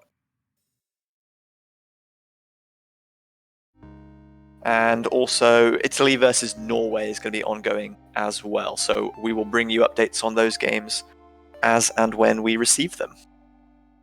But for now, we're going to conclude our second warm-up of 2 and allow our captains to roll the dice and see who's going to pick and ban first. It seems that Austria's feeling a little sad today. We can't have sadness, we need happiness and excitement. Okie dokie. So we got a roll from Diletto of 78 and a roll from Boba of 80. Who are the captains for these teams? I believe Bobber of Darkness was the Polish captain, but they might have swapped it to a different person. I can check the wiki to get that one. Diletto's banning first. So It looks like they're going to accept the roles whether they're the captains or not. yes. Diletto again going to be banning Hidden 3, so that was a good observation from you. That they don't want to play that one in any of their matches. During the map pool showcase later, I'm going to ask Rugoku to ask me how to properly pronounce La Fuite des Jours, because apparently I've been pronouncing it wrong this whole time, but nobody has corrected me on how to actually pronounce it. If anyone wants to do that in advance, then please do so.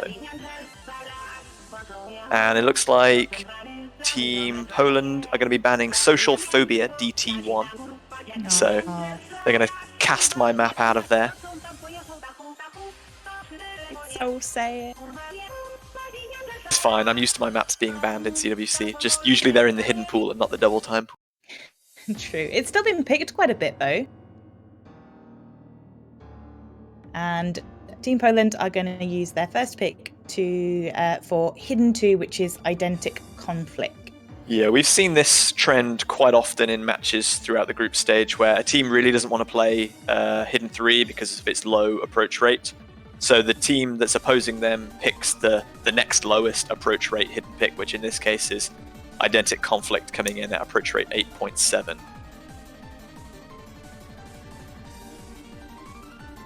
Scroll, I'm asking, what happens if we win HD? It's something they've never seen before. Well, this is the shortest pick in the hidden pool at just over 1.5 minutes. About 470 combo, so whether they do well or badly, it's going to be over very quickly. Be over in a flash before you know it. Let you saying hello stream, hi mom. Hello Let you. It Best is of luck. Mother's Day. Don't forget It to tell your is. mum that you love her today. I need to call my mum after this match, to be honest, otherwise she'll be mad at me. But yes, good luck to all the players. Hope you have a great match and you give us some exciting spectacles too.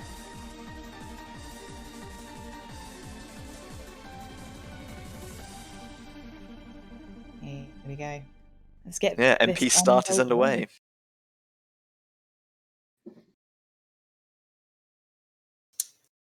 If we can just make sure that FOB also loads correctly into the client.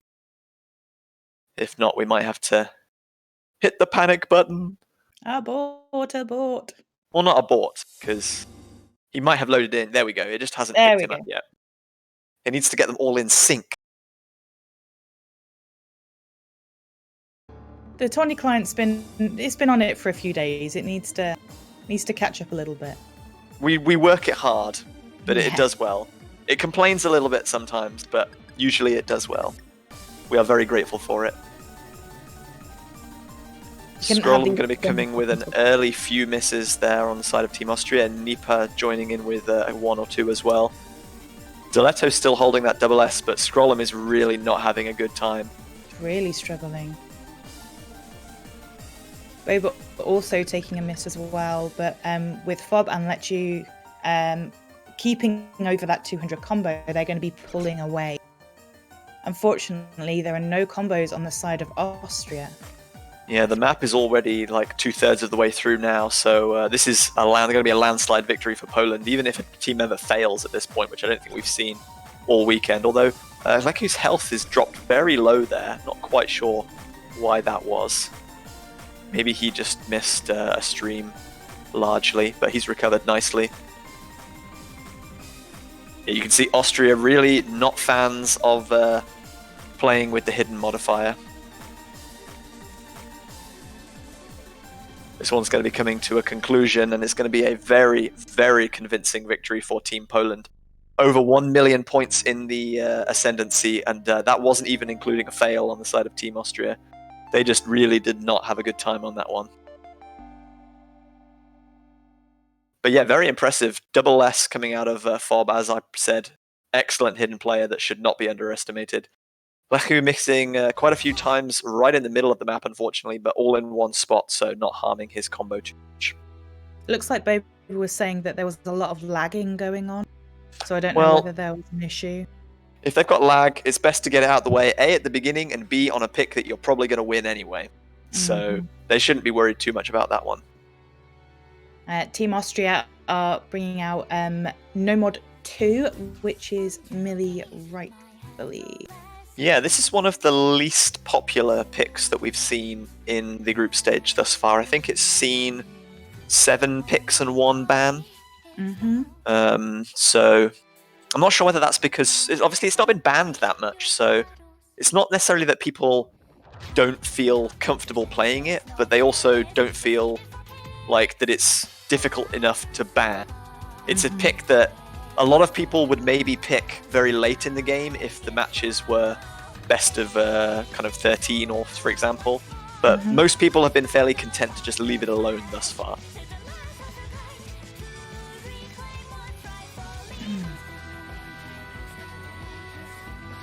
Looks like Poland are going to be swapping in Cosmit in place of Bobber of Darkness. Austria look like they're going to be fielding an unchanged team. Nomod, much more comfortable for them, much more in their strong suit.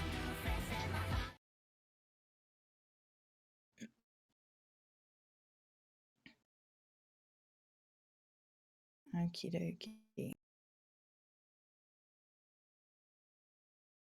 So this song is considerably longer at 3 minutes and 31, which will give more opportunity if they were to get early misses that they can pull it back. As we know in longer songs, if the combo is much higher, the misses tend to can not necessarily mean as much as in a shorter song because you don't have as much time to get back up to combo again. Yes, although one thing that does play against that in the favour of this particular map is that it's divided into 2 very distinct sections of very calm section with few miss potential, like right here, and then it's going to build up into a much more intense section, which is much more likely to induce misses. And Diletto does miss right at the transition between those 2 sections, just being caught out by the increase in density slightly. Fob also taking a miss though.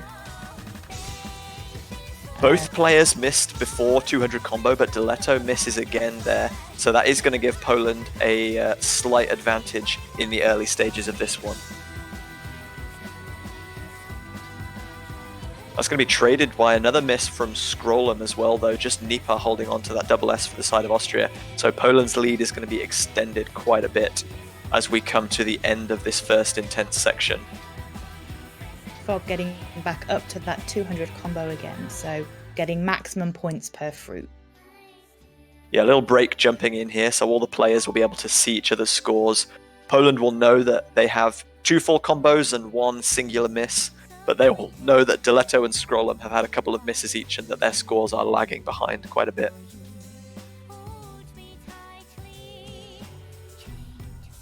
Another calm section rocking up now.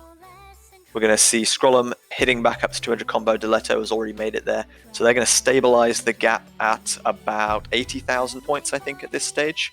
It's going to take quite a few misses from Poland to allow Austria back in, but there is still just over half of the map to go, and Fob is going to see another drop on one of these long sliders.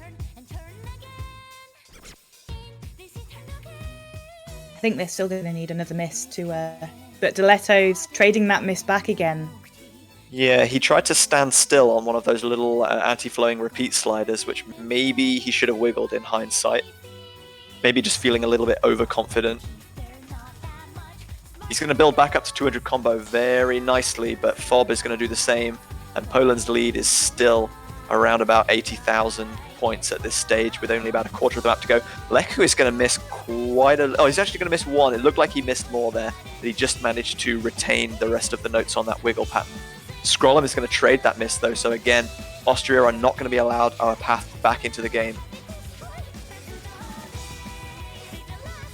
Trying to keep the pressure on as much as possible.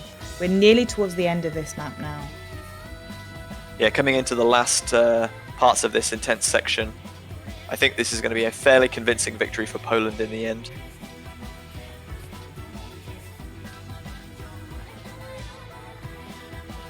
Cosmic's still holding on to that FC, and Nipa is as well, I believe. Yeah, just 1 droplet miss from the both of them. Well played to both team members of Austria and Poland there.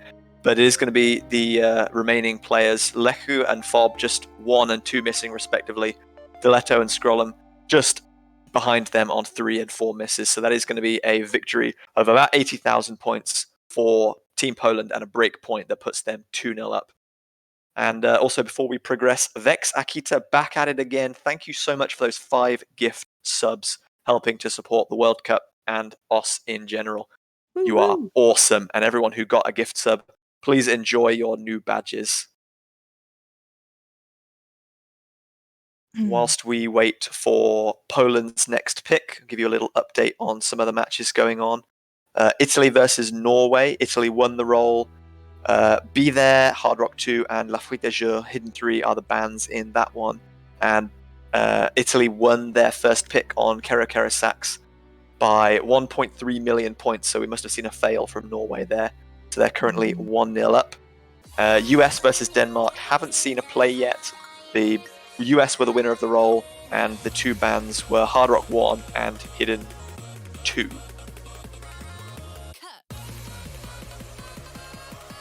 And the pick coming out from Team Poland will be There, which is Hard Rock 2.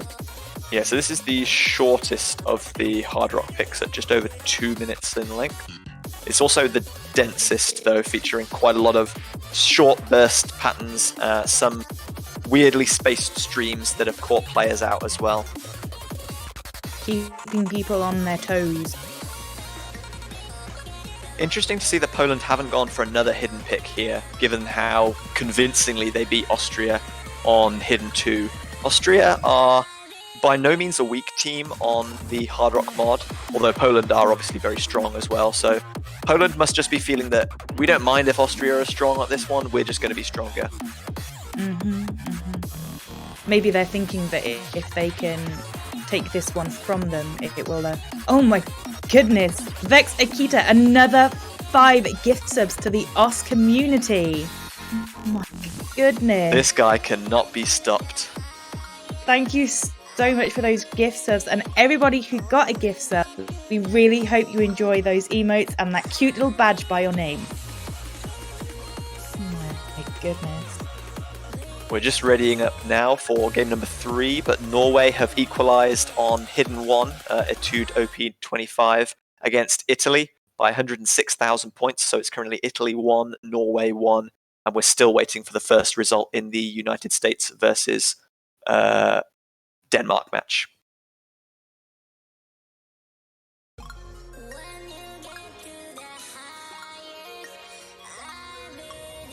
We're gonna get this map underway.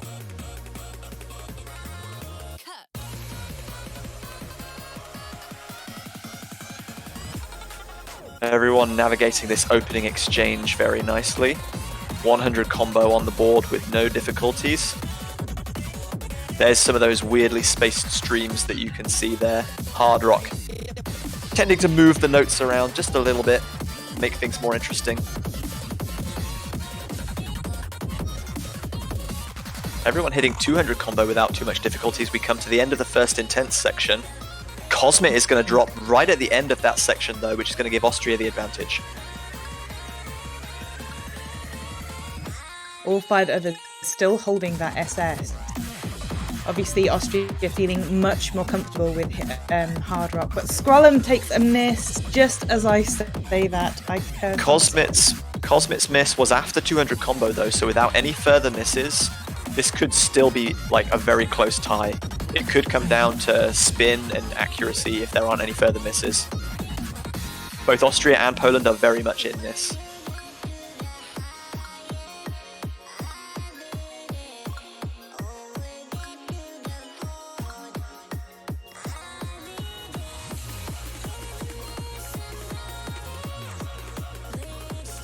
Everyone is back up over 200 combo, so you're going to find those scores do start to stabilize a little at where they are. Yeah, the gap is very, very minimal at this point, probably less than 10,000 points, and it's probably all down to spin.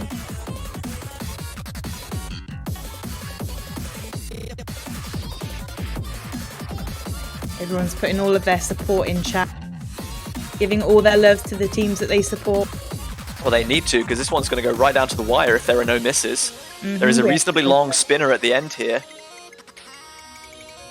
I think Poland have outspun by a comfortable margin in the end, though. It's going to be a close 7,000 point win to Poland. 7,500 points. That's all that was in it. Yeah, so 4 double S's, 2 on each side, and 2 singular misses coming out of Cosmit and Scrollum. But Poland putting in a really strong spin performance on that one. Lechu in particular getting the 1.14 million almost, and Verti not far behind. Nipa just trailing slightly behind Diletto on spins in that one.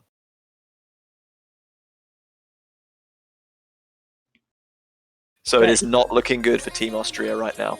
Unfortunately not. But hey, we've had worse where people have come back 4-1, so we can't say that they're out of it yet. And Team Austria are going to pick No Mod 1, which is Buchigiro Berserker, the Bunray map. So obviously still sticking with that No Mod because it's something that they feel more comfortable with. Yeah, I mean, they just lost Hard Rock by a very narrow margin, so they probably don't want to risk another Hard Rock just now, and maybe they think Poland will pick Hard Rock themselves later anyway. So sticking to No Mod, and this is definitely a more comfortable No Mod pick. Along with Yujo is probably the most kind of comfortable No Mod pick in the group stage. So this is probably something that they hope they can all FC and they hope Poland will miss on. If this comes down to another spinner battle though, and they all FC, then Poland will probably take this based on the results of the previous pick. They are very, very good spinners.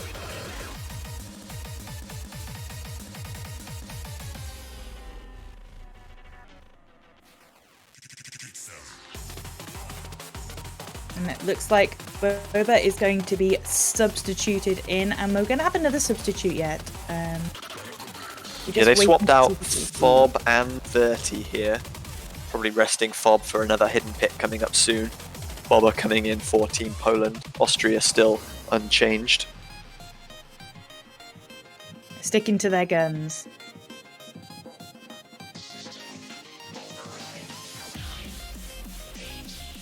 Italy have won a second point against Norway, taking a Hard Rock pick victory on A New King is Born by 230,000. So it's 2-1 to Italy in favour of Norway now. And the US have won on Hidden 3 by a convincing 575,000 points against Denmark. So they're currently 1-0 up, and Denmark will pick next. Actually, that is a second result, sorry. Denmark picked Buchigiri Berserker, Nomad 1, and lost by 70,000. So US 2-0 up. And it appears that Jack Gibbon isn't going to be coming in, and they're going to pop Fob back in because it seems that Jack Gibbon was AFK at the time that they wanted him.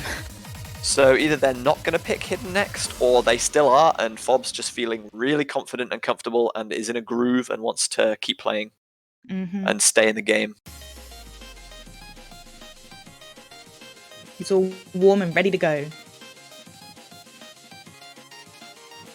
Miatali, you move to catch bananas with spinners when it comes to catch the beat. You don't need to spin. Yeah, so they fall in a semi-random pattern, and you can move as fast as you like to catch them. And there's no penalty for breaking combo. You just try and catch as many as you can. Try and fill your platter up as much as possible.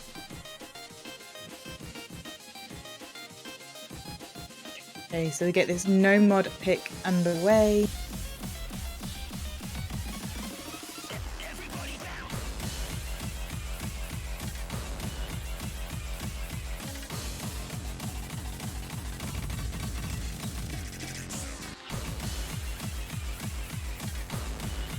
It looks like we are going to see a miss from Scrollum. Oh.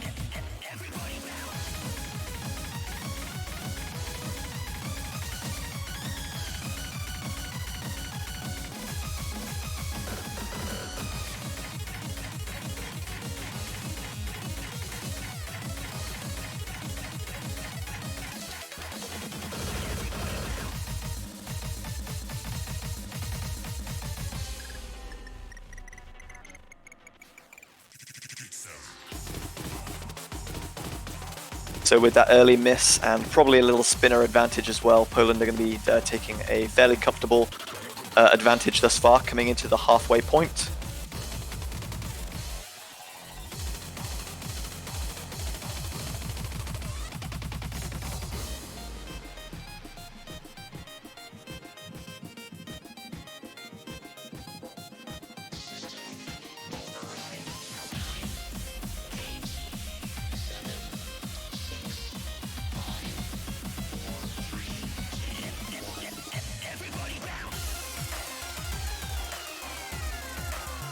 Got 1/3 of the map still to play. Scrollum's built his combo back up nicely and no further hiccups, but Poland don't look like they're missing anytime soon. They're going to need a miss in the next 100 combo or so if Austria want a way back into this one.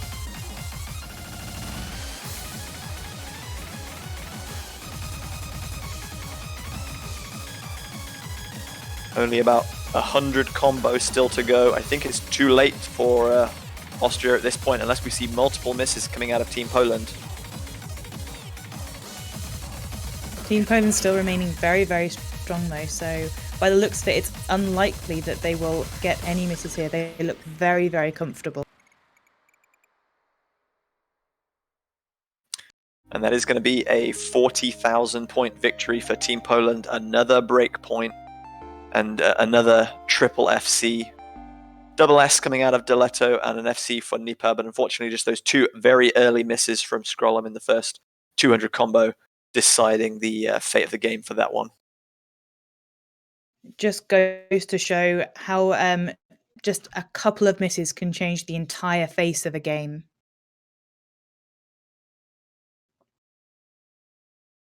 Some reverse sweep predictions coming out in the Twitch chat. That would be very interesting to see. Yes. We believe, Austria. The comeback starts now. You can do it. You can do it. So, Poland have now won on Hidden, Hard Rock, and Nomad. How comfortable do they feel? Do they want to stick to their original plan of Hidden, their secondary plan of Hard Rock, or do they want to just beat Austria at their own game and pick Nomod?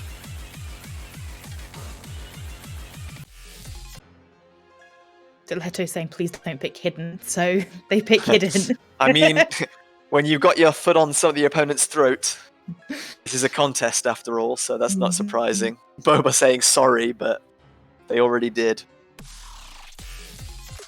So Team Poland are going to be picking Hidden One, which is Etude. I don't think Austria are feeling very comfortable with this pick, because obviously the last Hidden pick they very much struggled on. Well, this could be the last game of the match for them, so they just need to give it their best. Whilst they get underway, we've seen a break point for Italy against Norway on Buchigiri Berserker, so Italy 3, Norway 1, and the United States have won another Hidden pick, unsurprisingly, on Etude to take them to a 3-0 victory over, 3-0 current scoreline, not a victory yet, over Denmark. They still have 2 points to claim.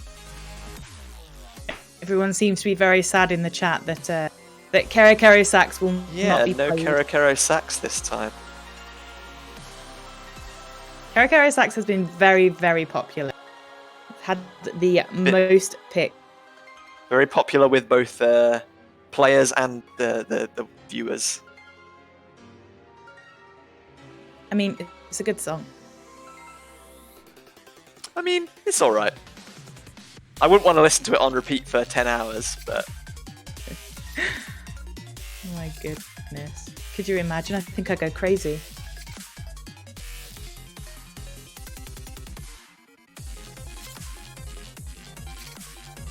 So it looks like Frozen Cookie is going to be coming in for Austria. And Poland are going to be keeping the same roster that they had for the last map.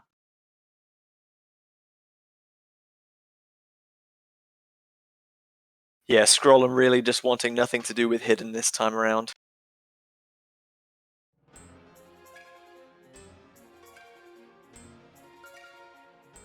Seeing some early misses from Frozen Cookie, it seems that they are also struggling with Hidden. Boba are also getting some early misses. Yeah, but we saw it. 200. We saw that single miss from Boba traded for a triple miss by all members of Team Austria, and another double miss from them as well. Diletto's still holding a combo, but it's not a full combo.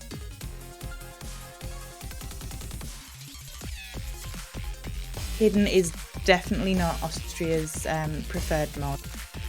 It's not, but unfortunately, it makes up a sizable portion of the map pool. They've had a week to get good, as it were. Maybe that's not enough. I'm sure as hell I couldn't learn a mod I'd never played before in 1 week, but Poland are a very strong Hidden team, and it is showing here.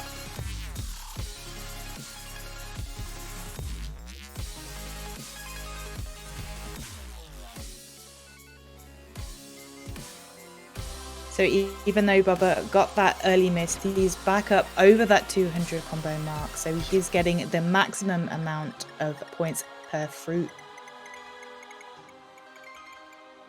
Whereas I don't believe there were any over 200. No, we've got three very low combos. I think Diletto has the highest combo on the side of Austria right now. Actually, he just missed before the spinner, actually. Fob still holding on to that double S. Laku missing a few droplets, but still managing to hold that full combo. And as you said, Boba with no further issues after his early miss. Diletto is building a nice combo now, but Frozen Cookie and Nipa are really not having a good time. Very much struggling.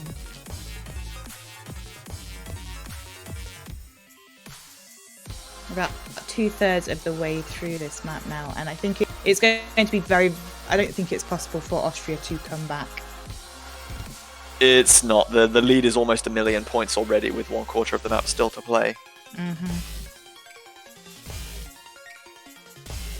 Diletto has built a very respectable combo right now, though, in the later half of the map, but it is not going to be enough to bring his team back into this one.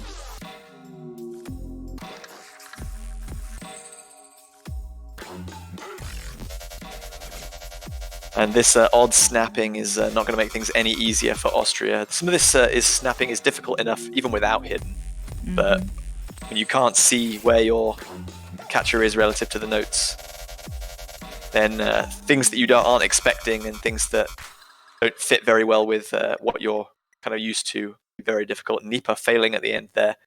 Frozen Cookie managing to retain the A rank. But that is a crushing victory for Team Poland, 5-0. 2 FCs, one of them a double S coming out of FOB. We expected nothing less. A great match, well played to all players, but Poland definitely deserving victors in that one. Congratulations to Poland, and also well done to Austria as well. You should be very proud of yourselves. Italy are 1 game away from victory in their match against Norway, currently sitting at 4-1 after winning Yorishka Amy, the DT3 pick. And United States are also 1 game away, 4-0 up against Denmark after winning on Koiko Inishi. I'm not sure if we'll switch over to either of those games since we finished so early.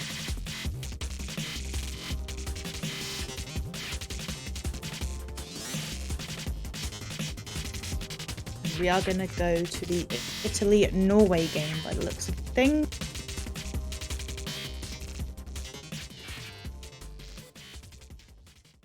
It looks like we are going to the Identic conflict, which is Hidden 2. I don't know if you noticed in the lobby chat just before they started, but Italy are 4-1 up and they're asking ban the tiebreaker.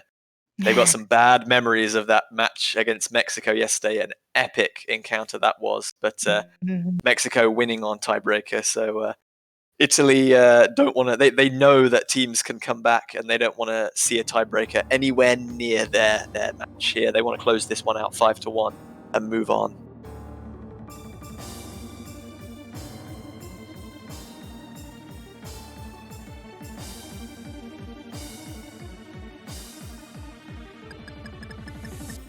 So just looking at the results now, just from the last match, Poland will be going forward. They are safe and secure. There is no way that they cannot go forward into the round of 16. Yeah, I think they won both of their matches thus far 5-0, so even if they lose their next match to Belgium, their win-loss record is good enough to secure their position in the knockout stages. So we have 2 full combos on the side of Norway and 1 on the side of Italy, with Karim and Spinacina missing, and 119 has also had a miss, but trading that with Camera Guard.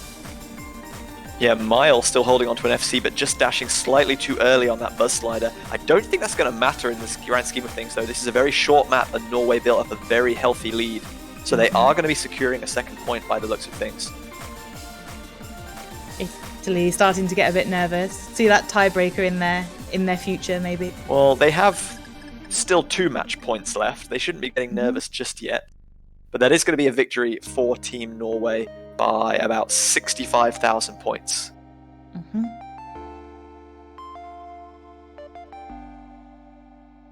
What is with the numbers in their names, asks F-Fan. 119, I believe, has always had that username.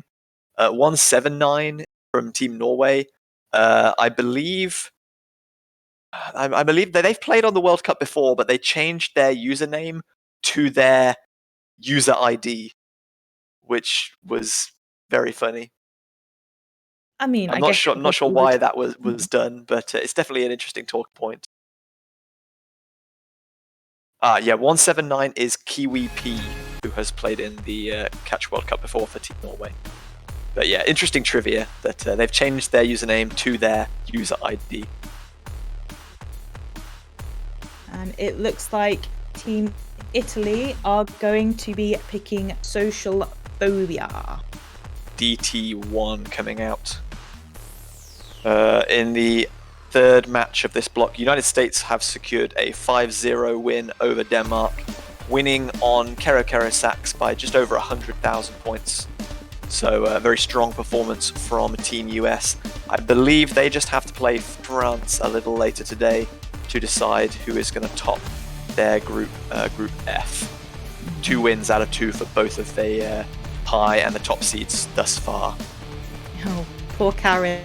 Yesterday from 4-1 to 5-4 for Mexico. It's gonna happen again. That's quitter talk. You can't give up now. Armour does not want to play the Pretender.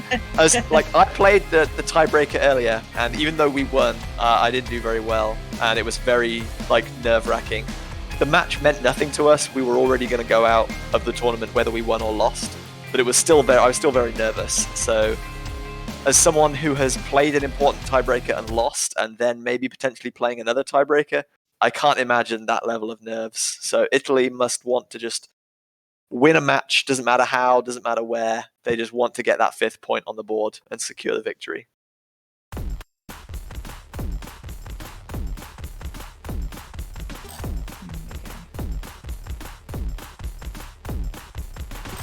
Let's get this underway. Seeing a double miss with Trollingor trading with 179 at about 60 combo. So the scores are pretty much identical still. Italy taking a tiny lead just by having a very slightly better spinner in that very short spinner.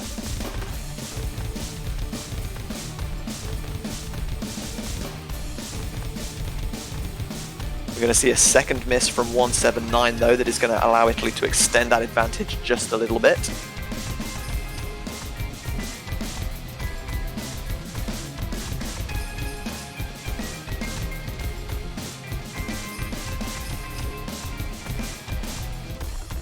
Coming to the end of the first intense section. Doesn't look like we're going to see any more misses. Vanilla's just had a miss at... Oh, I did not see that at all. 179 just built back up to 200 combo, but another miss from Vanilla is going to give Italy even greater advantage. Going to be pulling away because all of the team members of Italy are over that 200 combo and are therefore getting those maximum points. And Camera God missing again. A couple of misses in succession. Yeah, Vanilla missing at pretty much the exact same time as well there. So just the one early miss for Trollingor, but Italy, Armour and Karim both holding that double S, looking unmovable right now. Very, very strong. Trollingor with another miss, but Camera God misses straight away as well. So it seems that any miss that Italy are getting, somebody on Team Norway is also missing. Several misses from Team Norway to every one miss from Italy, yeah. So that lead is just growing slowly. And as long as Karim and Armour can hold on, then this one is looking like it's going to be a 5th point and a victory for Team Italy. We've got one spinner coming up and then a very intense section to end on, and then another spinner to close things out. But we're going to need to see quite a few misses from Team Italy to allow Norway back into this one, I think. Armour and Karim just with still holding those double S's just seem very strong. Yeah, we said at the opening to the tournament that they are some of the best players in the world, and we were only ever concerned about whether they would have a good third player to keep up with them, and Trollingor has done a really good job here. Outclassing everyone on the Norwegian side. So giving actually 179 just getting a slightly better spin at the end there, I believe.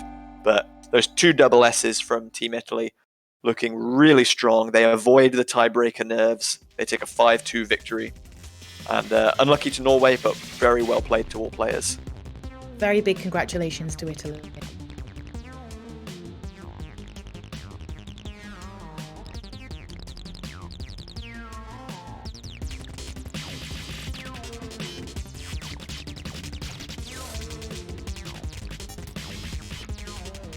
So I believe coming up next, we're going to have Mexico versus Norway. This is going to be another match in Group D. Mexico currently top of their group with one win from their one game played, which was that tiebreaker match against Italy. Although Italy have obviously just gone past them with that second win. Mexico will go ahead of them if they can win one or both of their remaining 2 games.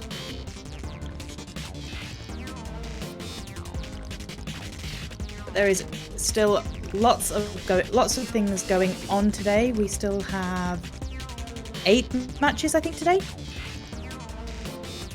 Yep, we still have eight matches going on today, so there is plenty of action and things can change very, very quickly.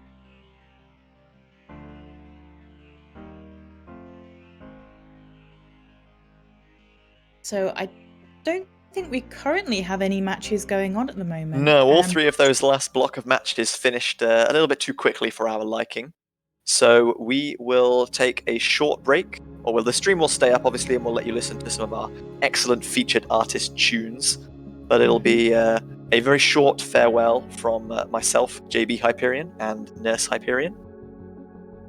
And we hope that you'll carry on, keep listening, and we will be back with which match are we going to? Mexico versus Norway is going to be up next, I believe. Yep, we'll be back with Mexico versus Norway. So lots and lots of action, and I hope you guys have a wonderful rest of your CWC, and we will speak to you later. Don't go anywhere, more matches coming back. 13 minutes.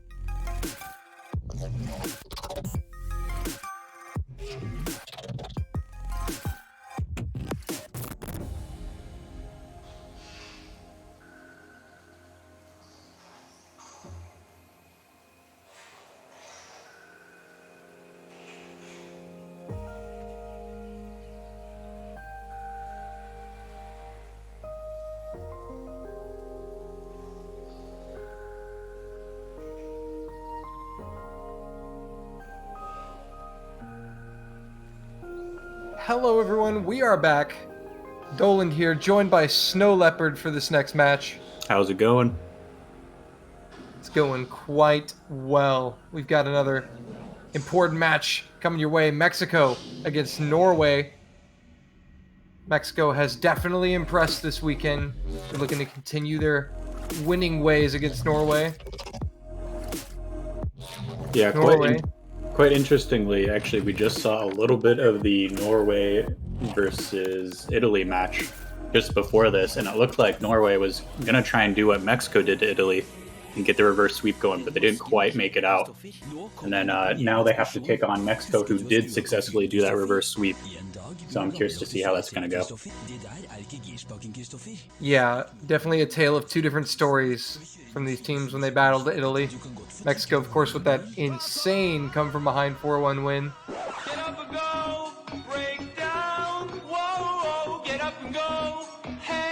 Oh yes, this map sounds incredible. Good. A very interesting warm-up song. Oh, quality background. That may haunt my dreams. Norway continuing the trend of some custom warm-up songs. Gotta love it. You gotta have them. You've gotta have them. See, this one's about 3.5 minutes, AR9, star rating 7.2. So it might actually be a normal warm-up now, instead of just a meme map. This normal? Well, you know, as normal as a warm-up map can be.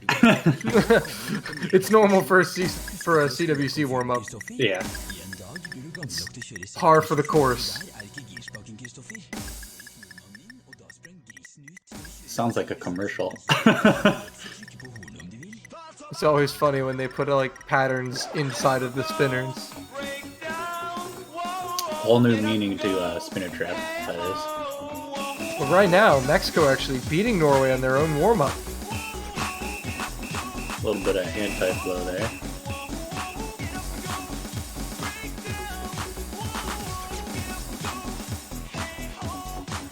Yeah, actually bucking the trend of meme maps, this one actually looks like it's going to be a rather good warm-up for pretty much everyone here. Oh, that anti-flow. Yeah. It's so... Ooh, that's rough. So I always like to take a look at the mods that are selected, kind of get an idea of what may be coming. Yeah, later. 179 with Hidden in, as well as Chalucha.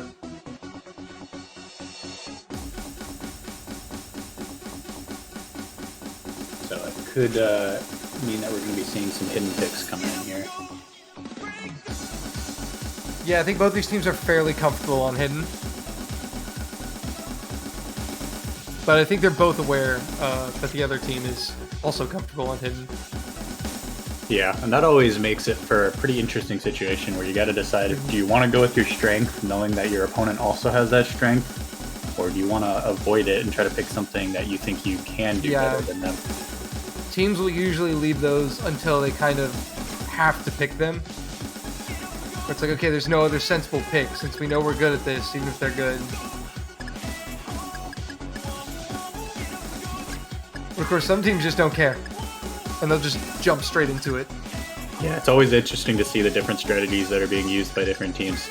Be completely different. I'm gonna say Mexico, I think, are a very scary team this year. Oh, absolutely. That reverse sweep was incredibly hype, and just goes to show that even when they look like they're down and out, they really aren't, and they can come back, and they can come back fierce. Yeah, Mexico placing 4th last year. Incredible result for them. They were 2 points away from getting top 3. So they're definitely looking for that top 3 finish. They've got a roster that can do it. Ponchiwi back on the roster this year. Yeah, and you could even see Norway just got out of a match, so they should be plenty warmed up. But yet Mexico actually winning the Norway warm-up right now. So Mexico always ready to go no matter what.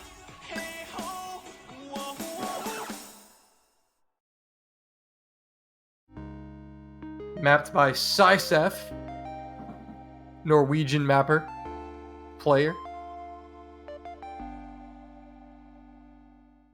But there you have it. So now it's time to move on to Mexico's warm-up. Mexico usually do pretty well in the meme warm-ups.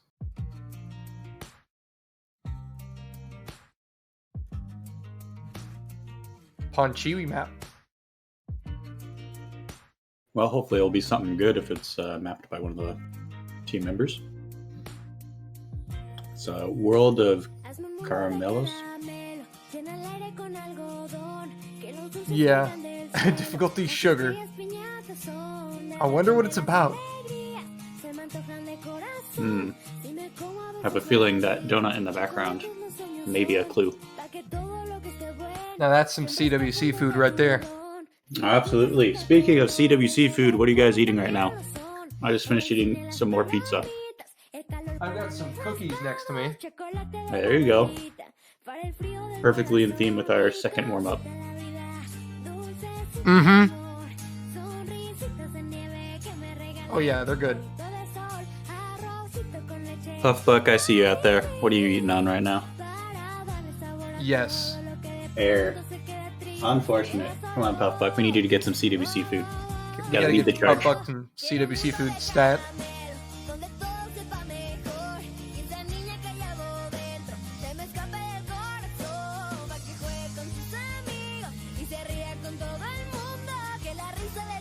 Music 179 with some good jokes in the lobby chat.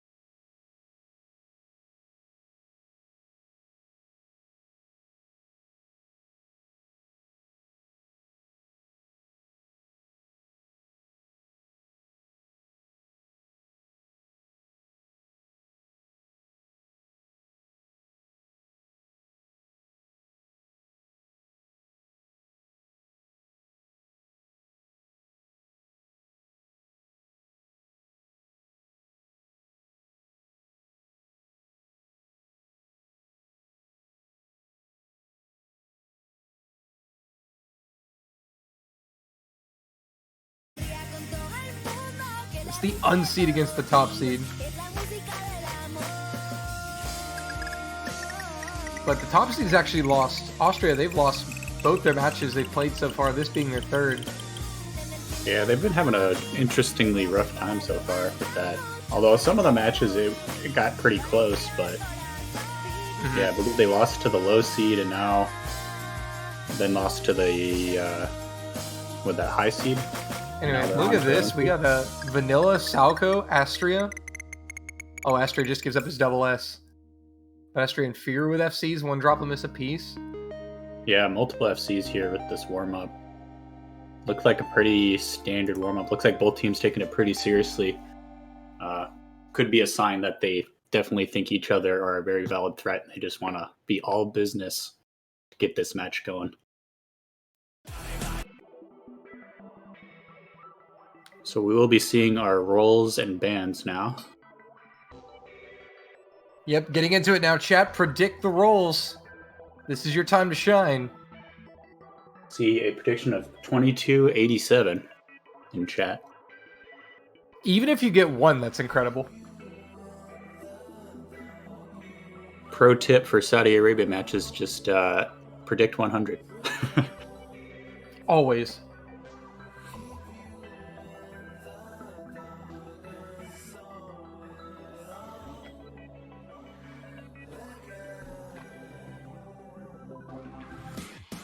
Well, we're still waiting for the rolls. I think the other teams are trying to wait for each other to roll. They both want to roll second. Yeah, we're going to be waiting to see a roll from Daxeros from Mexico and Camera God from Norway. I didn't see Camera God in either of those warm-ups, so we might be waiting for him to hop into the lobby. I thought he was in the first one. Oh, was he? I may have just missed it.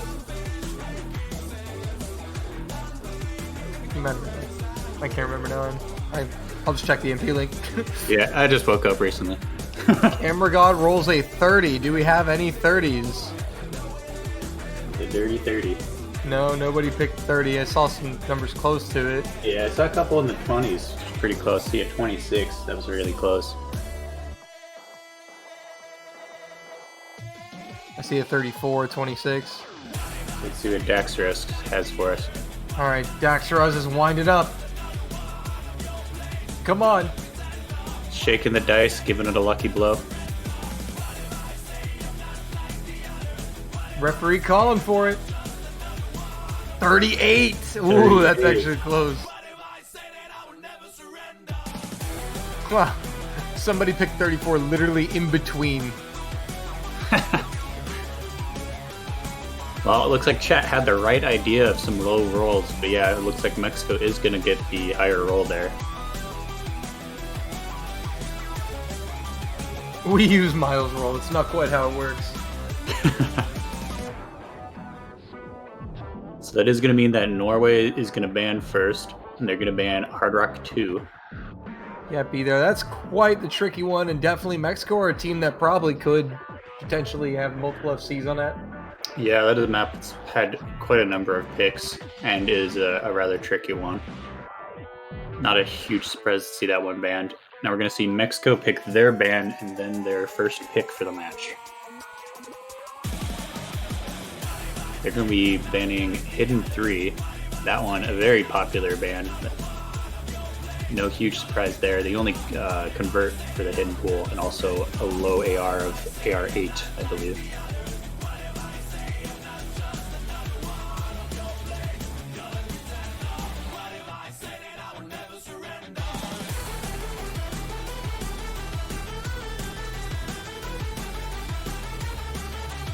Belgium has just gone up 2-0 over Austria.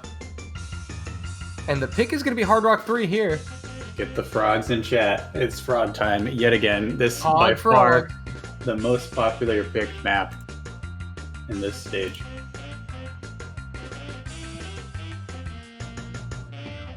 Frog time.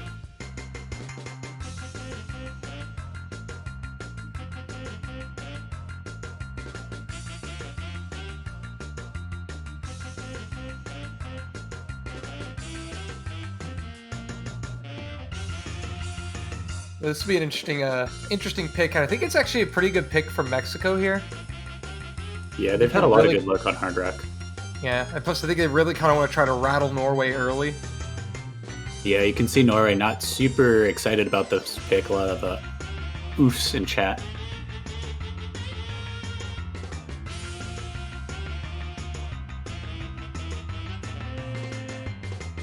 Although 179 calling for some more saxophone in the next pool. Can't blame him, this song is rather jazzy.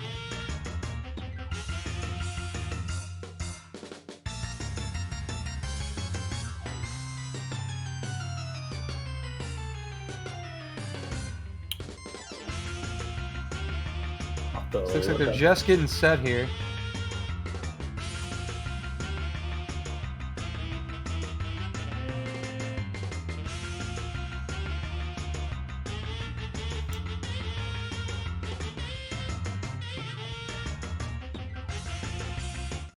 And here we go. The start command is in. And wow. Oh, we're seeing a lot of hiddens. Mexico is going all hidden Hard Rock. The only player without hidden is Salka. Definitely an interesting pick on Hard Rock, although we have seen it work out quite a bit with this map. Picking hidden with Hard Rock can always be interesting, just the way those notes can get moved around. And as is with Hard Rock, you don't have a ton of time to see where that quick snap is going to be, but this is really interesting because just of how high the fail potential is on this map, that 5 out of 6 players have picked hidden. Yeah, that's the other thing. When you're playing hidden, the worst thing you can run into is missing a note and losing track of where you are in the flow. It can sometimes take you another note or two to get back into it. And with a map like this where it's HP 10, that can be deadly.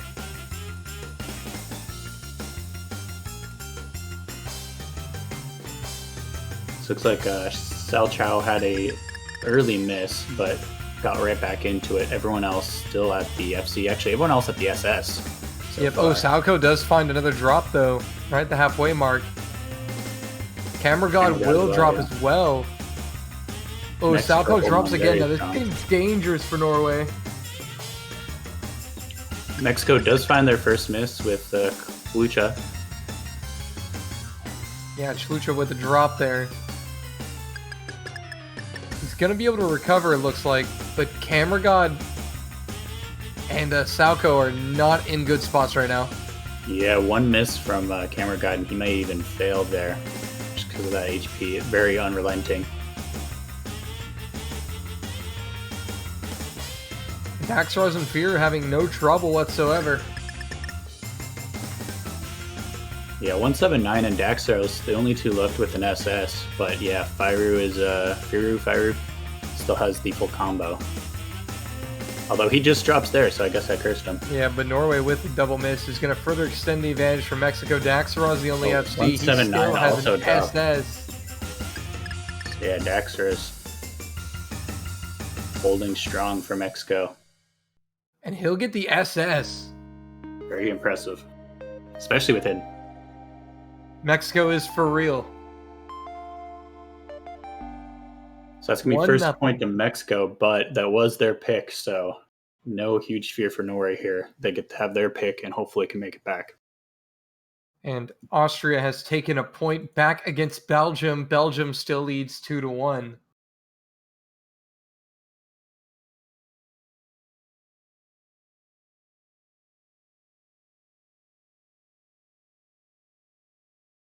Now Norway with a pick.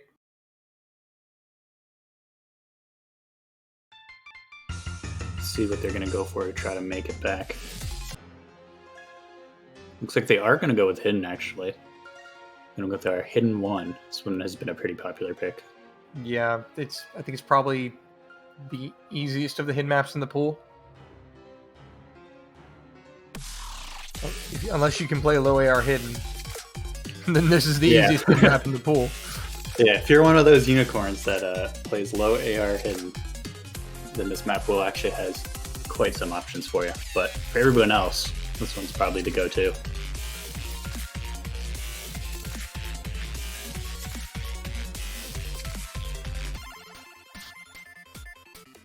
Mexico's going to leave their same roster in.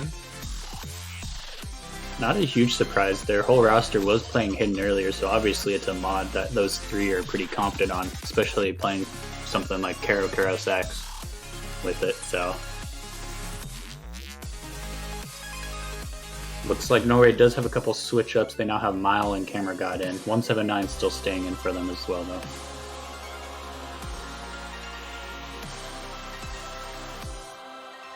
And it looks as if this is going to be the setup.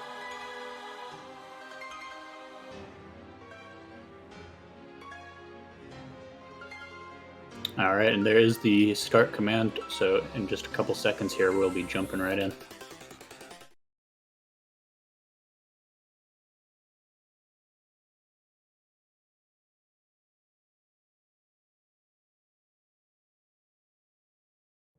Round number 2. Chlucha, the little head start. Too Just a excited. bit. Jumped the gun. All right, and we are off.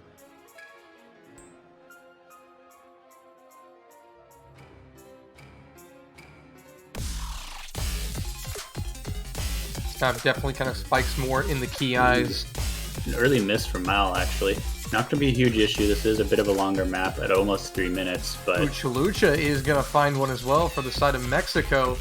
So Mile Norway actually going to returns. Yeah, Mile will trade it back. So Mexico with a slight advantage here.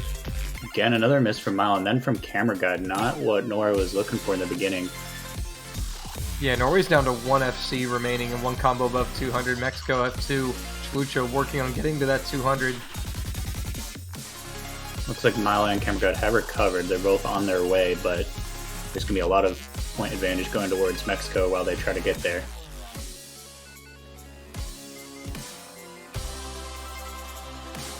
Here and Daxaraz. Ooh, Camera God missing right at the 200 combo. That is really not where you want to be missing. Yeah, because had he not missed, all combos would have been above 200. Now Mexico just pulling even more advantage. Yeah, when everybody's at 200, there is no more score increase other than from the spinner. The scores will go up, but at a static rate, so the lead won't continue. But with that miss, now Mexico can continue to make even more of a lead while Camera God tries to fight his way back to 200 combo.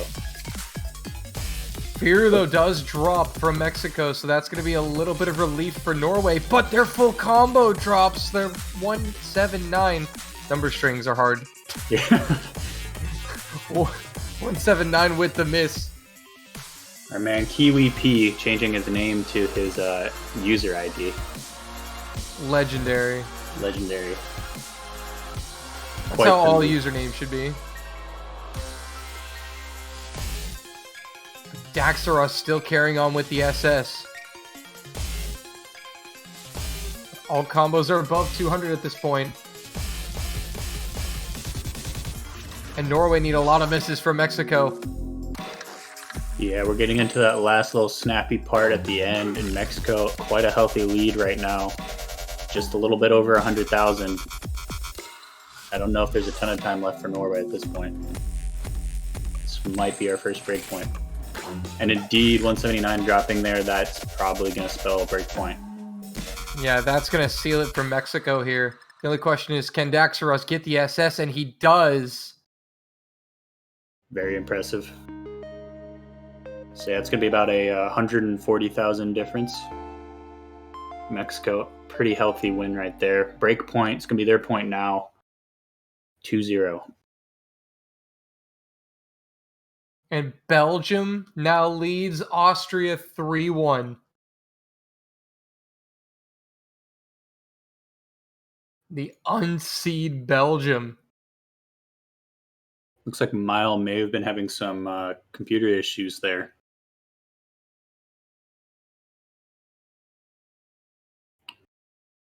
Very unfortunate for him. Looks like he's hopping out of the lobby for now where he tries to restart his game. Not sure if he's going to be coming back in or if they're going to have Salchow stepping in for now.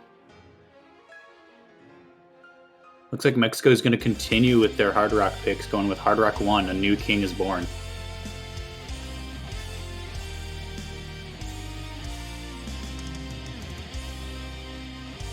Something about Mexico, they're very good at hidden and hard rock. Quite a deadly combo, lets them cover a wide area of the board.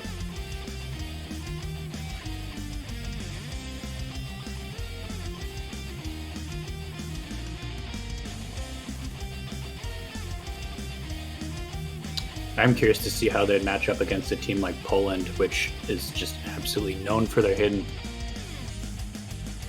Because there's teams that are just like super specialized in hidden, and then there's teams like Mexico where they're good at hidden, they're good at hard rock. They're just kind of like a mix between the two. Yeah, Poland are kind of one of those teams as well. And also another high-seeded team. Mm-hmm. Yeah, I caught a bit of Poland earlier today, and they were playing very strong.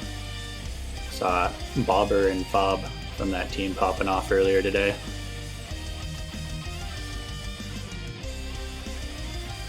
Yeah, they're definitely a dark horse team for sure.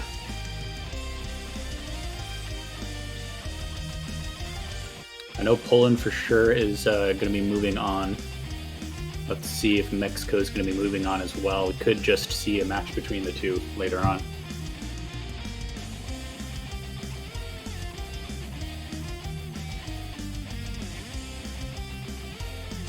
Mexico still have to play Sweden, which they're going to play them immediately after they play Norway.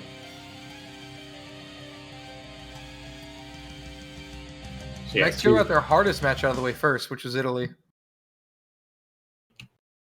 Yeah, that is a bit of a relief there, especially since they have to play 2 matches in a row. Also good to note that this is Norway's second match, so they are also playing 2 matches in a row here. Could either mean they're very warmed up or that they're facing a bit of fatigue from having gone for almost an hour earlier.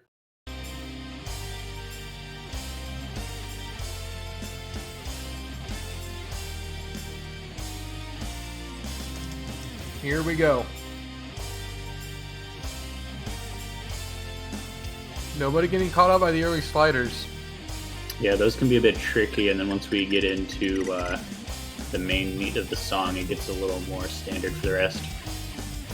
Definitely a ton of tricky jumps still, though, so they're not out of the woods yet, but they are into more consistent now. Double miss from both Norwegian players with hidden. Camera got a 179. Mexico looking very strong. 3 double S's so far. Oop. Bit of a lag there, possibly. Technical difficulties.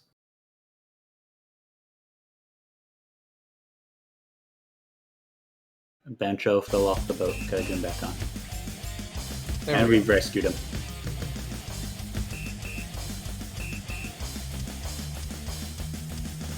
Continuing our match here, Camera Guide, another miss there. Salchow still holding the SS, and 179 getting back up to that 200 combo. They are going to need Camera Guide to get to 200 as well, unless Mexico makes a miss if they want to stop the bleeding. Yeah, Mexico sprinting out with the lead now. Of course, they have not made a single mistake. Triple SS. Very calm and calculated for Mexico so far. Camera Guide is making his way up to that 200, so it will stop their lead making. Although he drops right before the 200. That is going to cripple Norway's chances here. Salchow, what a beautiful performance from him. Definitely showing up so far. We're about 2/3 of the way through the map. Still holding an SS. And 179 is recovering quite well. Yeah, he's only about 100 combo behind Salchow, so he had a little bit of trouble in the beginning, but he's actually been doing very strong since then. And where he just needs Camera Guide to pick up some of that slack a little bit there. Oh, but Salchow at 179 to drop. That is devastating. They're and now Camera Guide. Mexico now making very large strides ahead. Still have 3 SS's, and the point difference is just going to start getting massive. Only about a quarter of the map left. This one looking very strong in Mexico's favor. Yeah, this one is over at this point. That is an insane amount of score to make up in that amount of time.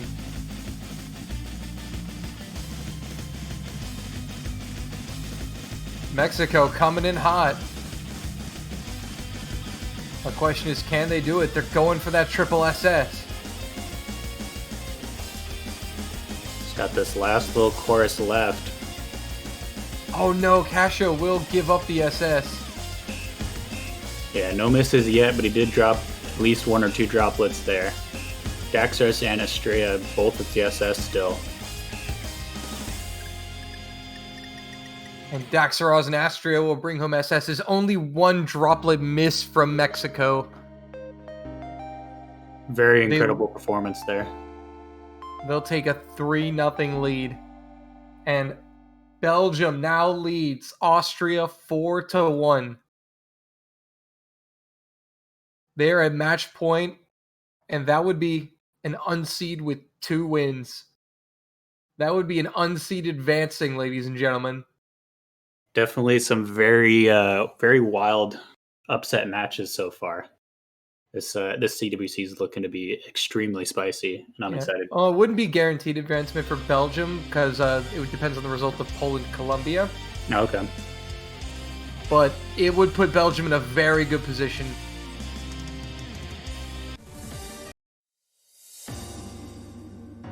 So Norway going with a hidden pick. Looking to go. Yeah, they got to make this one count because if they lose this, they might not get another pick.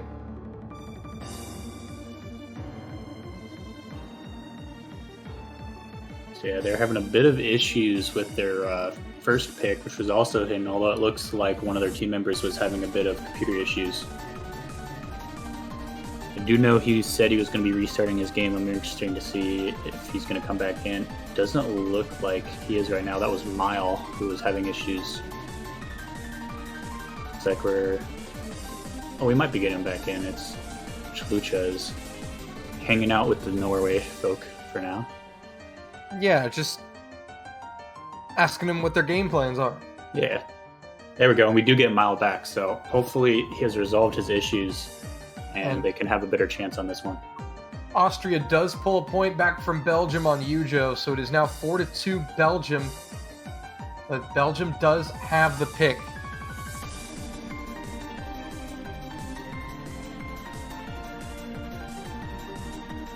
All right, and we are going to start with the lineup we're seeing on the screen right now. So hopefully with Mile back and one can hope the issue's resolved, we will see Norway potentially take a point here. It's definitely what they need, because if they don't take a point here, then Mexico gets their last pick and possibly the last pick of the match. So if they win that one, that would be a clean 5-0 sweep. Yeah, a very important point here for Norway. Let's see how they handle it.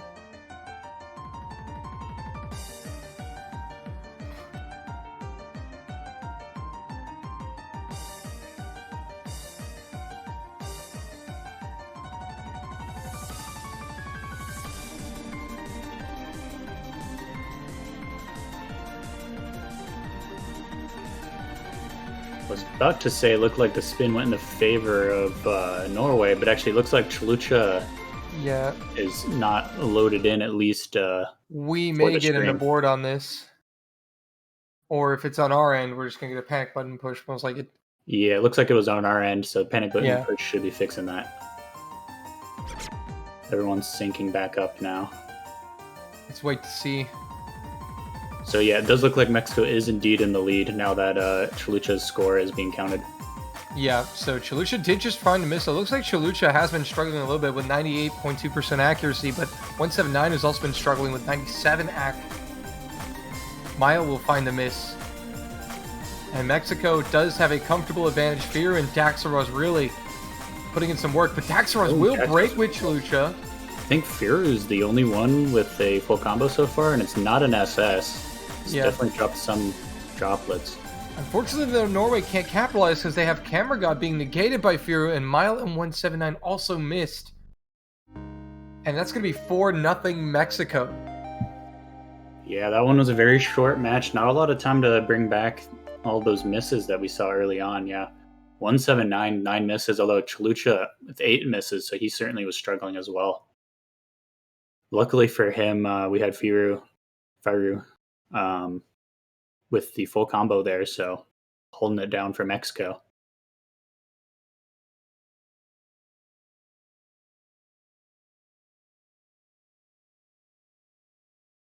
Definitely a not great spot for Norway to be in right now. Mexico going to be making another pick for them, possibly the last pick of the match if they win.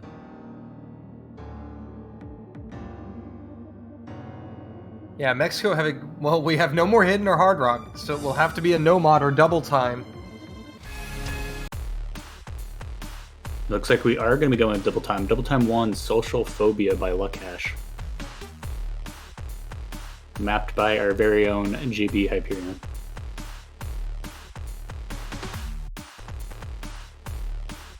Yeah, this map has been picked a decent amount, but it's also been banned a couple times as well. Yeah, this one is coming in at just under 4 minutes before double time is applied. I believe it is the longest of the double time maps, so if you're having issues with consistency in holding your combo over a longer song, this is definitely not something you want picked against you. I think we've seen it used in that way a couple times so far. And Mexico here going for this pick, primarily because it's double time, not no mod, so it's going to be a little harder for Norway, but also it's the longest. So Mexico are just going to try to use their DT skill here to close this match out. Yeah, with some of these longer maps, it's as much of just hold on and let the other team make a mistake because there's plenty of time for it to happen, rather than having to truly like just outperform in terms of raw skill.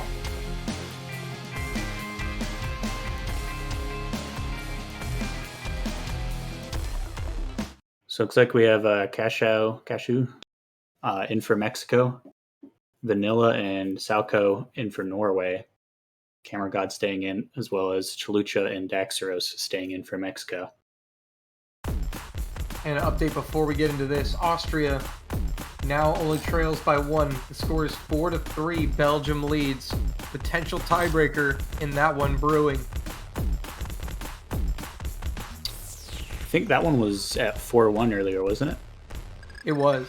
So yeah, that would be another Mexico-style reverse sweep if we do. Not quite the reverse sweep because they already had one, but still a great comeback. Yeah. Mexico setting the standard for exciting matches. Yeah, Mexico though right now with triple SS, not joking around. Salco with another miss. Camera God did have an early miss. Only Vanilla holding that SS right now for Norway.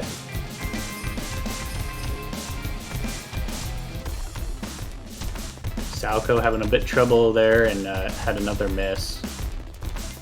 Though it didn't throw him off too much, he is back into it.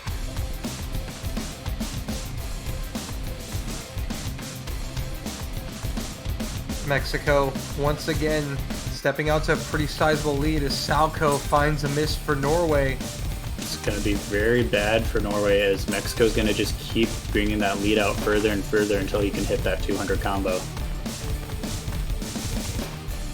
Vanilla and Camera God doing what they can to keep their combo, but until Salco can hit that 200 as well or Mexico makes a miss, it's not going to mean much. Camera God and Salco missing there. Double miss from Norway. Mexico still triple SSing. Chalucha though will give up a droplet and Casha will find a miss. Daxeros still holding on.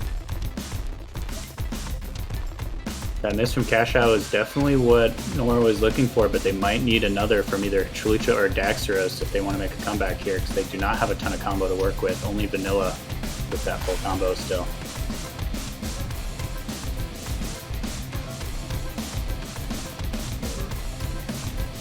Yeah, Mexico though has built up so much advantage that the one miss from Casho is not going to change things here. It's going to take much more. Only about 15% of the map left. Mexico's still heavy advantage. This looks like it may be a clean 5-0 sweep.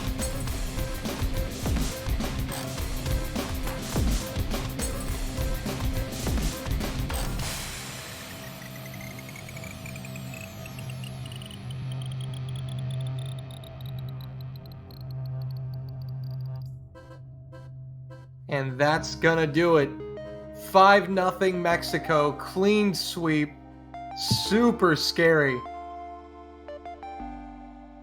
Yeah, Mexico definitely showing up today. I expect to see them go very far in Catch World Cup this year. Yeah, on the back of a great performance last year, they're starting strong. That's now 2 wins in the group stage. They have one more match coming up against Sweden, which that will be starting soon. But Belgium has defeated Austria 5-3, just as this one ends. So does that one. Belgium now hoping for Poland to beat Colombia. Because if Poland beat Colombia, unseeded Belgium moves on.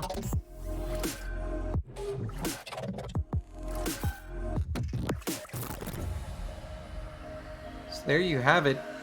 So coming up next, we have Mexico, Sweden, Chile, Saudi Arabia, and the US and France.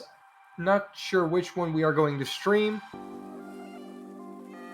but that's what's coming up. Yeah, I believe there is no matches going on right now that haven't ended, seeing as Austria and Belgium just ended at the same time pretty much. So I believe we'll be taking another short break, about a 15-minute break, before those next matches start. Yep. Well, we'll be back and we'll be here to get you through the next match. And then afterwards, it'll be our final match of the group stage. Brazil will square off against Saudi Arabia.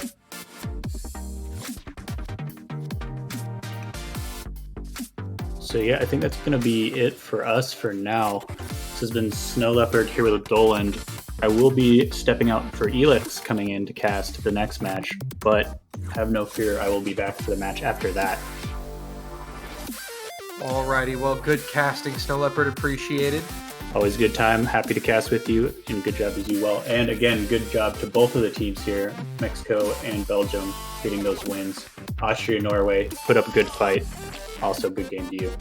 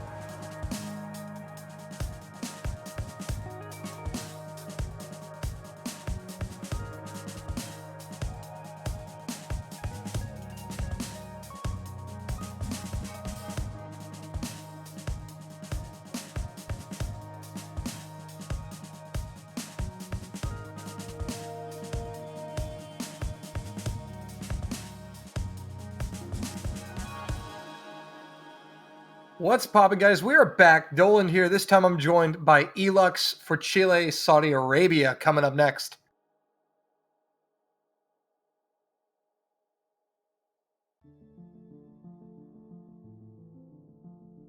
You there, Jay? Indeed I am. I just had to replug in my mic for a second. I was like, Yeah, my dog unplugged my mic really quick. But, Saudi Arabia versus Chile. What do you think we're going to see here, Dolan?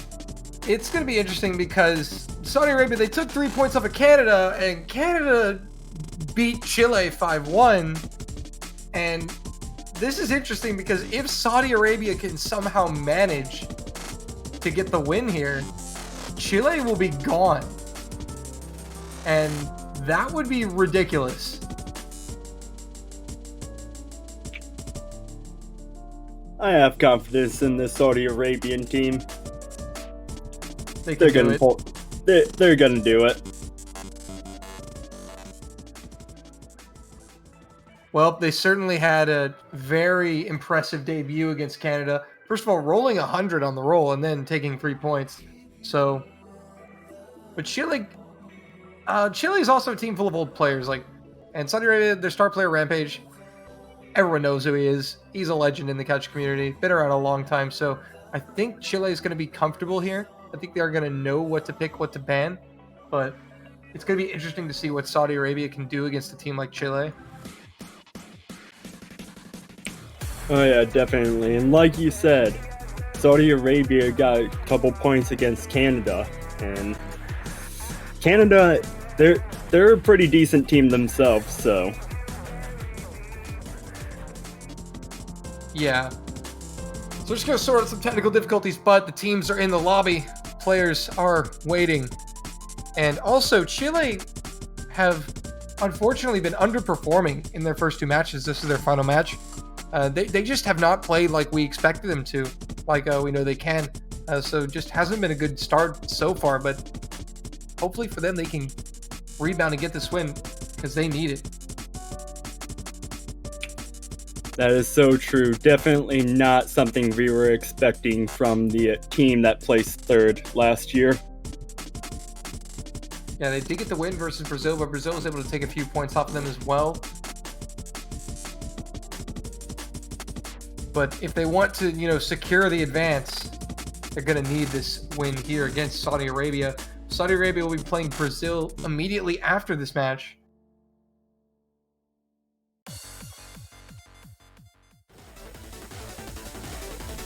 And these are some wiggles.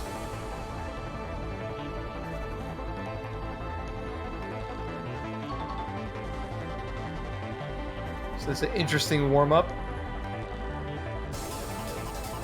We see mods aplenty.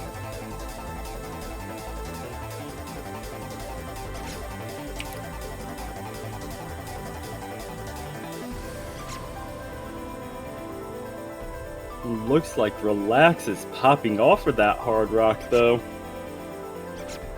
Yeah, Saudi not looking too shabby here in this warm-up. I mean, Chile looking pretty good as well. But Saudi definitely trying to showcase that they can play. They are a very good team. It's probably as good of a 3-man squad as you can get.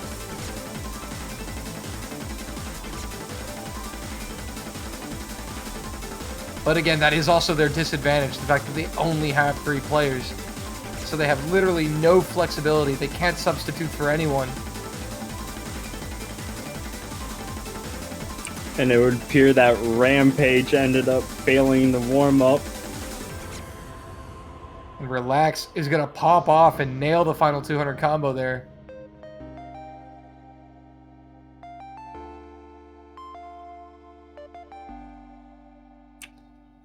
Jeez, Relax.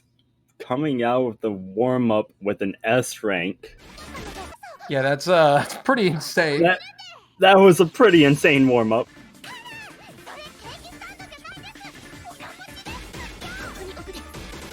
And here comes Chile's warm-up. Ah, yes. The meme potential. Oh, Nico Doja. This sounds like a banger. I know exactly what this is, and it's awesome. Sounds promising.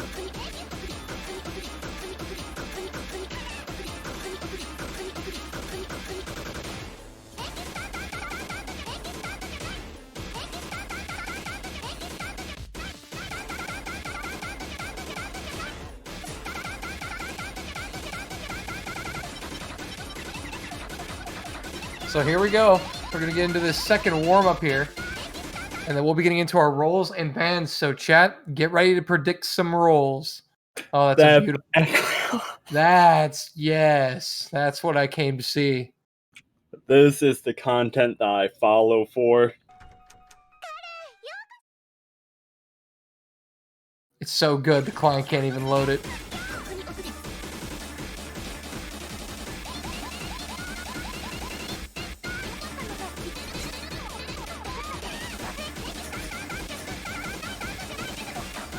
Those are some patterns.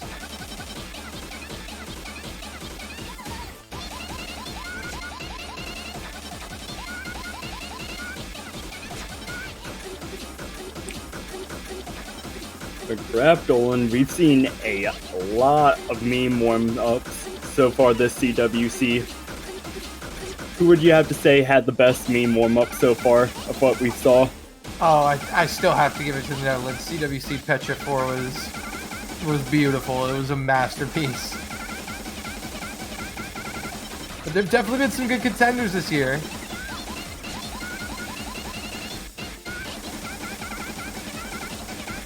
I believe Bubbleman was quite impressed with how many meme warm-ups he saw.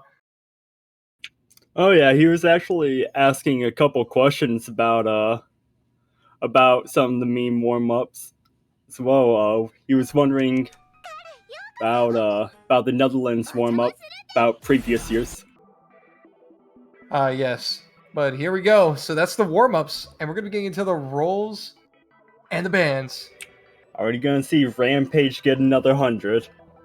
Yeah, so far Saudi Arabia have a perfect roll record. Rampage with the 100 in their match against Canada.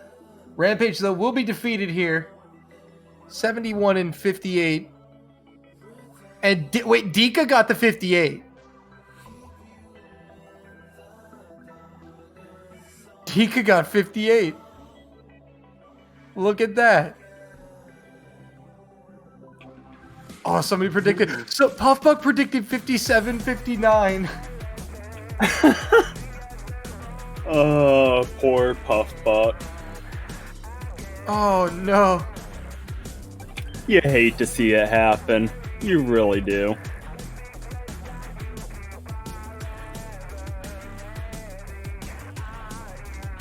Dika PogChamp, man.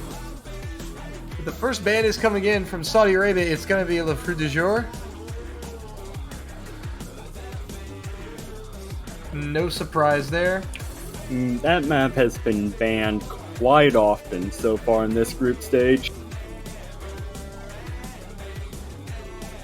Yeah, popular ban. We'll see where Chile decide to go.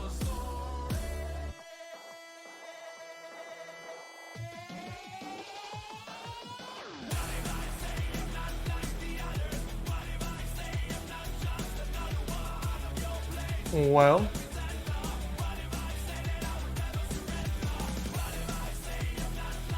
apparently Chile still thinking about their ban.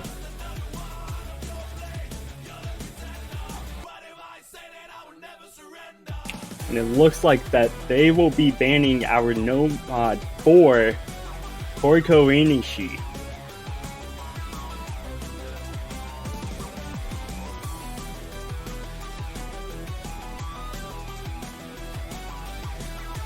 Or maybe there was some confusion?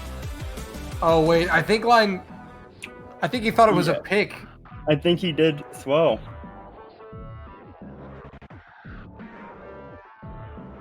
Oh, they meant to ban Nomad 6. Ah, that would make a little bit more sense. Nice job there, Line.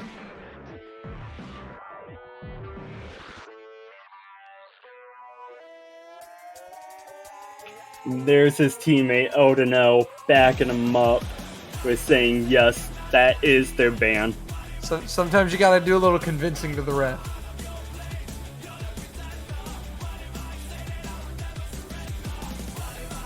Our referee Dave showing some mercy. He is a benevolent and merciful referee. He's a benevolent god. Just like Penn. Now Chile thinking about the pick. Of course, our banger of a tiebreaker playing in the background right now. We've gotten to see it a few times this weekend. Such a good map for a tiebreaker.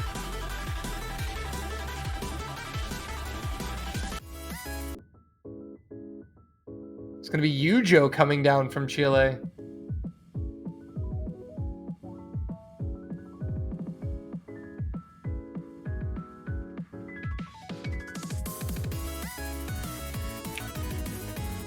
So Dolan, what do you think the score is going to be in this match?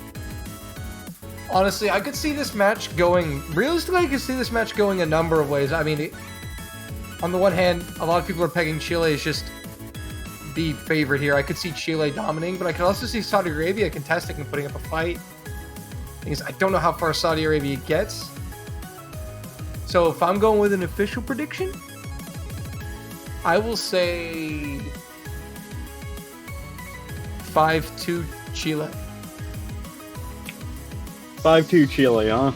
I'm giving Saudi some credit, though. I think they do get points on the board here, definitely.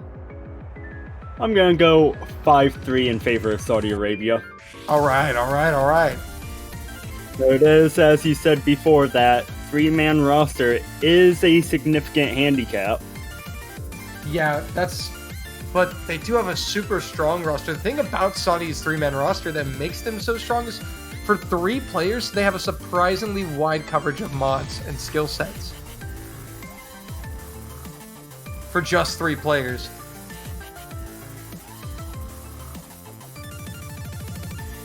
But Chile, to Saudi's credit though, Chile have actually been underperforming so far this World Cup. So if Chile are still struggling and Saudi bring their A game, Saudi definitely has potential. Is that a little upset hype you're hinting at? Maybe. It's not impossible. We've seen several upsets, but here we go. On to Yujo.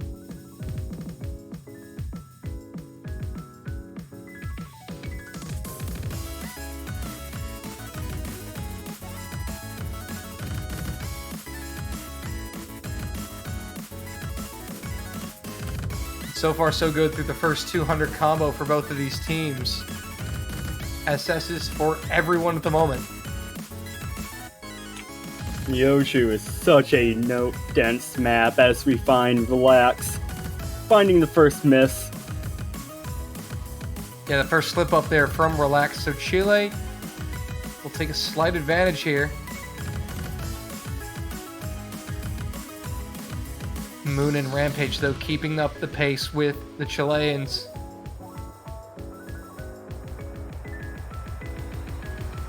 And Relax does get that recovery to 200 combo. Low over halfway through with the map, and so far Chile holding on to a 3-way double S. Yeah, very strong performance from them so far.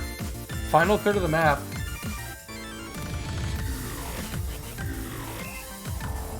And 2SS is still...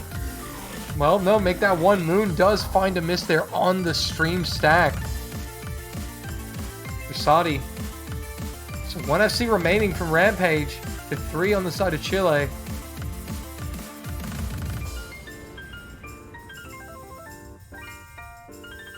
Nacho will be the first slip up for Chile, though he does give up the SS. But still keeps the combo intact. And that's going to be 1-0 Chile.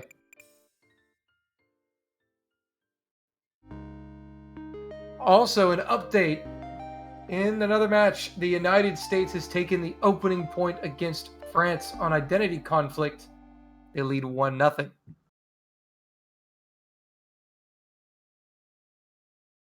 But Chile, a strong start for them.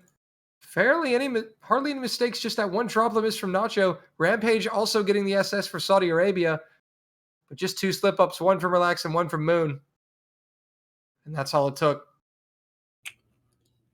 And Saudi Arabia is going to answer back with Kuro Sax, our HR3 pick. The Saudi Arabia not wasting any time. They're going to dive right into Kuro Sax. And we got an update on Mexico versus Sweden. Mexico winning their double time pick, Psychogram. They are up 1-0 right now. And Poland versus Colombia. Colombia losing their Nomad pick, Buchigiri Berserker. Poland is up 1-0 there. And so a lot of different matches going on right now. We'll keep you updated on all of them. We know particularly a lot of people had their eyes on that US-France match. That's a big one. So we're going to try to keep you updated on all these matches as the results come in. Because they do have group implications. But Kuro Sax is the pick here from Saudi Arabia. That frog hype in the chat, though. That frog pog.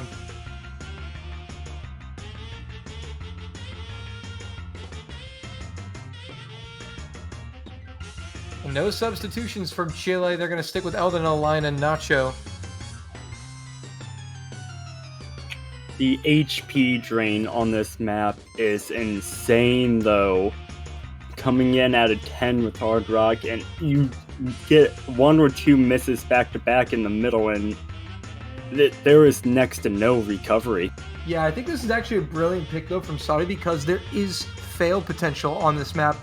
They could get lucky and catch one of the Chileans off guard with it and just get a free point because they have 3 passes and the other team has 2. That is definitely a possibility.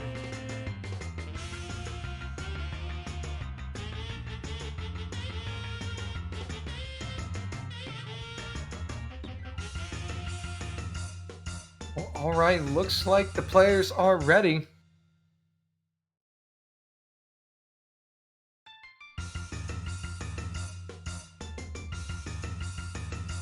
We're going to see Line QTXC dipping out with Zisk coming in as their replacement.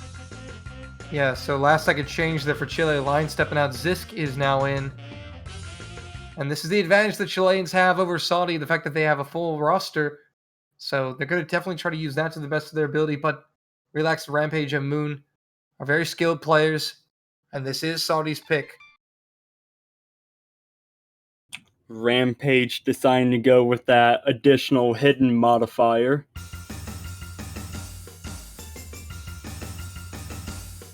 Yeah, not a huge surprise there. Rampage does love his hidden. Zisk ended up getting an early drop, though. Yeah, very early drop, though. His accuracy tanked quite a bit there, but he's going to get to recovering pretty quickly. Saudi will have the slight lead at the start.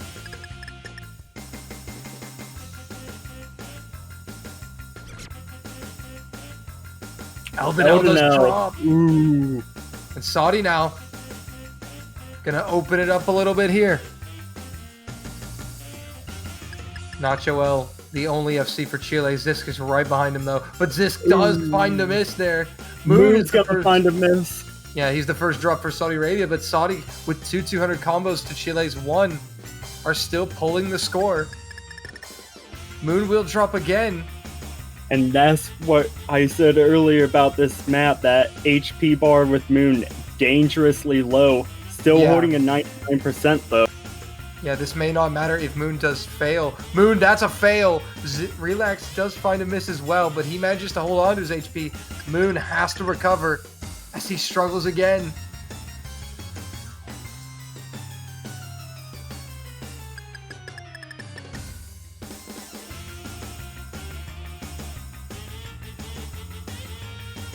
And so Moon will go to work to try to recover. But Chile have taken the lead. There is a bit of time left, though. Moon has the chance to recover.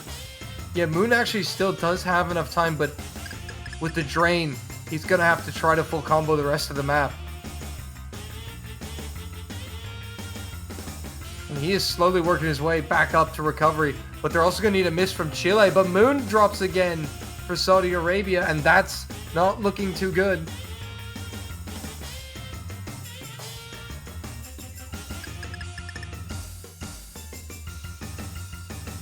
And I don't think Moon is going to be able to recover, but Chile have the higher score regardless. How about Rampage, though, coming in with that silver double S? That's silver SS. Nacho L with an SS as well. Very impressive stuff from them. Rampage does get that MVP award, but Chile get the point.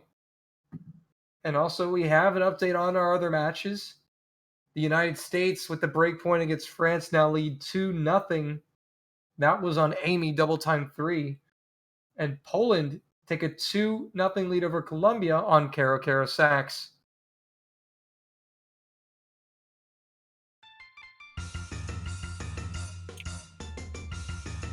And Mexico for Sweden. Sweden losing their hidden pick, E2'd OP5. Mexico is now winning that 2-0.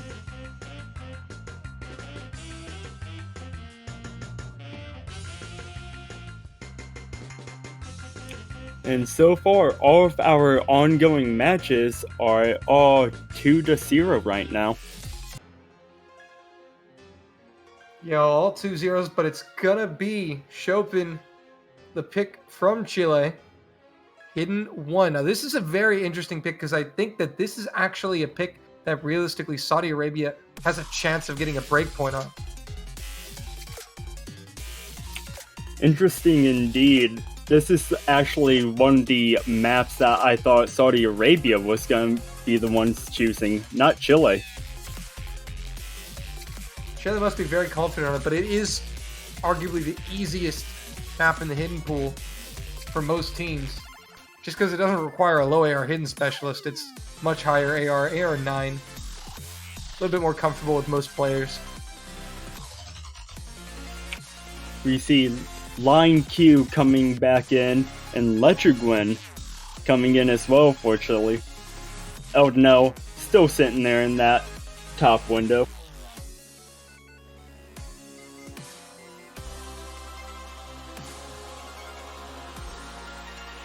And here we go. So it's going to be Eldonel, Line QTXC, and Letrigwin for Chile.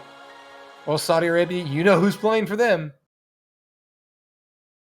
Relax, Moon, and Rampage. And I feel right now the biggest thing for Saudi Arabia is that they cannot let that breakpoint get to their heads. Yeah, they need to strike back as soon as they can. Because the longer it takes them to do so, the harder it's going to be. And Rampage will actually find an early miss.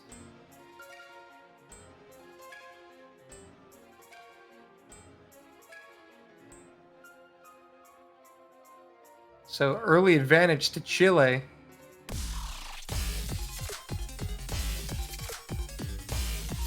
And Moon is going to find a miss as well, so that advantage for Chile is just going to keep on getting bigger. But Eldonel is going to find first one to be dropping their combo for Chile. Yeah, but Moon did find another miss, and if he's constantly struggling, that's going to make it really hard for Saudi to take this point. So a slight advantage to Chile.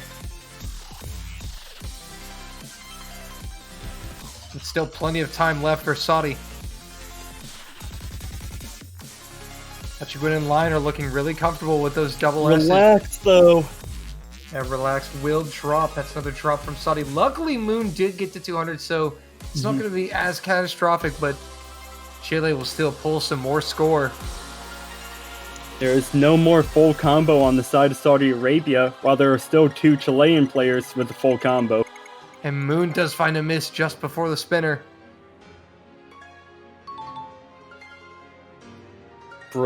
at halfway through, and Chile knowing that they're in the lead right now. Yeah, it's going to be over 100K shortly. Let you get in line, going to work.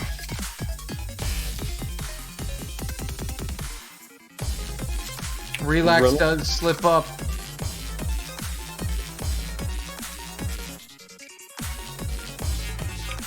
Moon getting back up to that 200 combo mark. Rampage still holding strong, barring that early miss, has not dropped since. Yeah, but unfortunately for him, his teammates have been struggling, and Chile haven't been, not really been struggling at all. Eldenel just had one miss, that's it. Chile are looking very confident as Moon finds another miss. And that score gap about to hit over 200,000. Oh, and Moon gets caught out in that awkward section. But Chile are going to come through with 2 FCs, and everyone in Chile has the same act. That'll be 3-0 Chile. And for a Chilean squad that we have seen them not performing up to expectations, are really making a statement here against Saudi Arabia. Yeah, and also we have updates on the other matches. The United States now with a 3-0 lead after winning on Chopin. Colombia actually does strike back against Poland, though, so it's 2-1 over there. Poland with the lead. That was on their no-mod pick, Koiko and Ishii. And Belgium are praying for Poland right now, because if Poland win, Belgium are also in.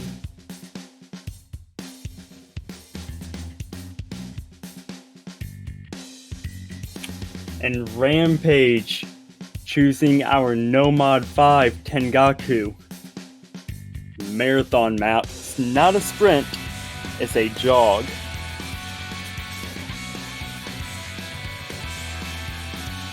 Couple misses in the beginning of the map do not mean the end of the world. One of our longer maps coming in at a little over 4 minutes. Yeah, this might be slightly more in Saudi's ballpark than it is a convert. It's pretty lengthy. But the one thing I do worry for Saudi here is their consistency has not been super good. I mean, from Rampage, he's been pretty stellar, but Moon and Relax have been finding misses here and there, and Chile have been playing very well, so it's a slightly risky pick here. Yeah, and that lack of consistency might come back to bite them.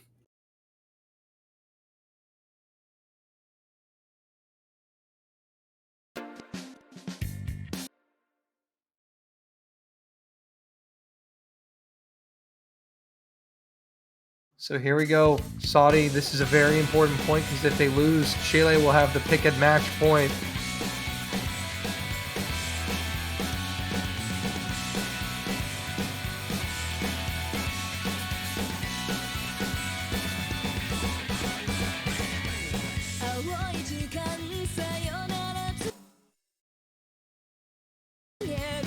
A little bit of client lag here.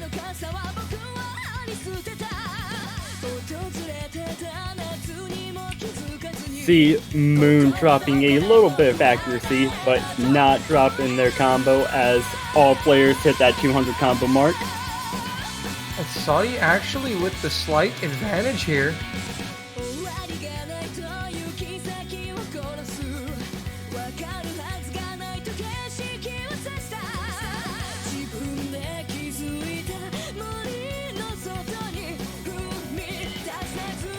So far, no misses from either side.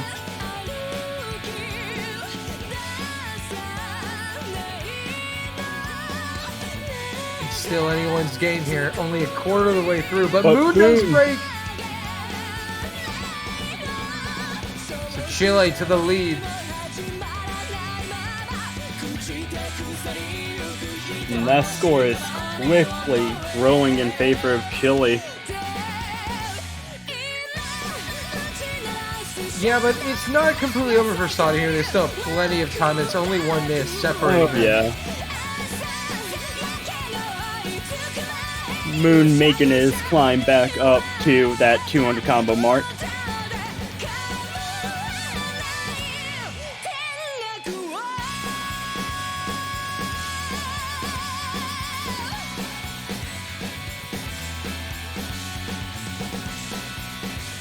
And Saudi with a nice recovery. Chile, though, showing no signs of weakness. Triple SS's. They're all playing super well. Break point at the halfway mark, and Chile, knowing that they have the lead. Yeah, but they know Saudi Arabia is right there. Can't get too comfortable now.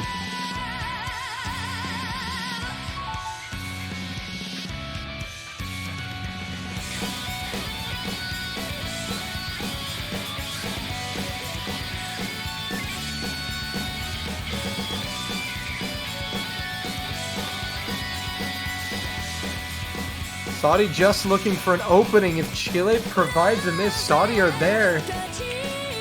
But that opportunity might not come, as there is still a two-way double S on the side of Chile, with Nacho getting one droplet miss but still holding on to that full combo, and it does not look like that full combo is going to go away anytime soon.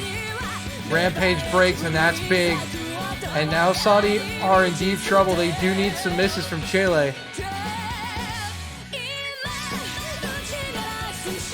Chile are just crushing this chart.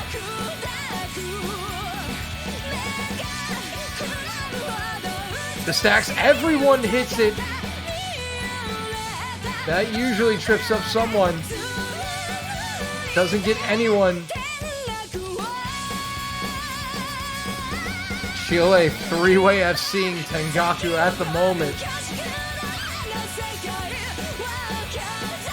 And Relax is gonna find a miss, followed by Rampage at the end. No more full combos for Saudi Arabia. Yeah, and Chile coming through with three-way FCs on Tengaku.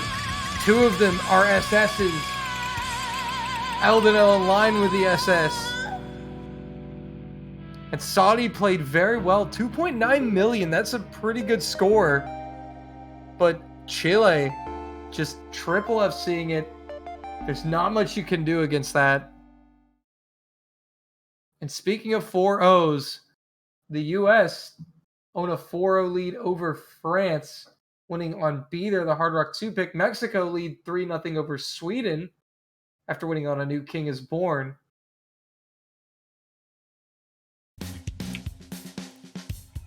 Saudi Arabia facing match point against Chile with Chile's pick. And this is not a position that Saudi Arabia wants to be in right now.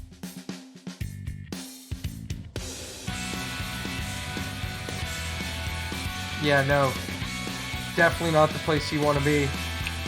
Right, Dolan, we've seen reverse sweeps happen so far. Will we see one happen here? It's now or never.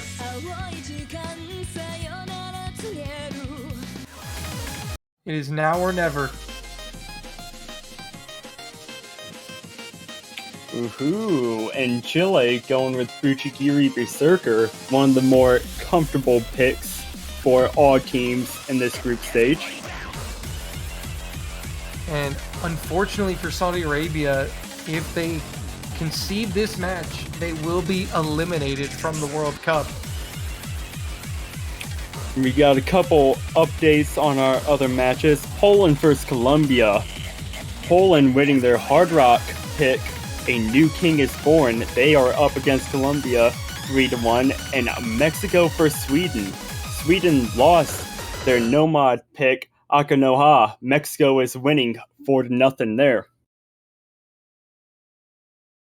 Mexico very dominant. Poland one step closer to the victory.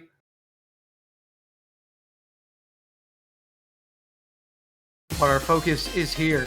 Saudi Arabia, this is it. Now or never. They got an uphill battle ahead of them. Let's see if they can clutch up.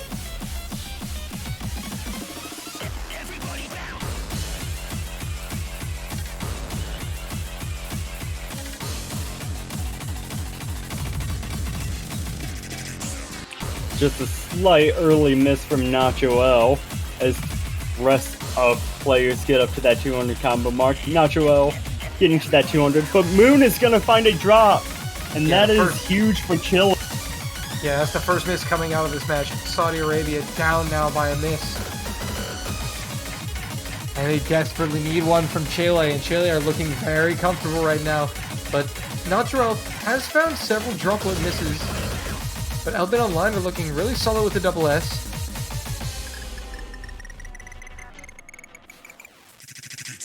Big spinner battle coming in. Rampage with the nice spinner. The Moon drop. Moon.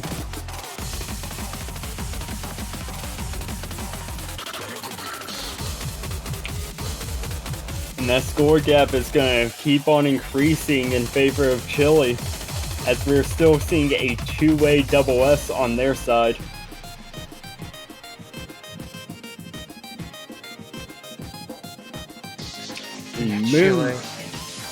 Moon seeming to have a little bit of difficulty with some of the patterns in this map.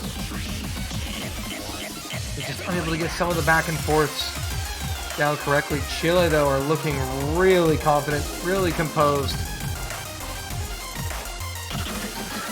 Rampage and Relax playing well also. Just Moon unfortunately struggling on this. This really puts Saudi Arabia behind the 8 ball here.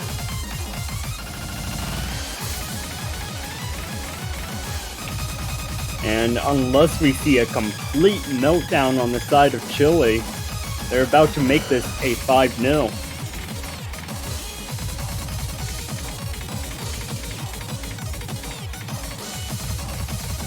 Yes, Saudi Arabia's last stand. But it's not to be for Saudi. Chile, 5-0. The sweep confirmed. Saudi Arabia has been eliminated, but they will get to play their final match against Brazil coming up next. And that will be on stream. But well played from Chile. Also, the US completes the 5-0 sweep over France. And that's very shocking. With that, I believe that the United States do not have a loss in this group stage. Am I correct? Yep, nope. They won all their matches 5-0. The US and France will advance out of that group.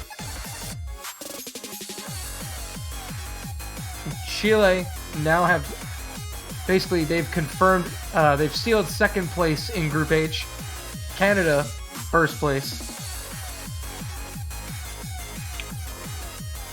Update with Poland and Colombia. Colombia lost their Nomad pick, Akinoha. Poland's up 4-1 there. Yeah, and that match is really important also for Belgium, because if Poland win, Belgium, the unseed, also advance. And what would that be? Back-to-back years with an unseeded team making it to a round of 16? Actually, I think it would, yeah.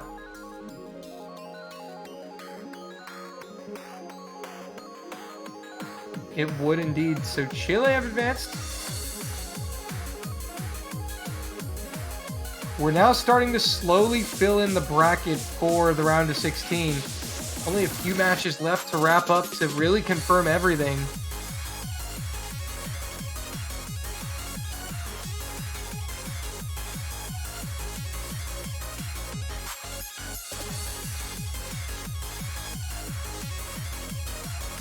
Poland, Colombia. Well, Colombia have had a pretty good World Cup as well. They're playing for their turn in life, but looks like Poland are really pouring on the pressure in Mexico with a commanding lead. And Mexico actually has just come in with the 5th and final point. So Mexico with the win. And also, unfortunately, that loss from Saudi also eliminates Brazil's chances. Both Brazil and Saudi Arabia are eliminated. But they both will still get to play for the bragging rights. And for Saudi Arabia, making their CWC appearance with only a 3-man squad actually did pretty well for themselves, I'm not gonna lie. Yeah, not too bad from Saudi Arabia. It took some points off of Canada. And that's nothing to slouch at. So they've done really well.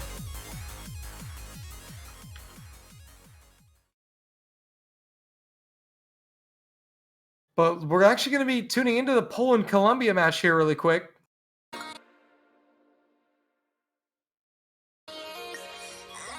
Poland, this would be a very important win for Poland. Mm-hmm. Not just important for Poland, but important for Belgium as well, as we see Dealey finding the first miss. Yeah, if Poland takes this point, they win the group and Belgium places second.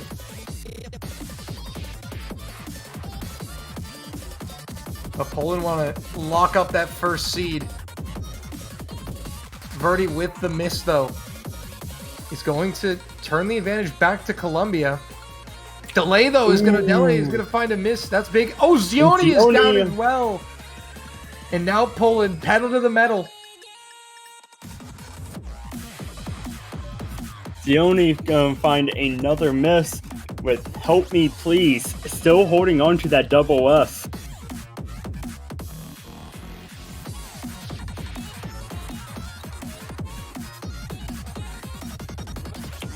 Still seeing a two-way double S on the side of Poland with Lechu and Cosmet. I'll tell you, Poland is a team to look out for this year. I think they're going to be one of the biggest dark horses moving into the bracket stage.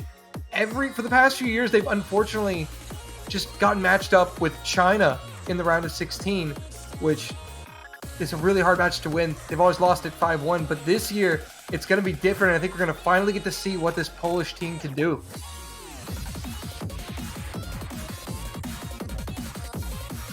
The Colombia have tried their best. Cosmet, though. Cosmet and Help Me losing their full combos with Lechu still holding on to that double S. And Delay is unable to get a combo going here at the end of the map as we see Ferdy getting another miss. But that is going to do it. Poland are through. And so are Belgium. Unfortunately, that does mean Colombia has been eliminated along with Austria. But Poland, the high seed, take the win in the group. Belgium, the unseed, takes second. A 5-1 win for Poland. Well done from them. The SS coming in from Lechu. I, for one, cannot wait to see what this Polish team can do. It is going to be a treat. I think this is definitely going to be their year, potentially. But there they are, Poland. And Lechu, Cheku, Jakubon, Cosmet, Verdi, Bomber, Darkness, and Fob. They could definitely shake things up in the bracket stage for sure moving forward. But that is going to be it for now. And folks, the last match of the group stage. Brazil versus Saudi Arabia. Both teams already eliminated, but you'll get to come and cheer them on one final time as both chase a win.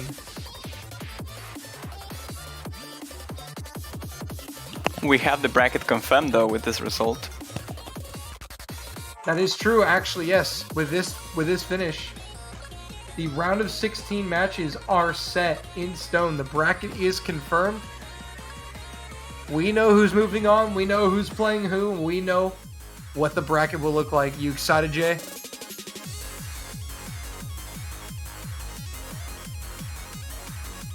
Okay. But anyway, guys, we're going to be taking a break, and we will be getting a caster swap for the final match. you'll be hearing from Snow Leopard and JB Hyperion. So, for Elux, I'm Dolan, saying goodbye for now, and thanks for watching. Stay tuned for the final match.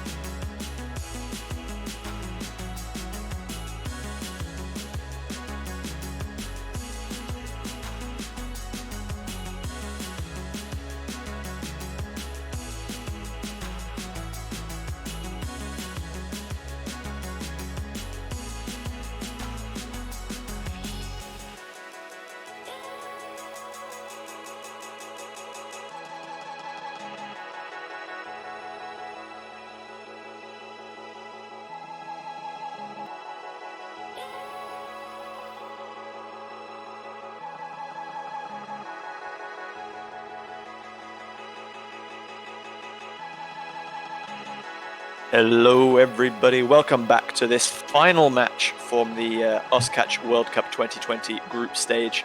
I am JB Hyperion, and I'm joined by Snow Leopard for this final encounter between Brazil and Saudi Arabia. How are you doing, Snow? I'm doing pretty good. I was just looking over this bracket that we have up on the screen now. Very interesting. We already know what our round of 16 is going to look like. A lot of some very exciting matchups going to be forming for our contestants next week. The top side of the bracket looks particularly dangerous with Korea, Chile, USA, and Philippines all going to be battling it out before even the semi-finals. Yeah, definitely going to want to catch all those matches. They're going to be rather exciting.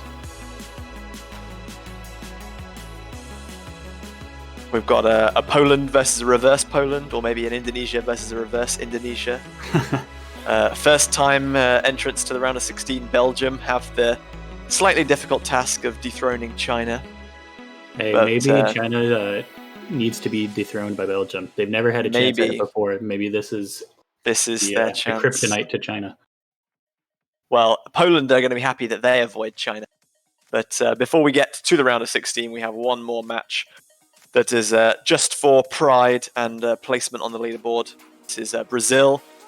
I believe this is an unseeded team in 2019 that progressed to the semi-final stage. They made it quite far in the tournament.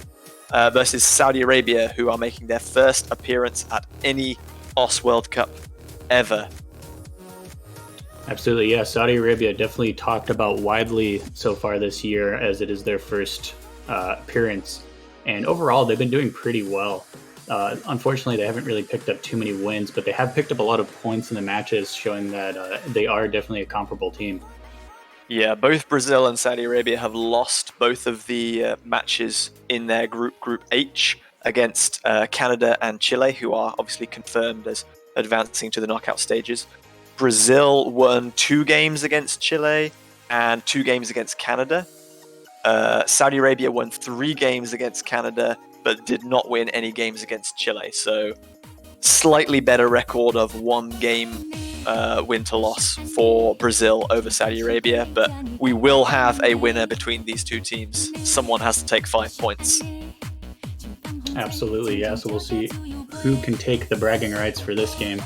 And then stay tuned after this. We'll be getting into our map pool showcase, I believe. Oh, yes. So what our teams are going to be playing next week in the round of 16. Do stay tuned after this match for that. So we're going to get started with some warm-ups, and it looks like Brazil is going to be picking Funk Triste. Yes, this is a mapped by Hammock, Brazilian player you can obviously see in the lobby right now. Looks like this 2 is minutes a in length. Naruto map. So we are led to believe. Allegedly. Love Math Boy. What if they just tie on the tiebreaker? Then I believe we just play the tiebreaker again. I don't think that would happen, but if it does, I believe we would just have to replay the map as if we tied on any other map. Yeah, I believe that would be the case.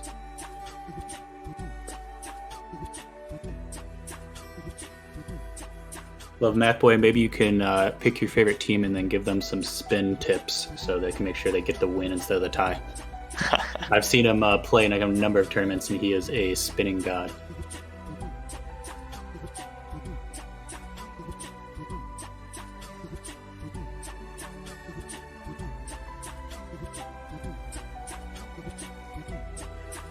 All right, and we do have that start command, so we will be jumping into this first warm-up in just a second here.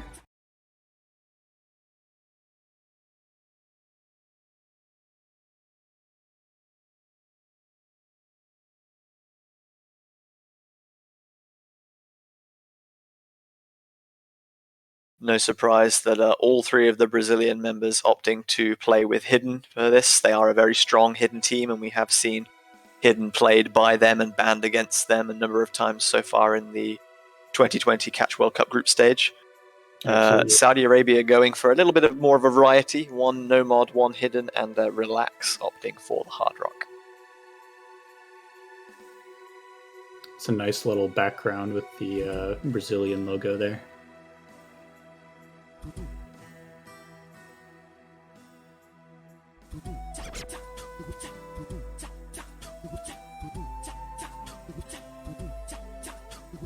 I like the hit sounding on this map.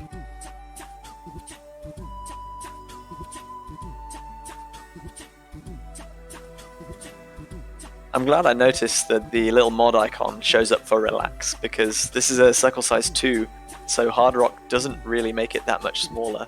It's almost Oh, yeah. unnoticeable unless you look at the slightly higher approach rate. Yeah, I wonder if he picked that looking at the stats, or if he's just trying to get warmed up for Hard Rock in general. I do know Saudi Arabia has been playing a bit of Hard Rock recently. Although Hard Rock has been pretty popular so far for this group stage. Yeah, it's pretty typical for Hard Rock, especially the convert from OS game mode difficulties to be quite popular, at least in the group stage, before they get very technical and random, like in later stages. But yeah, Karakara Sax, everyone's favorite frog map, has seen, I believe, 29 picks and 9 bans in the tournament group stage thus far. So whether we can make that up to a nice round 30, we will find out in the next hour or so. Yeah, shout out to our map pool selectors for picking the perfect song.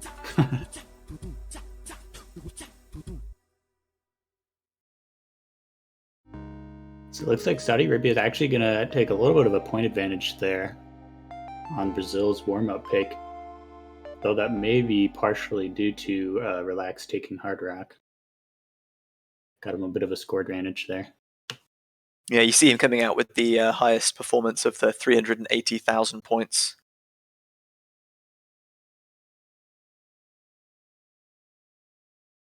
We'll find out what Saudi Arabia's warm-up will be next.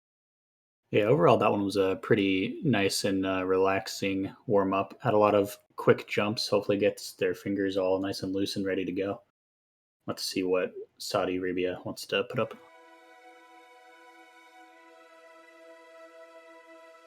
Rampage asking, can we skip our warm-up because I didn't prepare a map? Well, I mean, they did very recently play that match against Chile, so if they don't feel they need to warm up, I don't see a problem with them skipping. So we are going to go straight into rolls. Hanik rolling a 38 for Brazil, but Rampage managing to double his efforts with a 77, so Saudi Arabia will win the roll. Rampage with some very high rolls so far this tournament. He started his first match with that roll of 100. Definitely a professional captain right out of the gate. Yeah, definitely can't get any better than that one, and he's managed to stay strong throughout. So it will be Saudi Arabia winning the roll, so Hanik and Brazil will choose a map to ban first. And then Saudi Arabia will select a ban, and then they will choose their first pick.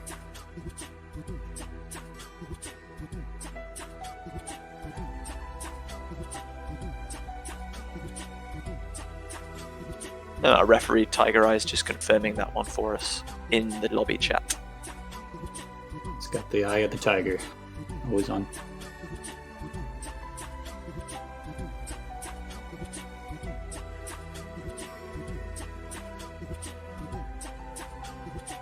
I haven't done any bad puns recently, so I had to slip that one in. You gotta sneak one in there. Yeah. Looks like Brazil gonna be banning Tengaku, no mod 5. We did see Saudi Arabia performing very well on that against Chile in the match recently, so that's a fairly sensible reactionary ban from them. And Rampage going to be banning Hidden 3, the approach rate 8 hidden map, L'Afrique des Jours, which has seen 22 previous bans, so banned in nearly half of the matches played in this group stage. Yeah, nearly as popular to be banned as Karakara Sax has been to be picked. Not a huge surprise seeing that ban come out again.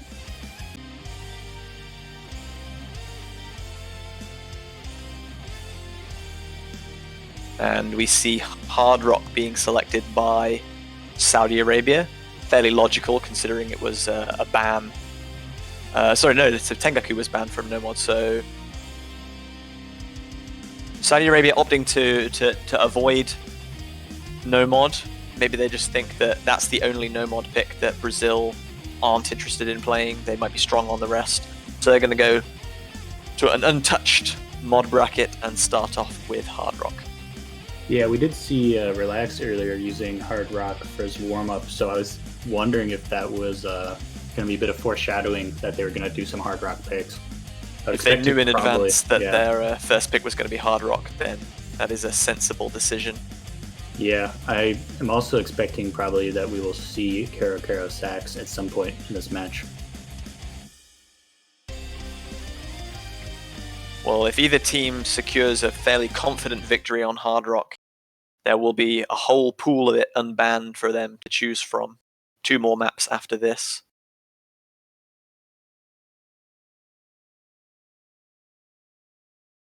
So it's like all 3 on the Brazil team going for a hidden with their Hard Rock, only Rampage on Saudi Arabia doing hidden. Yes, Brazil are a team of very experienced hidden players, so obviously they feel more comfortable adding hidden onto this one. Everyone navigating those large 1-1 timeline snaps at the beginning without too much difficulty. Not too difficult when played normally, but the high approach rate of 10 when Hard Rock is added makes it quite difficult to react to those jumps. Yeah, paradoxically, even though they look a bit easier than some of these jumps, they can really throw you off if you're not ready. But getting past that, now we're into more of what the song will look like throughout the rest, and everybody reaching that 200 combo pretty comfortably. Yeah, we see a slight accuracy drop from Overdose on the Brazilian side, which is going to give Saudi Arabia a very slender lead, but thus far, no major advantages to either Overdose, team. Actually, just now hitting a miss, and Hanek, as I'm speaking. That was traded by one from Moon as well, so 2 misses to 1. Saudi Arabia are going to take a little bit more of a lead now as the scores build back up. Yeah, Rampage and Relax, both with the SS still, only a predominator for Brazil with the SS. That was another miss for Moon and Relax as well. Yeah, Moon was caught out by the flow changing direction. He dashed to the left, and then the next note was actually all the way on the right, kind of unintuitively, and Relax just missed the very end of that slider, I believe, just dashing slightly too early. Yeah, definitely a very unfortunate but common situation that can pop up in Hard Rock where you just do not have a lot of time to know where that next note is going to be coming from. And with Hanek and Overdose both having made it back safely to 200 combo, and the misses from Moon and Relax, this is going to be a lead slowly extending for Brazil now. And during that break, the players will have seen each other's scores. Brazil will know that they've had a few nerves, but they've settled them now, and they have a fairly comfortable lead as long as they don't break. Yeah, Saudi Arabia trying to make it back to the 200 mark for Relax and Moon, while Brazil has been there ever since that spin. The lead will no longer be gaining for Brazil as everyone is now above 200, but they have made a good sizable lead for themselves. Yeah, it's about 100,000 points at this stage. Predominador still holding on to that double S.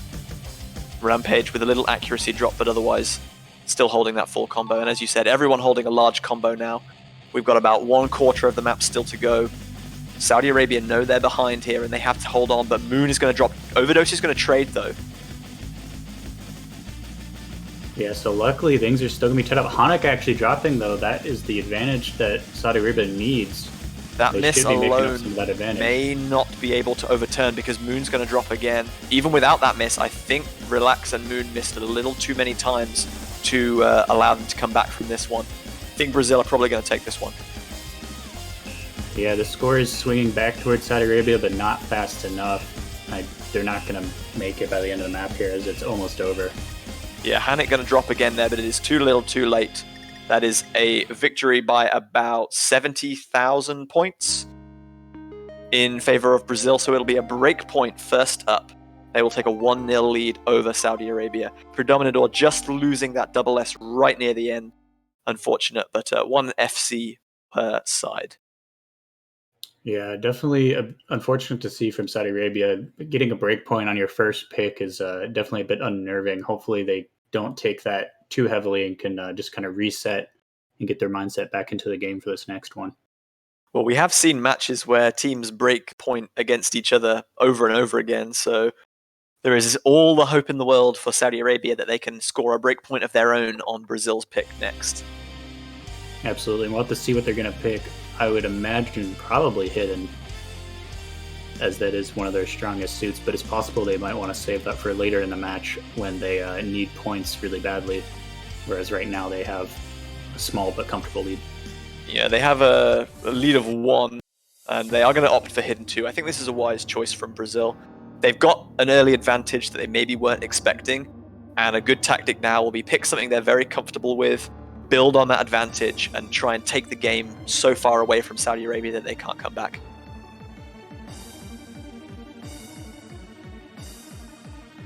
Yeah, Saudi Arabia is going to be hoping to make a couple points soon, otherwise they'll be in a Mexico-Italy situation where they got to make the incredible comeback. We have seen some incredible comebacks so far this World Cup, but we don't want to be casting doom and gloom on Saudi Arabia's chances just yet. They are only 1-0 down, and if anything, like, this is maybe the most accessible hidden map, since it is very short. Its approach rate of 8.7 is a little bit unconventional, but it's not as difficult as the approach rate 8 pick that Saudi Arabia obviously banned. Just a single miss or 1 or 2 misses anywhere in this map can seriously impact your score because the combo is so low. Yeah, 8.7, definitely nowhere near as bad as 8 for people who aren't as comfortable on Hidden. So hopefully they can get a nice win here. It's only a minute and a half, like you said, that they have to keep it together in order to score a point. Yeah, max combo is only about 470, so any misses in the kind of middle of the map, you're probably not going to get a chance to recover by the end. Whereas misses at the very beginning and the very end will be punished comparatively very little. Looks like Michael Jordan's going to be coming in for Brazil. Not a huge surprise there. He's a well-known hidden player. Yeah, Overdose is definitely more a fan of the faster picks for Hard Rock and Double Time. Michael Jordan much more preferring the lower approach rates with Hidden, so no surprise that he'll be brought in. Saudi Arabia, obviously just a team of 3, so they do not have the luxury of swapping in and out players as they choose. Yeah, unfortunately for Saudi Arabia, with those 3 players, they are forced to be the jack of all trades, all 3 of them.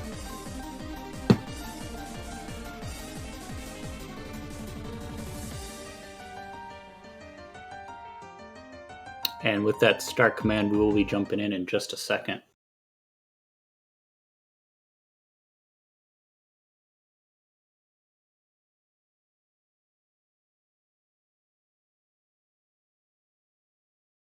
All right, and with Rampage in there, we should be syncing up.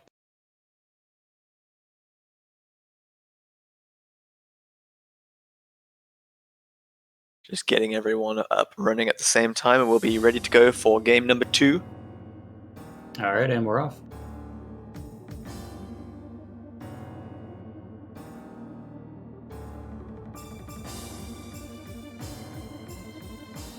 Relax with a couple wiggles down the beginning. Looks like he's hyped up and ready to go. Maybe just trying to dispel some nervous energy. Yeah.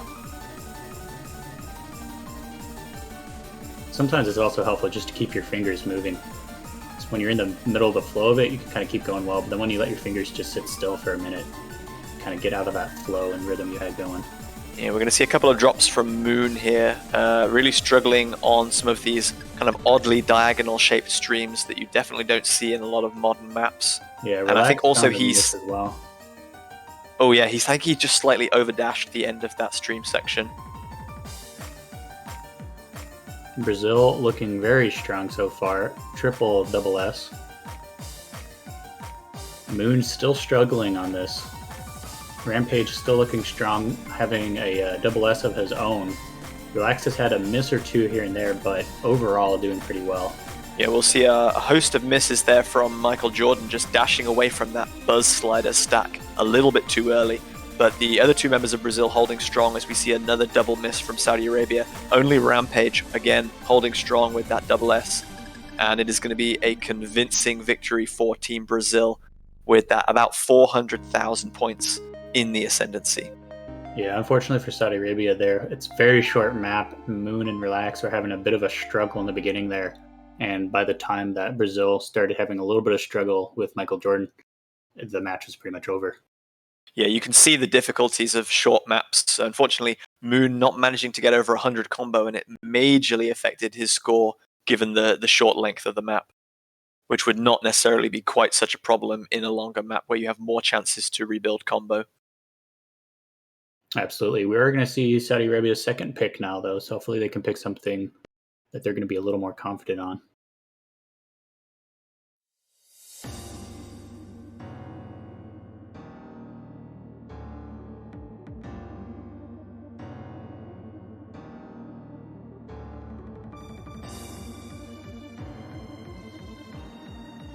If Saudi Arabia feel that either of the other two Hard Rock picks are more favorable to them, then there are both still available. There's a variety of no-mod picks still up for grabs, and of course Double Time as well. Looks like no-mod 6 is going to be their selection though. Yeah, so they might be going with the train of thought that, well, Brazil's really good with hidden, so let's pick the one pool where they're not allowed to use it.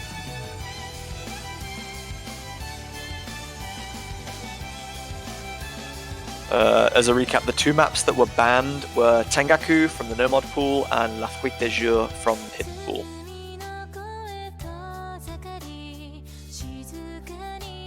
So it looks like we are going to get a roster swap for Brazil.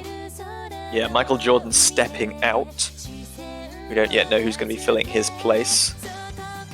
I think this is a wise pick from Brazil. It's another very short map, similar to Identic Conflict that we just saw. So if any of the Saudi Arabia players are nervous, a single can make things much harder for them to secure a point. Brazil are feeling rock solid consistent, then this is an easy way for them to get a point. You see Nando coming in for Brazil.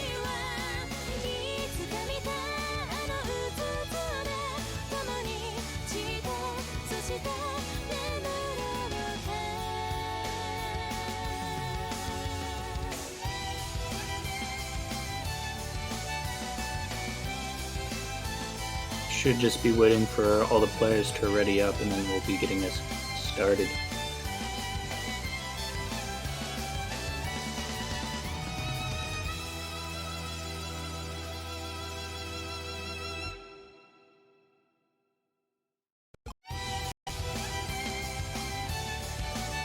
Oh, they've just reselected the map. Maybe there was some kind of issue, but they are going to get underway now. Yeah, we do see that start command coming out in chat, so we should be hopping in just a second.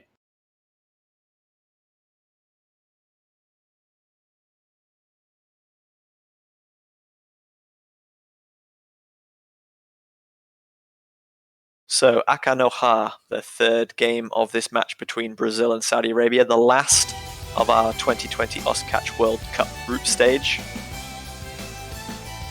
Someone coming in with air 9.1 and a star rating 5.5, although that is probably the standard rating, I would imagine. Yeah, this is about 4 stars in difficulty when converted to catch.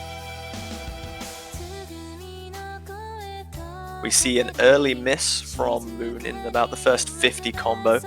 On its own, not necessarily going to be too punishing. Again, any misses anywhere near the middle are going to be vastly more problematic for the team's score than ones near the beginning and the end. Yeah, especially with this short map. If you drop right in the middle around this 200 combo, then you may not get that close to it by the end. Something in the middle, not going to be as big of an issue. Or something in the beginning or the end, I should say, not as big of an issue. Moon back up at that 200 combo now, so the score difference going to settle. However, if Brazil can keep holding a full combo here, then it won't matter how well Saudi Arabia recover.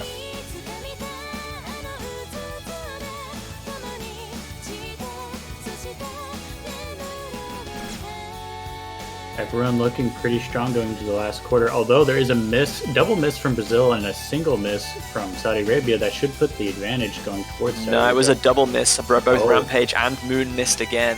So it was 2 misses from each side, so that score difference is going to stay. But Hanik misses again. I don't think there's enough time for Saudi Arabia to take this one, but it's going to be very close. We know that Saudi Arabia have some excellent spinning abilities. It's not going to quite be enough, though, at the end there. It's going to come down to about 12,000 points difference. That was a little bit closer than Brazil were maybe hoping for. That last miss from Hanek had come maybe 10 notes earlier. I think Saudi Arabia could have stolen that one. Yeah, just a slightly better spin could have done it for Saudi Arabia. I don't know if there is that much more spin available to them. The spin is not that long, and it's 12,000 points was the deficit. So I think it would have been very difficult for Saudi Arabia to overcome that with spin alone.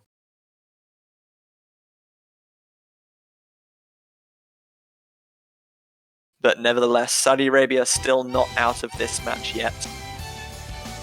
Brazil still need 2 more points. Nando with the SS, actually. Very impressive. We're seeing in the lobby chat people calling out, nice job, Nando.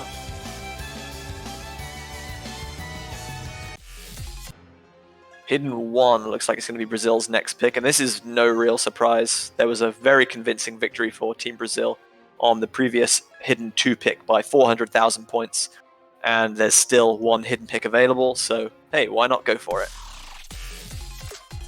Play to your strengths.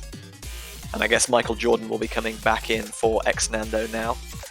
Yeah, that's what I would assume. We'll have to see. They are going to do a swap for sure. I would imagine it would be Michael Jordan, yeah.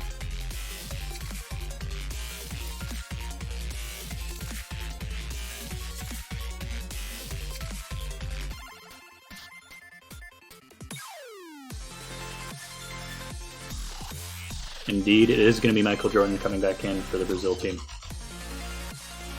So now that's confirmed. We've got just under 3 minutes of approach rate 9 hidden. It's a very comfortable approach rate that most players will be familiar with, even if they don't play a lot of hidden. But the trick with this map is that there's going to be a lot of unconventional spacing, 1/4 dashes, and some very interesting snapping, especially towards the end of the map. Oh yeah, the kind of rather drastic change towards the end of the map can throw people off. Although so far it hasn't seemed too bad for the matches I've seen it played in, but definitely can throw you off if you're not prepared. Given that this is the last match of the group stage and everyone will have played this multiple times by now, I would hope that they are familiar, but nerves can have a funny way of messing with you. Oh, yeah, Everything that seemed easy can suddenly become exceptionally difficult. Yeah, even to the best of players. Tournament nerves for granted. They are very real and can make a very huge difference in how you're playing. Hopefully Saudi Arabia is not feeling too much of the tournament nerves, as they are down by 3 points. However, as both teams are eliminated already, it's not as big of a pressure. It's not like they're losing their chance to move on if they lose this match. So hopefully they can be a bit more relaxed knowing that. Yeah, Saudi Arabia even being at the World Cup at all has been something that we've been hoping for so many years, and I'm really happy that they've finally managed to make a team together that qualifies. Even if they go out without having won a game, I think they'll have made a lot of people very happy with their performance. Oh, absolutely. I mean, like you said, showing up at all is very impressive for Saudi Arabia, and then they have scored a number of points in both of their matches so far against some pretty very difficult teams. high-profile opposition, yeah. Canada and Chile in their group. Beginning this match, we saw very early misses from Rampage and Relax, and Moon has unfortunately followed up with a couple of misses of his own, as Brazil are now all reaching 200 combos successfully. Rampage and Relax are going to be doing the same thing shortly, but it's going to be a little while before Moon catches up to them. Yeah, Moon has been struggling a bit on these hidden picks so far. Doesn't seem like hidden is his preferred mod, but he is doing pretty comparable still, almost back up to that 200 combo. Just as he's starting to build up, though, we did see a miss from Relax, so that's going to drag Saudi Arabia's score a little further behind. Brazil coming up to the first third of the map completed, 450 combo, all holding a full combo, 2 of which are double S ranks.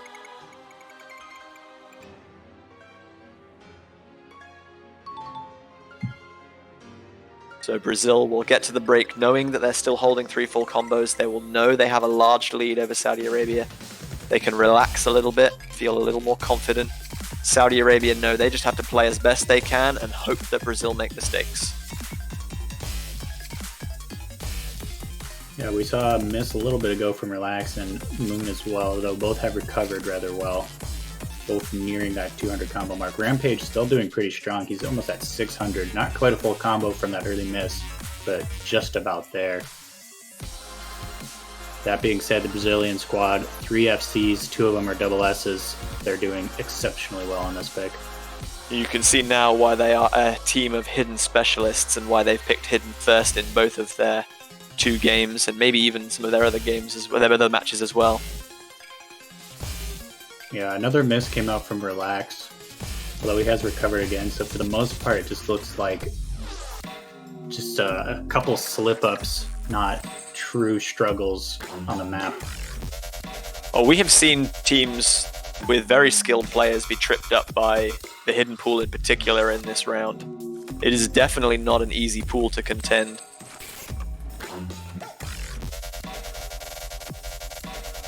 Moon might just about to be able to build up to that 200 combo by the end of the map. Not quite. That's going to be the concluding game for Brazil taking another strong victory. Not quite as large of a score margin this time, about 290,000 points.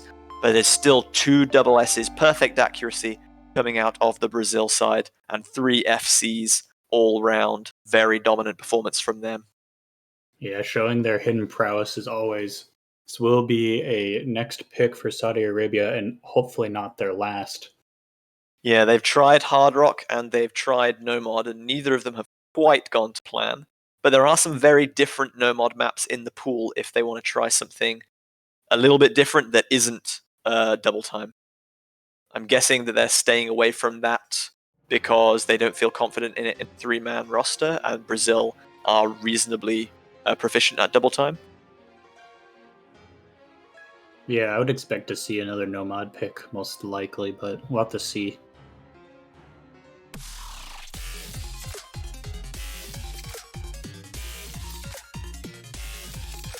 I believe Karo Sax is still open. They might go for that. I believe Saudi Arabia has picked that map a couple times.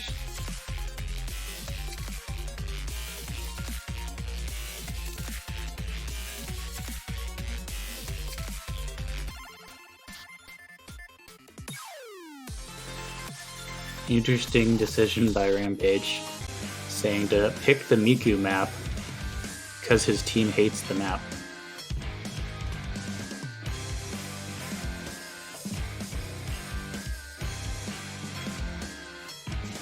Looks like Brazil also not super happy with that choice.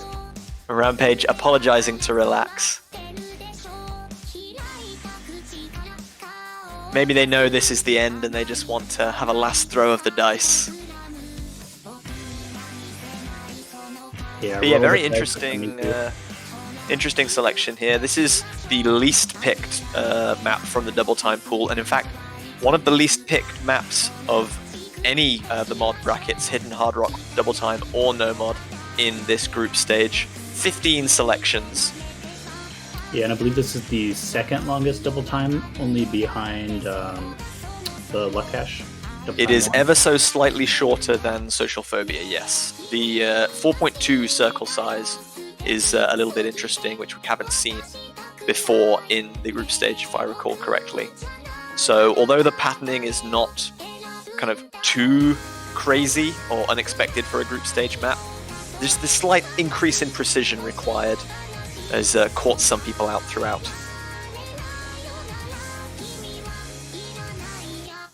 Yeah. Rampage, clearly just a Hatsune Miku fan wanting to give this one a go while he's on stream. Yeah, we can see Hanek pointing out that CS as well, saying, imagine CS 4.2 in a bladder. I mean, it's not so alien as to be ridiculous, but it's just a little bit larger than we're usually used to. Yeah, circle sizes have time with this one. Yeah, circle sizes in ranked OSCatch mapping have typically gotten slightly smaller as approach rates have gotten slightly faster over the course of the game mode being rankable. Yeah, overall, I mean, 4.2, that's pretty reasonable. I normally find like that 4 to 5 range to be very common. There we go, everyone's synced up nicely. The opening 100 combo navigated successfully. Once again, all of the Brazilian roster opting to take Hidden and and only Rampage doing the same on the side of Saudi Arabia. Sorry.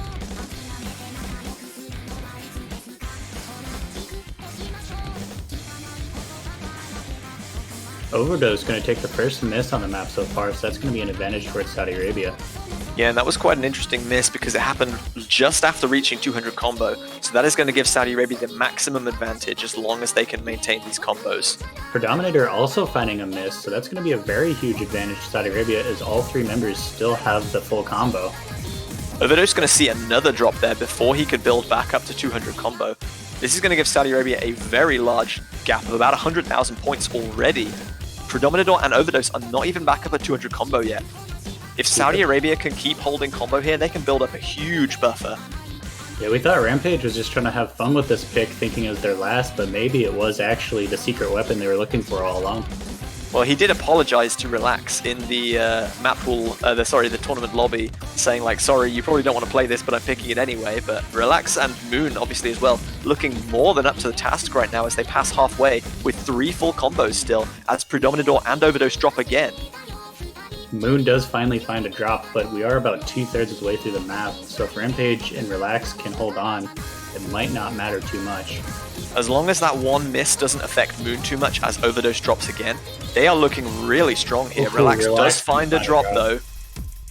That was a rather large drop there. I believe he missed a dash and dropped a couple of fruit there. The score difference is about 200,000 though. Another miss from Relax, but that might not be a problem because Hanix dropped as well. And there's not very long left in the song for Brazil to try to make a comeback. Overdose dropping again. I think that's going to be a pretty clean point for Saudi Arabia at this point. Yeah, outside of Predominator, Brazil look like they're struggling a little bit with this. Maybe Saudi Arabia should have gone for double time sooner if they knew. Moon sees a drop, but Rampage still with the double S in the final closing moments of the song. Rampage with the double S. Hidden double S nonetheless. Very impressive. We do know him as a player often at the top of leaderboards with hidden double time or hidden hard rock SSs and good spins, and this is no surprise.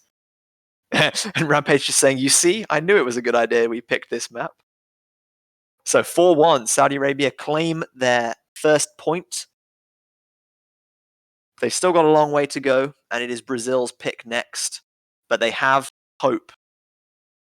Rampage calling out Miku loving him as the reason they won that match. Well, unfortunately, there aren't any other Miku maps in the pool, so even if they win this, there's no more free points on offer. Relax countering that Miku doesn't love them, though. Yeah, that's some great spirit. It's good to see. Even though these teams have been eliminated, they're still having lots of fun. Miku remaining faithful to just Rampage. Just Rampage. Do it for him.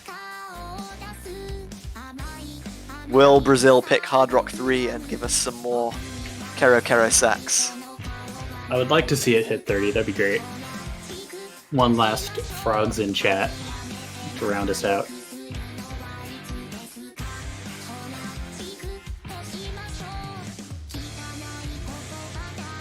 You see Puffbuck calling for the Kero Kero sacks. I agree with you, buddy. I'd like to see it. Taking a little bit of time to decide.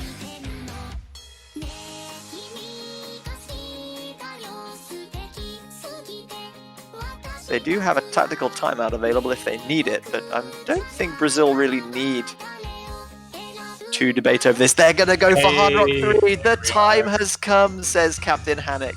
We will get one last offering of Kero Kero sacks.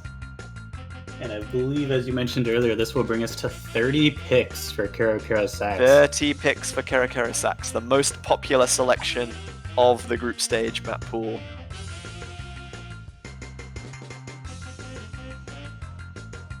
Who would have known that the most popular map in the Oscatch World Cup would be a map that was ranked before Oscatch was even a rankable game mode? Yeah, 2010 this was created. Very old school map. Fun song, as Predominator points out.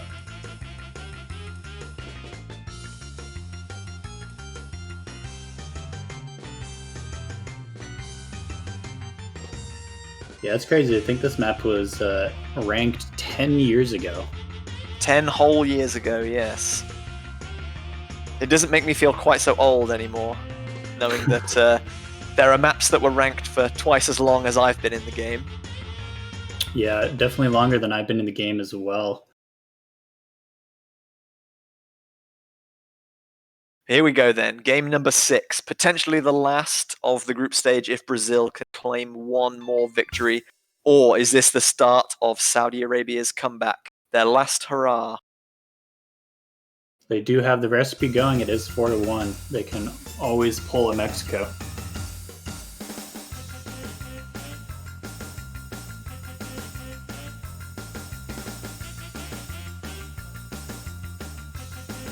Once again, Brazil opting for triple hidden and only Rampage doing the same for the side of South Korea. Everyone reaching the first spinner, 100 combo without too much difficulty. It'll be interesting to see when they get to about 170 combo for the second spinner. Does everyone remember the large spinner trap? Yeah, it looks like Saudi Arabia had a slight advantage on the spinner there. They are known for their spins, so not a huge surprise. Looks like everyone navigating that one and the next one very nicely.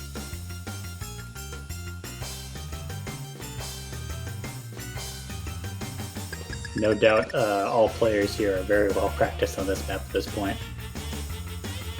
Well, it's a map that requires memorization, and Overdose slipping up just a little bit there. You can see the effect of HP Drain 10, just a single miss, halving Hanik and Overdose's HP bars there. Whereas Saudi Arabia still holding on to 3 full combos. Moon is going to be the first to drop, but he recovers really nicely. That was very good. Yeah, and we're past the halfway mark, so Saudi Arabia could still easily take this point as long as Relax and Rampage can hold on and Moon can build that combo going up. Overdose gonna find another drop. Yeah, Hanik found one not too long ago as well, so there's a huge advantage for Saudi Arabia right now. I think the key in this last remaining quarter of the map is for all 3 members of Saudi Arabia to make sure they don't miss and pass, because if anyone fails here due to the high HP drain, that will instantly swing it in the other team's favor. Overdose going to find another drop, but still managing to maintain that HP. This could be a second point for Saudi Arabia. They are not done yet. I think it's very likely going to look like a point as long as, like you said, neither of them fail. So we are almost done with the map, and there is a rather large advantage going over to Saudi Arabia right now.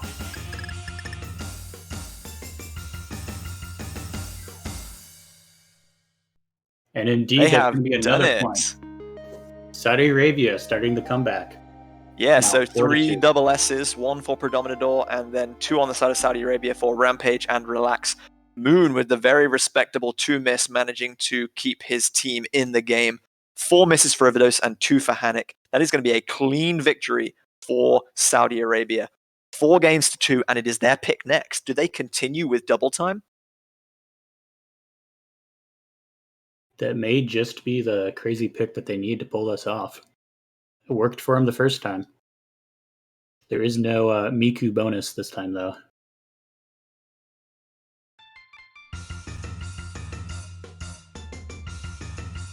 They are going to go with double time 3. Yeah, they're going to opt for the convert double time this time, Amy. With the interesting diff name of 6-mat room, Oscar Wilde and you.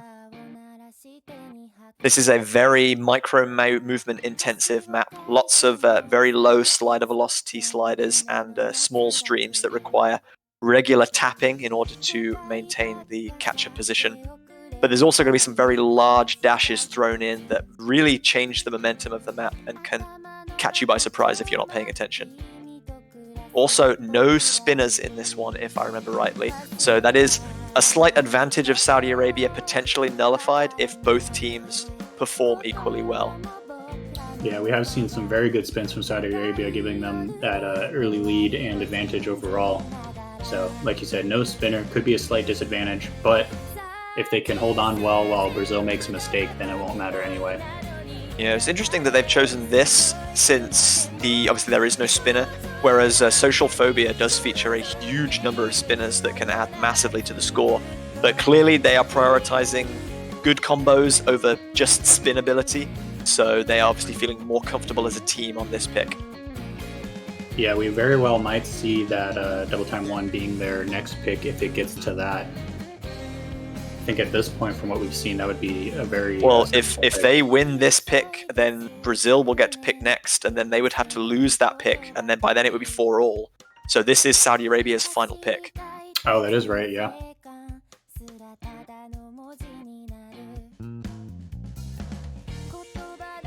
Could we see another tiebreaker yet? Now that would be hype. Last match of the bracket and or of the stage, I should say, going to the tiebreaker.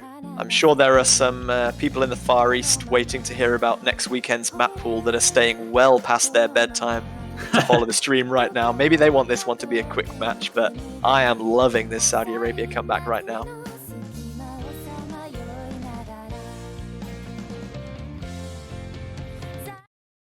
And we're going to be getting underway for game number 7. Brazil still needing one more point to claim their first victory of the group stage. Saudi Arabia got a little bit further to go to claim theirs, but they have already started strongly, and they found double time is a particular avenue they can proceed down to claim that point.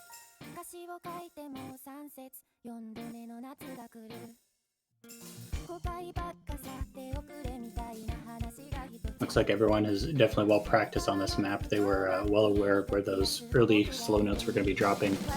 Yeah, interestingly, Brazil have brought in Nando for this one, and they are not using Hidden. So we see the Hidden monopoly from Team Brazil being broken. They're going to be taking a slight advantage early on, though, with Moon taking an early miss at about 80 combo. Yeah, Moon's just barely missing a note there. One of those little quick movements didn't quite get right, but jumped right back into it, already almost back up to the 200 combo. That is going to be a more problematic miss for Nando, though, right at the 200 combo mark. So Saudi Arabia are going to take a slight advantage here as Nando builds that combo back up. Yeah, everyone managing to catch just that little... Everyone catching that triple that sticks out just a bit further than you expect, nicely coming into another calm section. Saudi Arabia currently have a lead of about 10,000 points, but that is a very strange miss from Hanik in the slow section. Just completely mispositioning. Brazil might be getting a little bit nervous here as Saudi Arabia is making a pretty strong comeback. A lot more pressure probably on their shoulders than back when it was 4-0. It is going to take more than one miss from Saudi Arabia to give Brazil the advantage here, given that Moon's miss was very early on.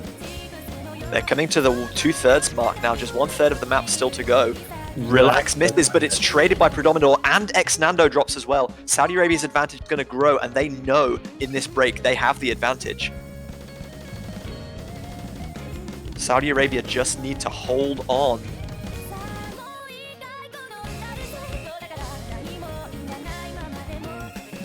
Nando going to drop again. Saudi Arabia's lead is going to continue growing.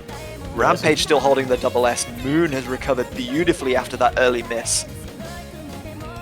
Yeah, that jump that Nando missed on was definitely a very quick and difficult jump, but it looks like Saudi Arabia had no difficulties with it. Holding on extremely strong, and the map's pretty much over. That looks like it's going to be a clean point for Saudi Arabia yet again. Yeah, Brazil coming back nicely with some combos at the end, but it is too little and too late, and that is a comfortable win. 140,000 points for Saudi Arabia. They are still in this. I can imagine there is no universe in which Brazil picks double time now, but they are running out of options. I believe they've exhausted all of the hidden picks available to them, so they're going to have to go with something else. Hard Rock 2 is an option, but it has been one victory at each for the two teams on Hard Rock. So I guess likely they're going to stick with Nomad here, but they banned Tengaku. They have two fairly comfortable picks in Yujo and Buchigire Berserker, which they know Saudi Arabia are good spinners at. And then there is Koiko Enishi, the CS5 pick with edge dashes, which again, very heavily favors technical players like Rampage and Relax. Brazil may have been backed into a corner here. Yeah, Brazil playing checkers while Saudi Arabia is playing 3D chess here. Rampage with very good picks. No surprise that Brazil is taking their time to weigh their options here, as, like you said, they really don't have any particular option that looks super favorable for them right now. The best options for them right now are risky at best. Saudi Arabia, as you said, Rampage has expertly weathered his team, through stuff that they knew they weren't going to beat Brazil at Hidden, but they didn't let that get them down. They just said, okay, they can take those points. We'll come back later, and they are coming back. Absolutely. Saudi Arabia, the team that may be down but is never out, always coming back fiercely. Moon saying his hand is warmed up, so looks like Moon is ready to go as well. Yeah, kudos being given by Captain Rampage there. That was a really nice comeback from Moon at the end. He seems very happy with that, and that might be just the confidence he needs after a difficult start. Saudi Arabia definitely fired up and ready to go. Brazil still taking their time to pick that map. They definitely seems like they aren't sure what they want to go with now. Can't say I blame them. There are no, in my opinion, good options for Brazil here. They have to think long and hard about what the least bad option is. What gives them the best chance of beating Saudi Arabia, or like the most chance of them making a mistake? Because there's nothing that they would feel super confident on relative to Saudi Arabia here.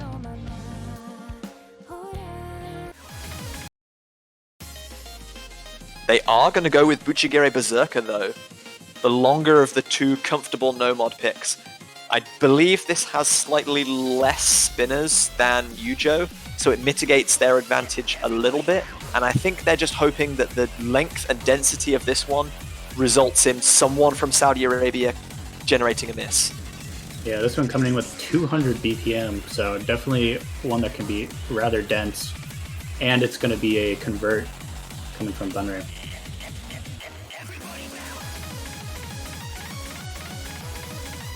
If everyone full combos, I think Saudi Arabia have a clear advantage here. I think Brazil are preying on the nervous energy of members of Saudi Arabia into inducing a miss. But Brazil themselves have just lost multiple picks in a row, so I think, if anything, the nerves are on them more than they are on the Saudi Arabian players. Yeah, I'd definitely pin the nerves more in Brazil right now, especially as we saw earlier, Rampage being very happy with Moon, and Moon looking rather happy to get that affirmation. So I'm thinking Saudi Arabia is feeling really good at this point. This could all come down to who holds their nerve longer. In a normal situation with zero pressure, we would probably expect all of these 6 players to full combo this map without too much difficulty. But when there's potentially a tiebreaker on the line for what will be your first and only victory of the Catch World Cup, that suddenly becomes so much more difficult, and it's going to be Nando who draws first blood, dropping at about 180 combo. Moon is going to follow up though. It is right around the 200 combo marks. That's actually an advantage towards Brazil right now. It is an advantage to Brazil, but it's very close, and it's an advantage that could potentially be overcome by Spin if it goes down to that. The lead is probably considerably under 10,000 points right now. Moon has got nicely back up to 200 combo. Everyone else still holding on. We see a little accuracy drop from Relax, but still holding on to full combo. That is a fantastic spin by Saudi Arabia, almost completely nullifying the points difference.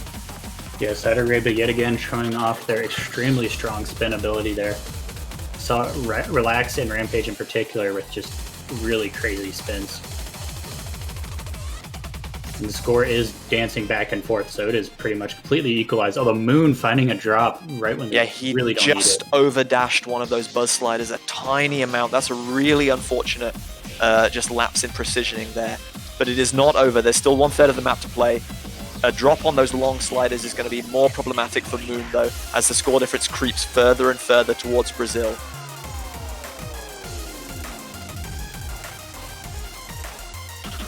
They're going to need to see at least 2 misses probably coming out of Team Brazil now to give Saudi Arabia another chance.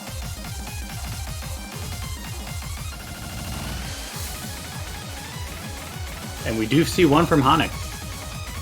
Will that be enough? Saudi was needing. This is a very dense map, so even though we're very close to the end, there's still a lot of score to be gained from that 200 combo mark that all the Saudi Arabia players are at. Hanek may just make it back to 200 combo in time. This gap is coming down and down and down, but I don't think it's going to be enough with Moon dropping again. Yeah, Spin won't be able to save them there. The score difference is just a bit too big. It's going to be about a 40,000 difference, and Brazil is going to take their 5th point over Saudi Arabia. That is an absolutely fantastic spin by Rampage, one of the best we've seen all tournament on this map, but unfortunately it's not quite going to be enough. Brazil taking their 5th point, their first match of the CWC 2020. Saudi Arabia should not be upset with that performance at all. They took 3 points off of a great team who have progressed well into the tournament in the past in their very first World Cup. So congratulations to Brazil, but well played to all players. Yeah, also good to note that those 3 points were after they were already down 4-0. So back against the wall, they fought back extremely strong and were able to make a whole 3 points back before finally getting the loss.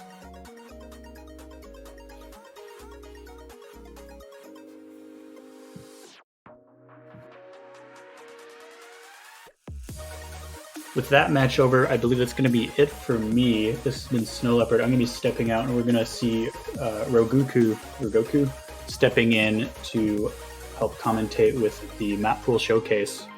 Yeah, we're going to get him in there as soon as possible. We're just waiting for streamers to set up the Map Pool Showcase for us. So do please wait patiently. We'll get that to you as soon as possible.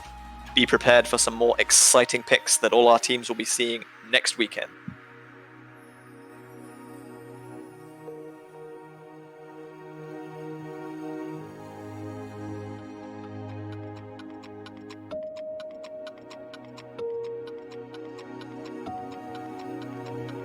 End of World Cup commentary. You've done a fantastic job and it's been great working with you. Thank you. It's been a great time, and I'm excited to be back next week. See you all.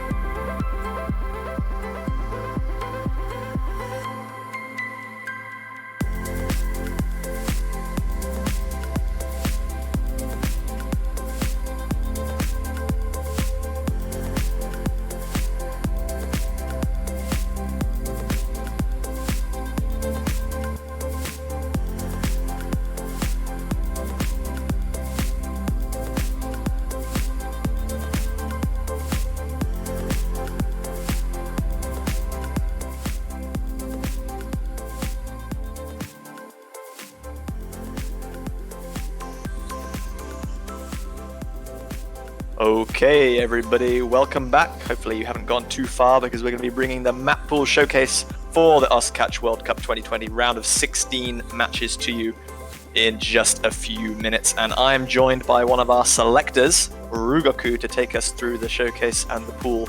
How are you doing, Rugoku? Oh, I'm doing extremely fine, and welcome to this round of 16 map pool showcase. I'm, as you said, a member of the map selecting team with Dave Ken and FD Fluid. For this round of 16, we kept the same overall structure.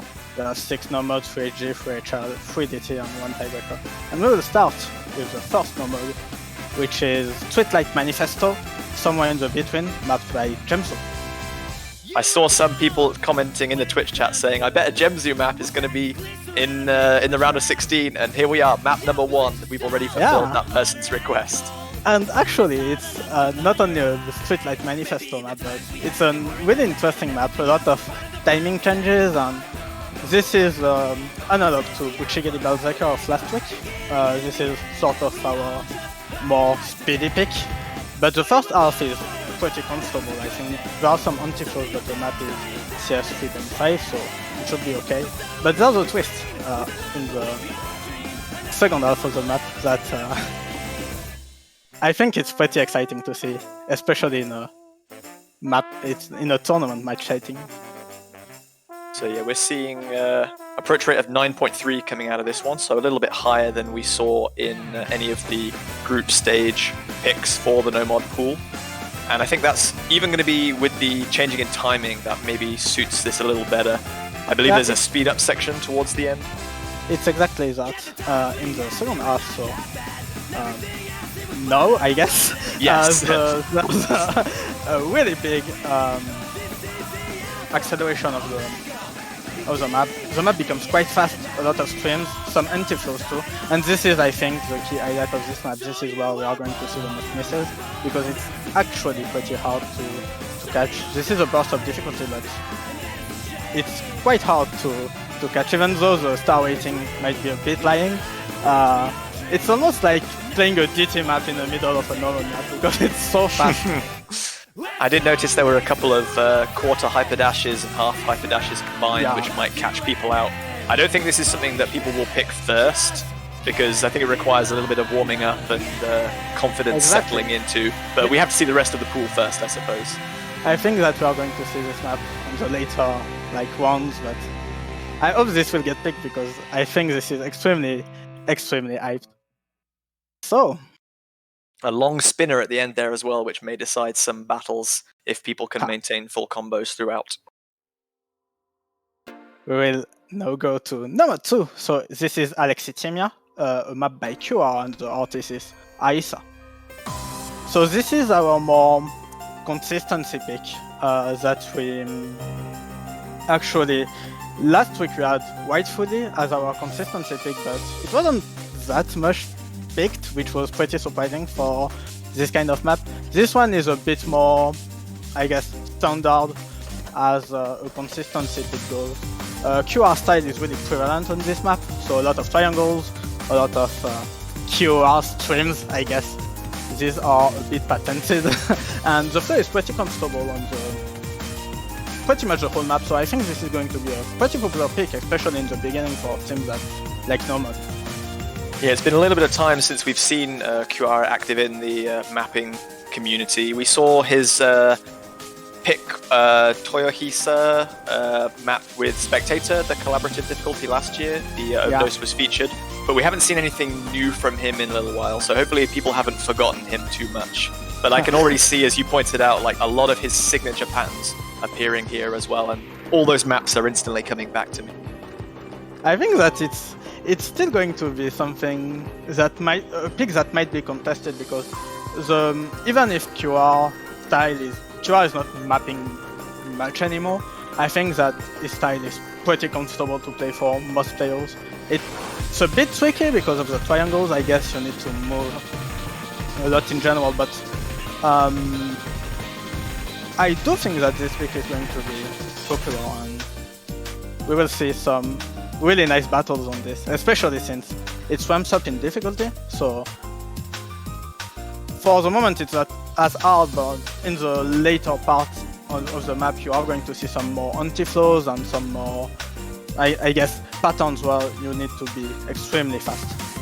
Yeah, I also see quite a lot of high density sections creeping in that middle section that may have been 1/8 rhythm, which are going to require some pretty interesting catcher control to make sure that you don't miss. We saw some 1/8 patterns in the group stage, but it was mostly like long vertical buzz sliders that require you to stand still. Here we're requiring a little bit more active 1/8 and some anti-flow triangles creeping in there that you mentioned before.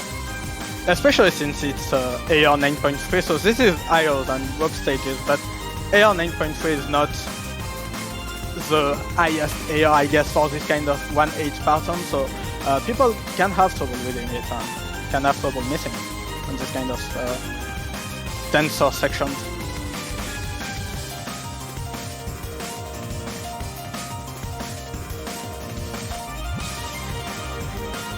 Some fairly comfortable looking streams, and then a little anti-flow reverse triangle is thrown in just to keep you on your toes. As always, yeah.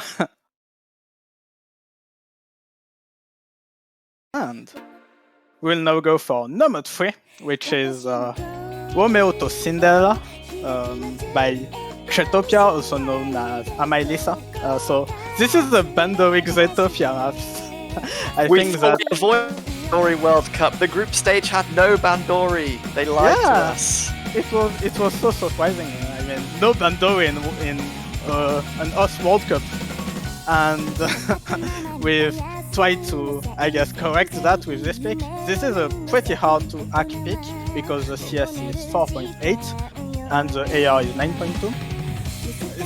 The patterns of the map are pretty much comfortable, but the hard thing on this map is that because the CS is so high, you have a lot of possibility of drop missing, especially on these hyper dashes into reverse sidles.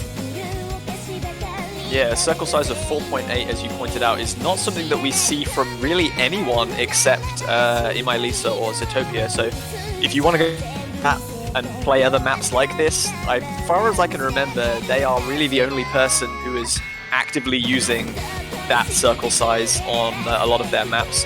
And I believe this might be their first appearance in the Catch World Cup map pool. So congratulations to them on arriving here. And of course they will be playing in the round of 16, so they get some mapper advantage for Team Russia. But the infamous mapper advantage. It didn't work out too much last week with some of Team Philippines pick, because they tended to actually lose on their own Well, map. they still made it through though, so... Yeah, it's they okay. still made it through and pretty solidly. But I think we will see. If this map is going to get picked, it got no spinner, so you got to be careful of that. And for the last map, we have Neo Biome wa Aidata. This is a map by Ken, and this is our more gimmicky map. Compared to last week, the gimmicky map is not a short map like Mulasame. This one is a pretty long map, but the gimmick of the map is still based around sliders. Slider heads and slider bodies with hyper dashes are dispersed throughout the map, and some people have a lot of trouble playing this. I know I have. So we will see. I think that this pick might be one of the picks where teams are going to be more wary of picking. They are going to practice on it before seeing if this pick is solid for their team to actually pick. Yeah, so difficulty settings wise, CS of 4 and approach rate of 9.2 will be very comfortable, as you said, but a lot of these extended sliders that we saw quite a lot of in the group stage and the later rounds of last year's World Cup, has become very popular in modern catch mapping, with the like the 1/16th gaps between the slider tail and the next slider head. But the slider velocity definitely makes this one stand out compared to other maps with these difficulty settings. Yeah, I think this is really interesting because slider hyper dashes are a really modern mapping technique, and we tend not to see them too much. So for players such as, for example, myself, who is not really used to this kind of slider hyper dashes, it can be extremely hard to FC this kind of map, and that's why I think that every team will need to practice this map in order to see if it fits the team skill sets. Yeah, Also some of these patterns after hyperdashes have the kind of the flowing curves, and other ones require you to stand still almost immediately, so that's going to be a very hard difficulty on the catch control.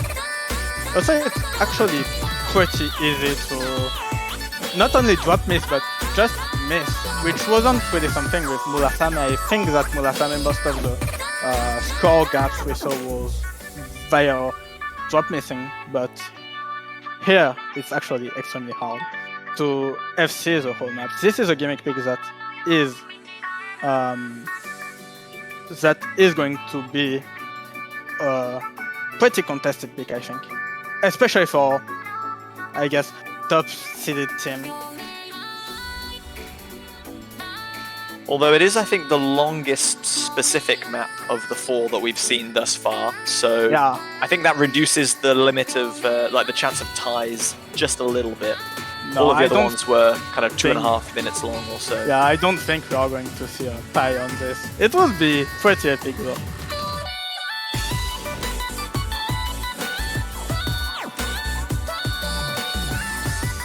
Oh, and some of the hyperdash sliders kind of curve back in the opposite direction now, which we didn't see in the first half of the map. So that's some interesting progression.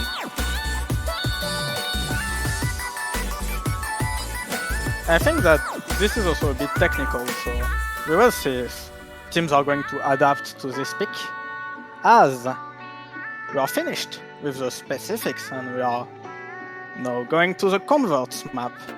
So yes, as you mentioned at the start of the stream, we're going to stick with the same format of 4 specifics and 2 converts for the Nomad pool. And for Nomad 5, we have 10 friends in Discord. The artist is Kenzaki Elba starring Leona, and the mapper is Deka. So this is our longest pick so far. Spoiler alert, our longest Nomad pick. with a length of 4 minutes. The star rating, of course, is a standard star rating. The real star rating is something around 4.3, I think. This is our consistency page, so think about Tengaku. Last week, well, this is going to be similar to Tengaku. The map is way harder though.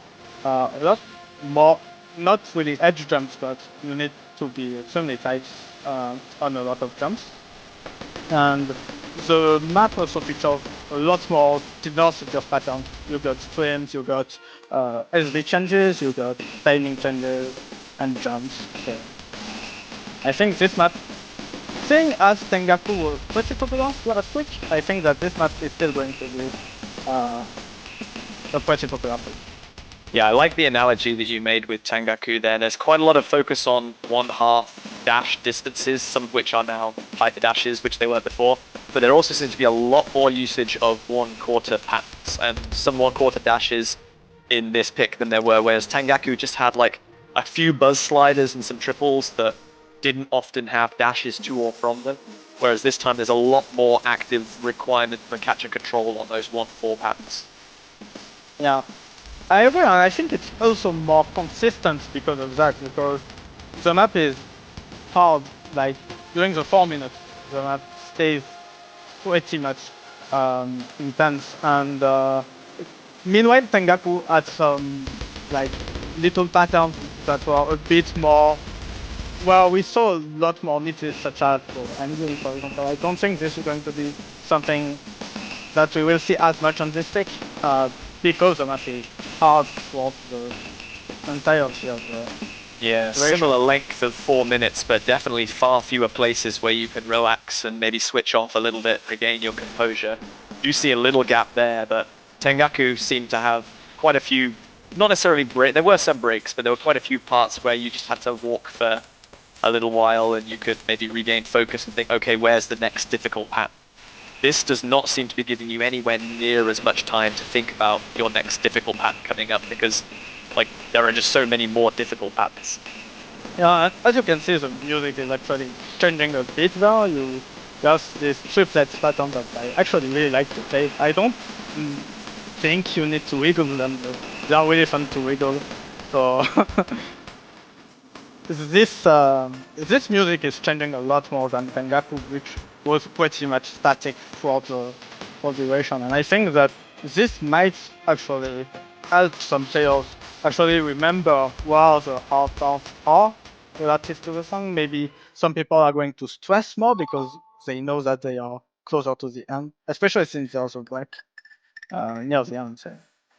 Yeah, we saw a lot of 1/3 rhythm creeping in that middle section that will catch people out if they're misreading, which we didn't see in Tengaku. So even though there are no changes in like the BPM or timing like we saw in No Mod 1, the rhythm changes may be enough to catch people out if they're not paying attention. And in a long map, that's going to be all the more common.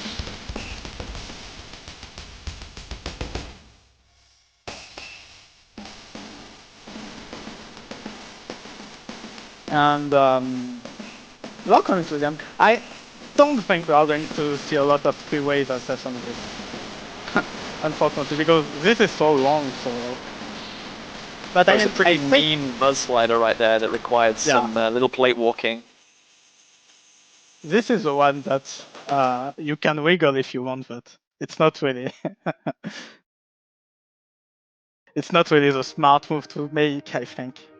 As we are coming to the last map, Fractal Dreamer, so featured artist map. The name of the song is Gardens Under Spring Sky, and the map is by August. So this is our last Nomad pick, and this is once again a CS 4.7. No, I think a CS 4.7 pick. So, but compared to the Shetopia map, this one features a lot more micromanagement and a lot more plateau walking on streams especially.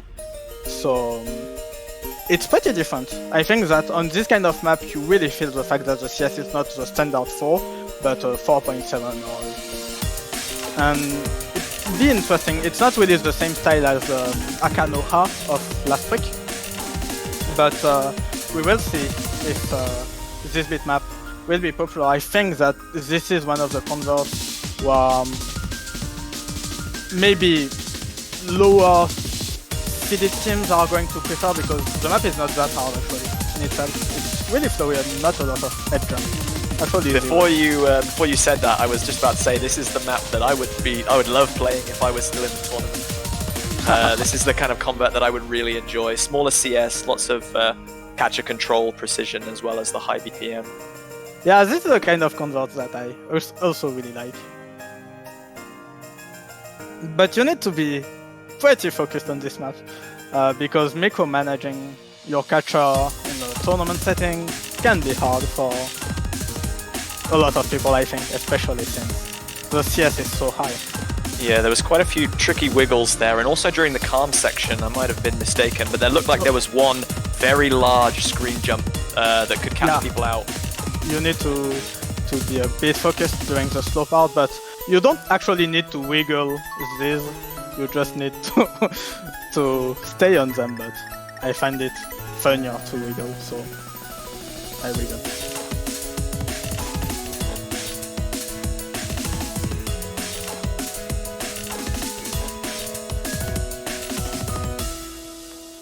This is mercifully quite a bit shorter than our previous 4-minute convert, but there's still quite a lot of opportunities to miss, so anyone without good catcher control might find themselves difficult getting combo there.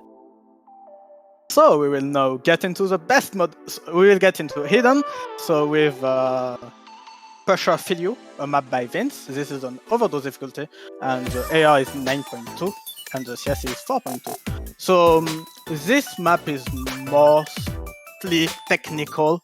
It doesn't require a lot of feeding because the AR is 9.2, which makes, I think, the map really readable. But the hard thing is that the timings and the anti-flows are really, really special on this map. You don't really see this kind of anti-flow on a lot of maps. So also a lot of vertical sliders that might catch people off.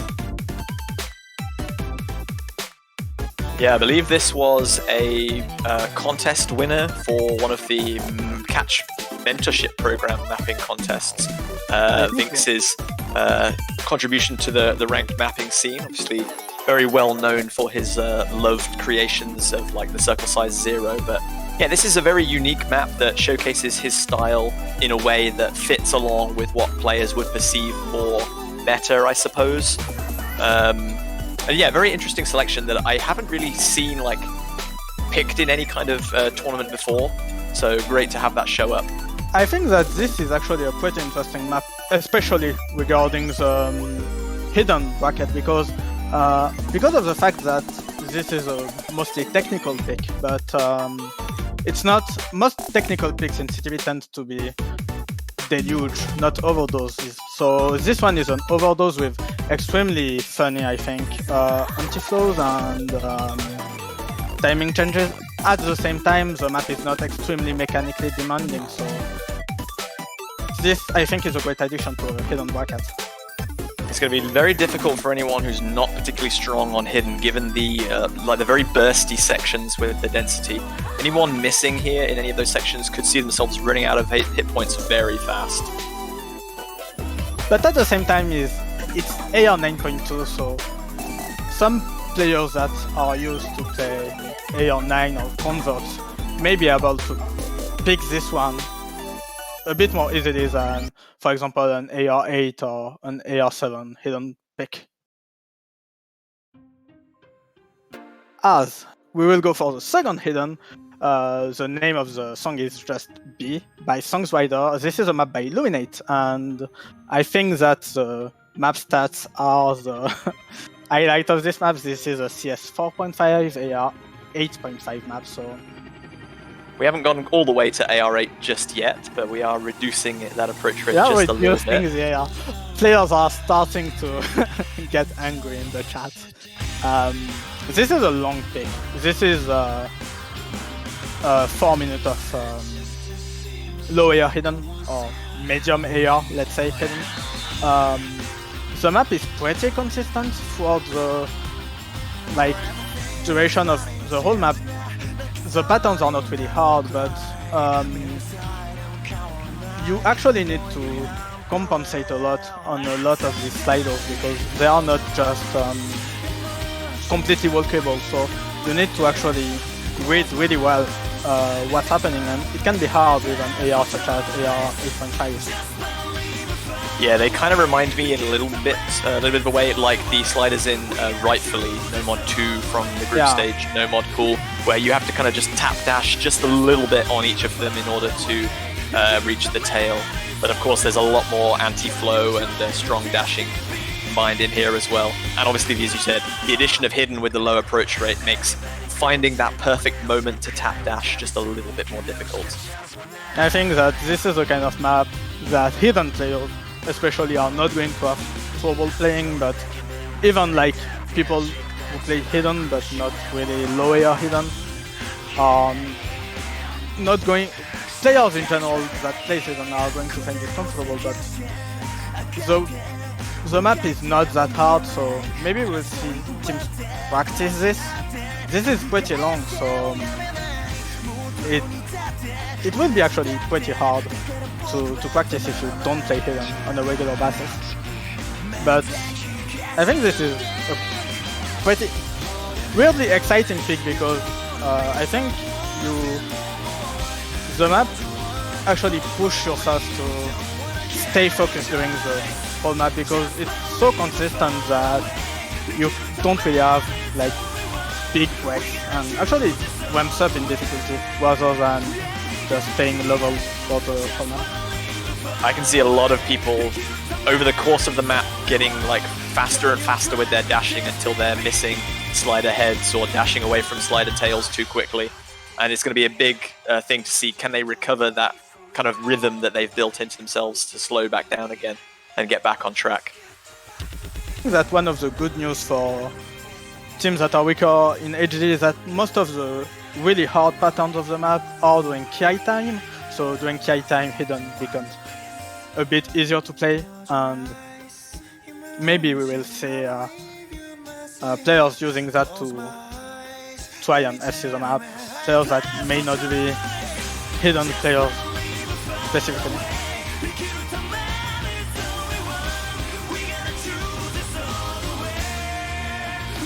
Also, you got these consecutive sometimes 1-2 hyper dashes, which can be hard to time with Hidden because you don't see the moment where you actually catch the second foot. So this can lead to a pretty dumb miss.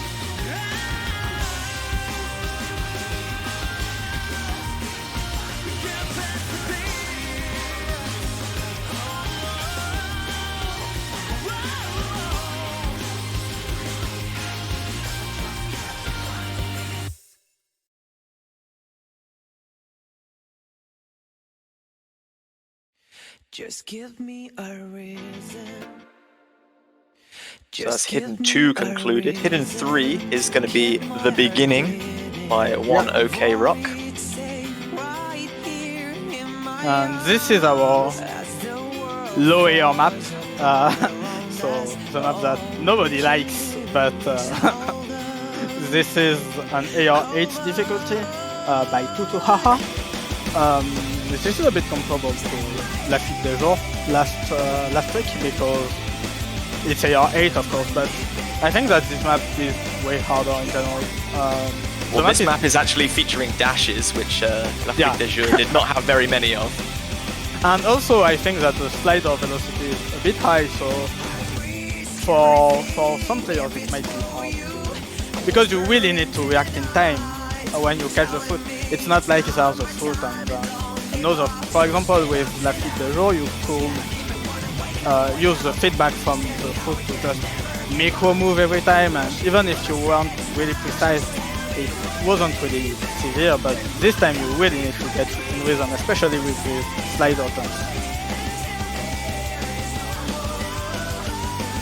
Yeah, mercifully, this is going to be the shortest Hidden pick of the pool at just over TV size length, 1 minute and 45 seconds long. Yeah, I think that the fact that low AR Hidden are short really is a saving grace for a lot of players because they can now train a lot on this kind of map even if they are not really used play them.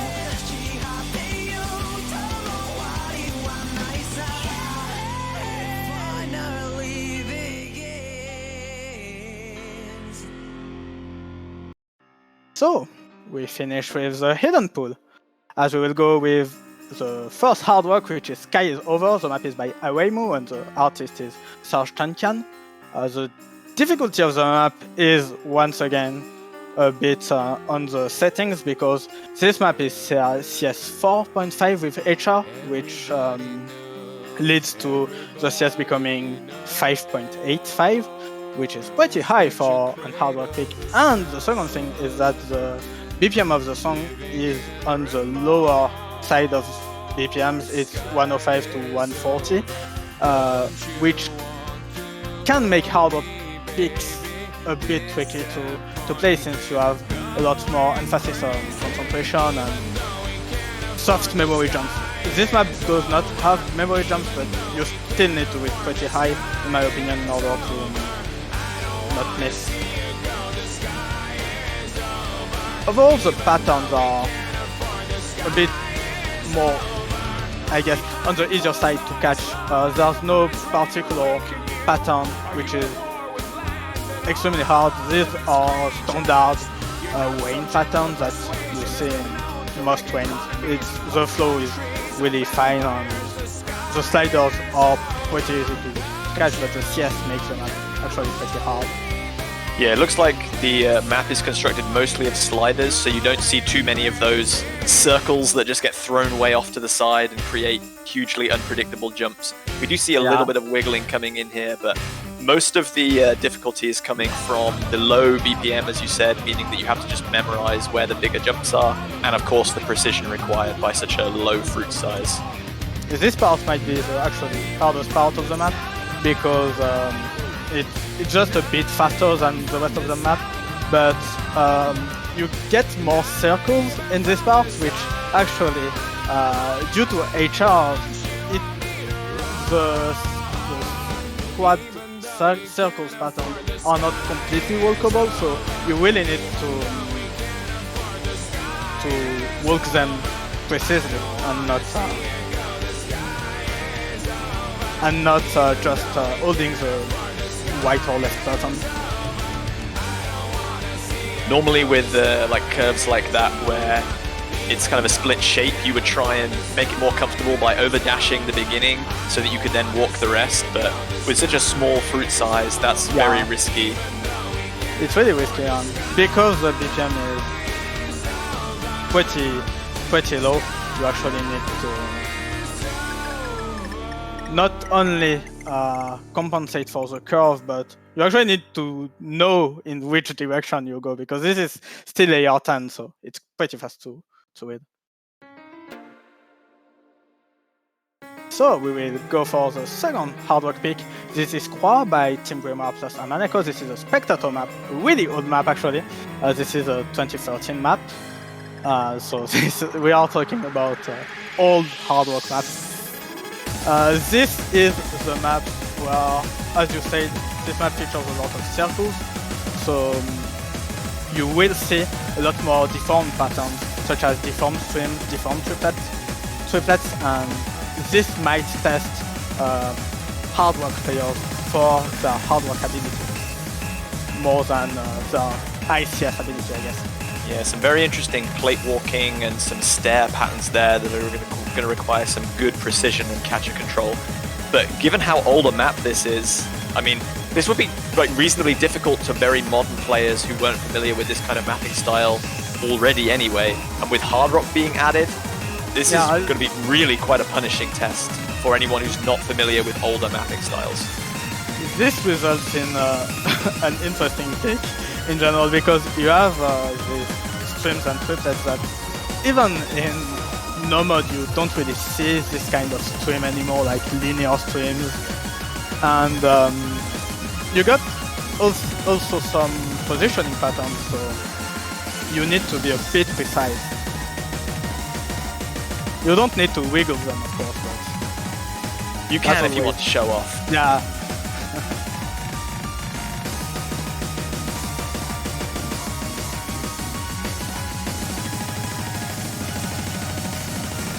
But I think that in general this map might be a bit easier than the previous hard work pick for teams that are not versed in hard work.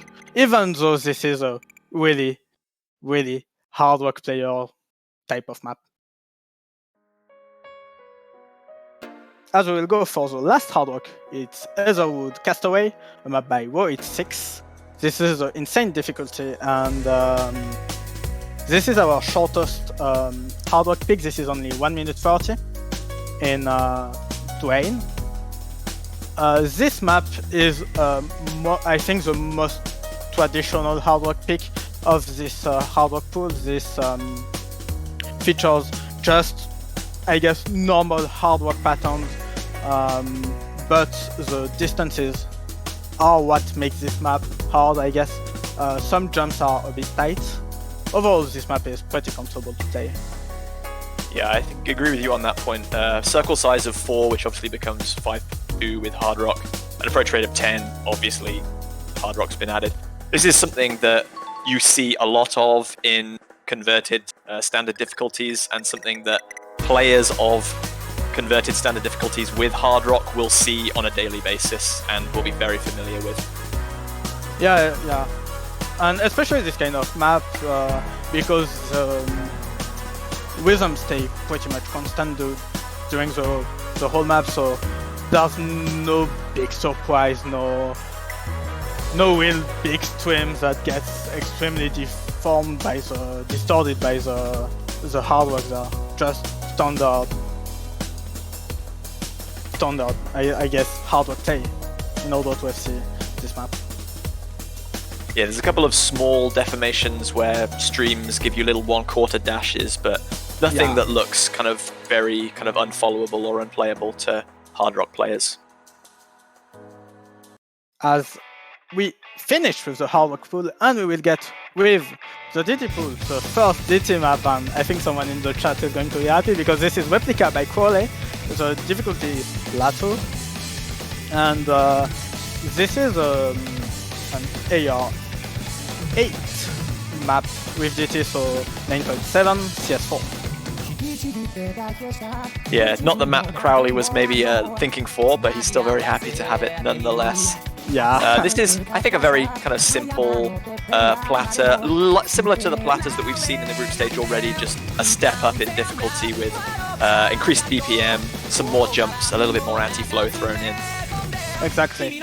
And I think this is the kind of map where, because of the length of the map, it's going to be hard to FC. But I don't think we are going to see a lot of freeways FC, because this really requires you to get focused. We, as map selectors, had a lot of difficulty just not choking in the end, because we always got really excited to FC the map, and at the end we just missed them. We needed to do the replay again, so... Yeah, so this one's coming in at about 3.5 minutes, so just over 2 minutes when double time has been added. Very similar in length to both of the double time specifics we saw in the group stage. It's going to be actually not the longest or the shortest of the 3 double time picks we're going to see, so this is, I guess, standard length for double time play. A bit comparable to Social Phobia, I guess. Social Phobia was not the same style, but the same duration. I think the style is mostly a normal plateau, I guess, consistency plateau, whereas Social Phobia had more tech elements, I guess, doublets and harder. Yeah, Social Phobia had the lower BPM, which meant you could have more 1-4 kind of dashing thrown in, whereas this is much more focused on balancing 1-4 rhythms and half dashing, but obviously the BPM is much higher to accommodate that. So this is like Psychogram, but with a CS4, but we will see. I think that this kind of maps tend to be pretty popular because DT pools are actually more popular than I think in general in a tournament setting. So this kind of DT pick might be extremely popular.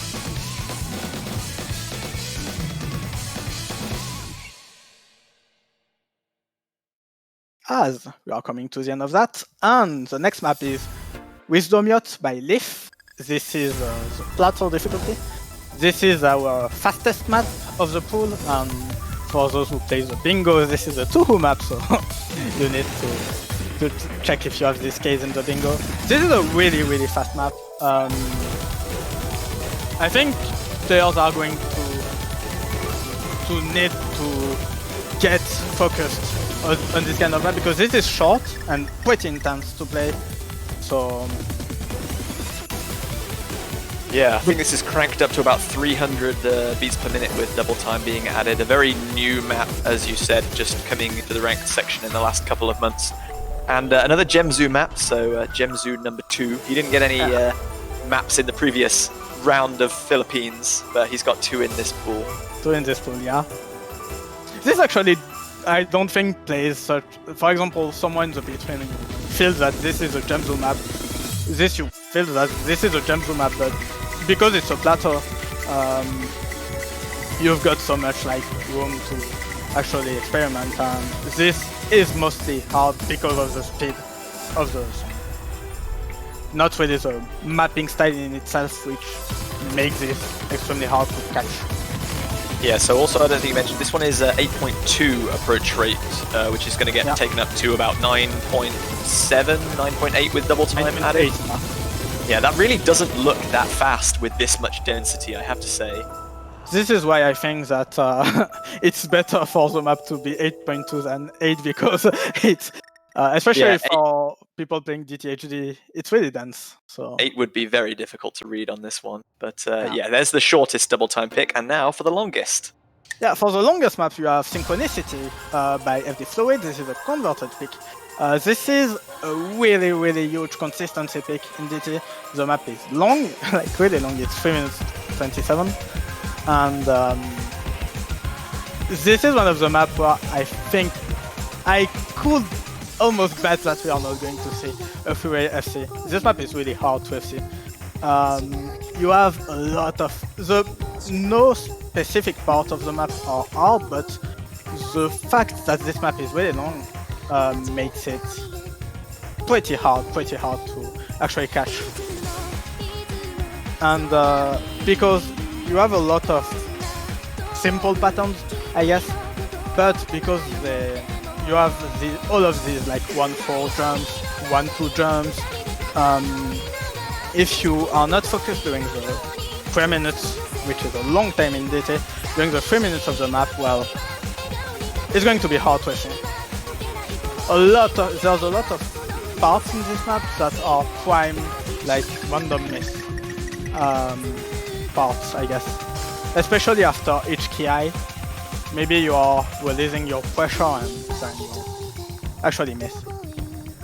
Yeah, this is giving me some vibes to a convert map that was picked in the quarterfinals double time pool from previous year, Best of My Love, which was also about 5 minutes in length, so marathon length before double time was added.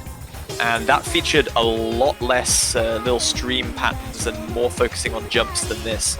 So it's very interesting to see that this, to me at least, not as a very experienced double time player, but to me this looks very similar in difficulty to something that came in the round that followed this in the previous year's World Cup. So it really shows that you guys are ramping up the difficulty for the skill of the players, which is obviously increasing year upon year. Yeah, I think that this is a pretty hard map actually to see. But the real thing is that there are jumps, but these are small jumps, so sometimes you actually need to ask yourself if you want to dash or just take the foot normally, because with DT, well, you get so much control on your catcher, so you need to be really precise in order to catch a lot of these micro jumps. Ooh, I would think there was a break there, and that would probably catch me out. It actually happened to me twice. I don't feel quite so bad now. Yeah, you need to stay focused. There's no break there. I guess the background does not dim, so you don't really expect it to not be a break, but this is not the break. And this is not the end of the song.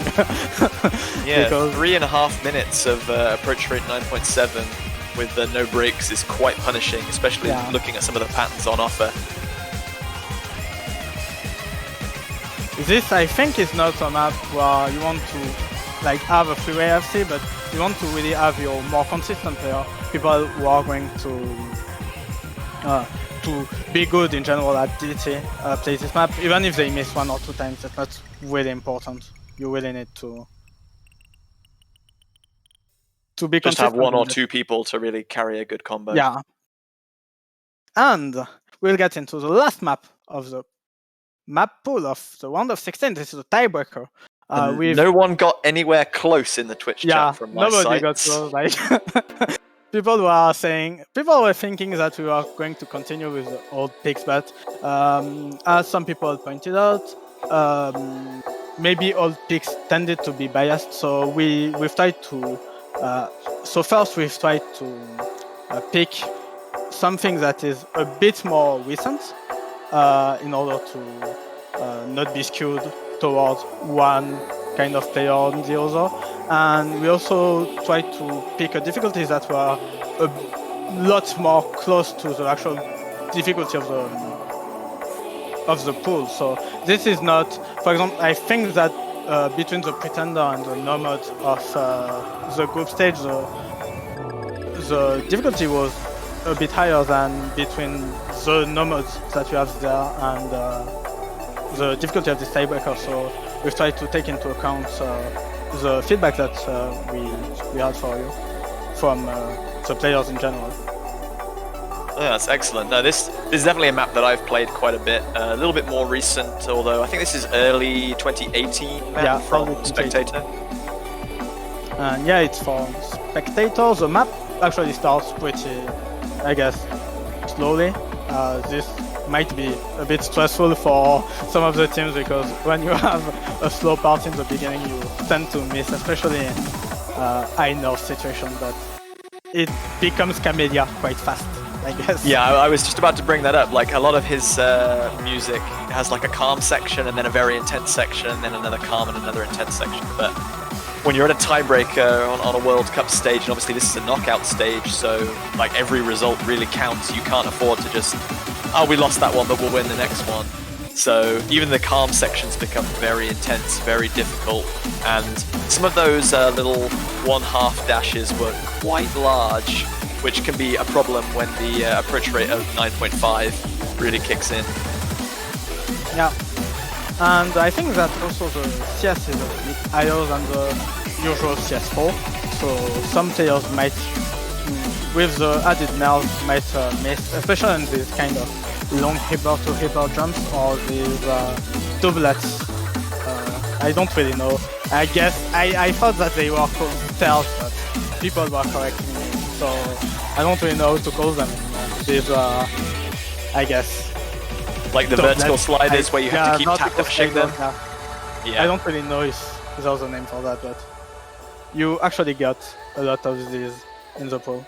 You're on the world stage now, you can invent a name for them. It might stick with everyone forever. Yeah, I don't think so. You can call them Rugoku jumps if you like. Maybe it'll Rugoku jumps, Rugoku tap dashes. I guess we had Boba hyper dashes and Sinnoh sliders, so anything is possible. I guess these are standard tap dashes. Let's not really get standard tap hyper dashes. Let's not get extremely fancy with that. The map is actually pretty known, I think. I saw that the leaderboards were pretty full, but I don't think the target player base of the map was most of these tournament players, so a lot of people might have not played this one. I'm feeling very inadequate now because there's a pattern around 1300 combo that I've probably missed on about 5 times now. I don't know why I missed there because I don't think it's that difficult. And looking at that part of the map now, I'm like, there was nothing difficult there. So I'm going to future curse everyone at that part. Like, it's not hard, but I'm going to make you think that it's hard. So watch out for that next week. I think or that... just, yeah? Go, I was just saying, just call me a noob because I'm terrible at this. No, I think that is because, well, this is a bit more technical, I guess.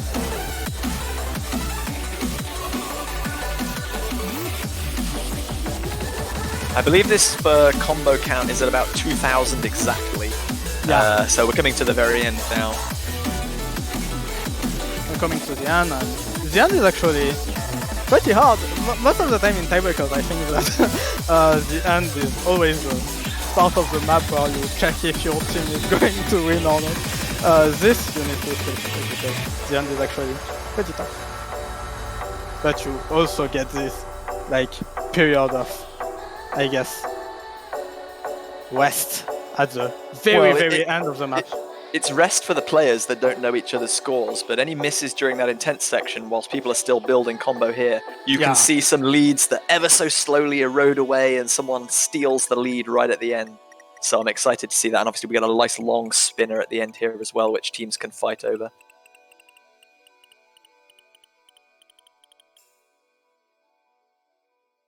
But yes, that is going to conclude our 2020 Oscatch World Cup round of 16 map pool. Thank you ever so much, Rugaku, for your insight and obviously for the selections. We hope you have enjoyed watching the stream, both the matches and the showcase. Have you got any last words of advice for our players going into next week, Rugaku? I think that you really need to practice a lot, especially the mods. I think that the mods are getting more and more popular. As we saw, some of the no mods are the least picked maps, so really practice a lot the mods, the hidden and the hard work picks. And I hope that we are going to have wonderful matches such as this first week of group stages, which was actually really fun to watch. Thanks a lot for watching, and have a nice day. Yeah, so we will be back next weekend with the round of 16. Make sure you follow the OsLive Twitch channel to get updated. Follow us on Twitter as well, and you'll get notified of whenever we go live. If you're a player and you want to know when you're going to be playing, do stick close attention to the Discord, and you'll get notified of the schedule as soon as it's available. Map Pool Pack should also be available on the Discord very soon. And I think that's going to be everything from myself, the commentary team, and obviously the streamers. Thank you so much, everyone, for watching. We hope you've enjoyed the group stage of this Oscatch World Cup 2020. To everyone who's gone home, commiserations. We'll see you again next year. Hopefully the UK will be back too, with me playing. But we're going to sit back for now and let everyone else suffer on these remaining picks. But yeah, you've been wonderful. Thank you, everyone, for tuning in, and we'll see you all next week.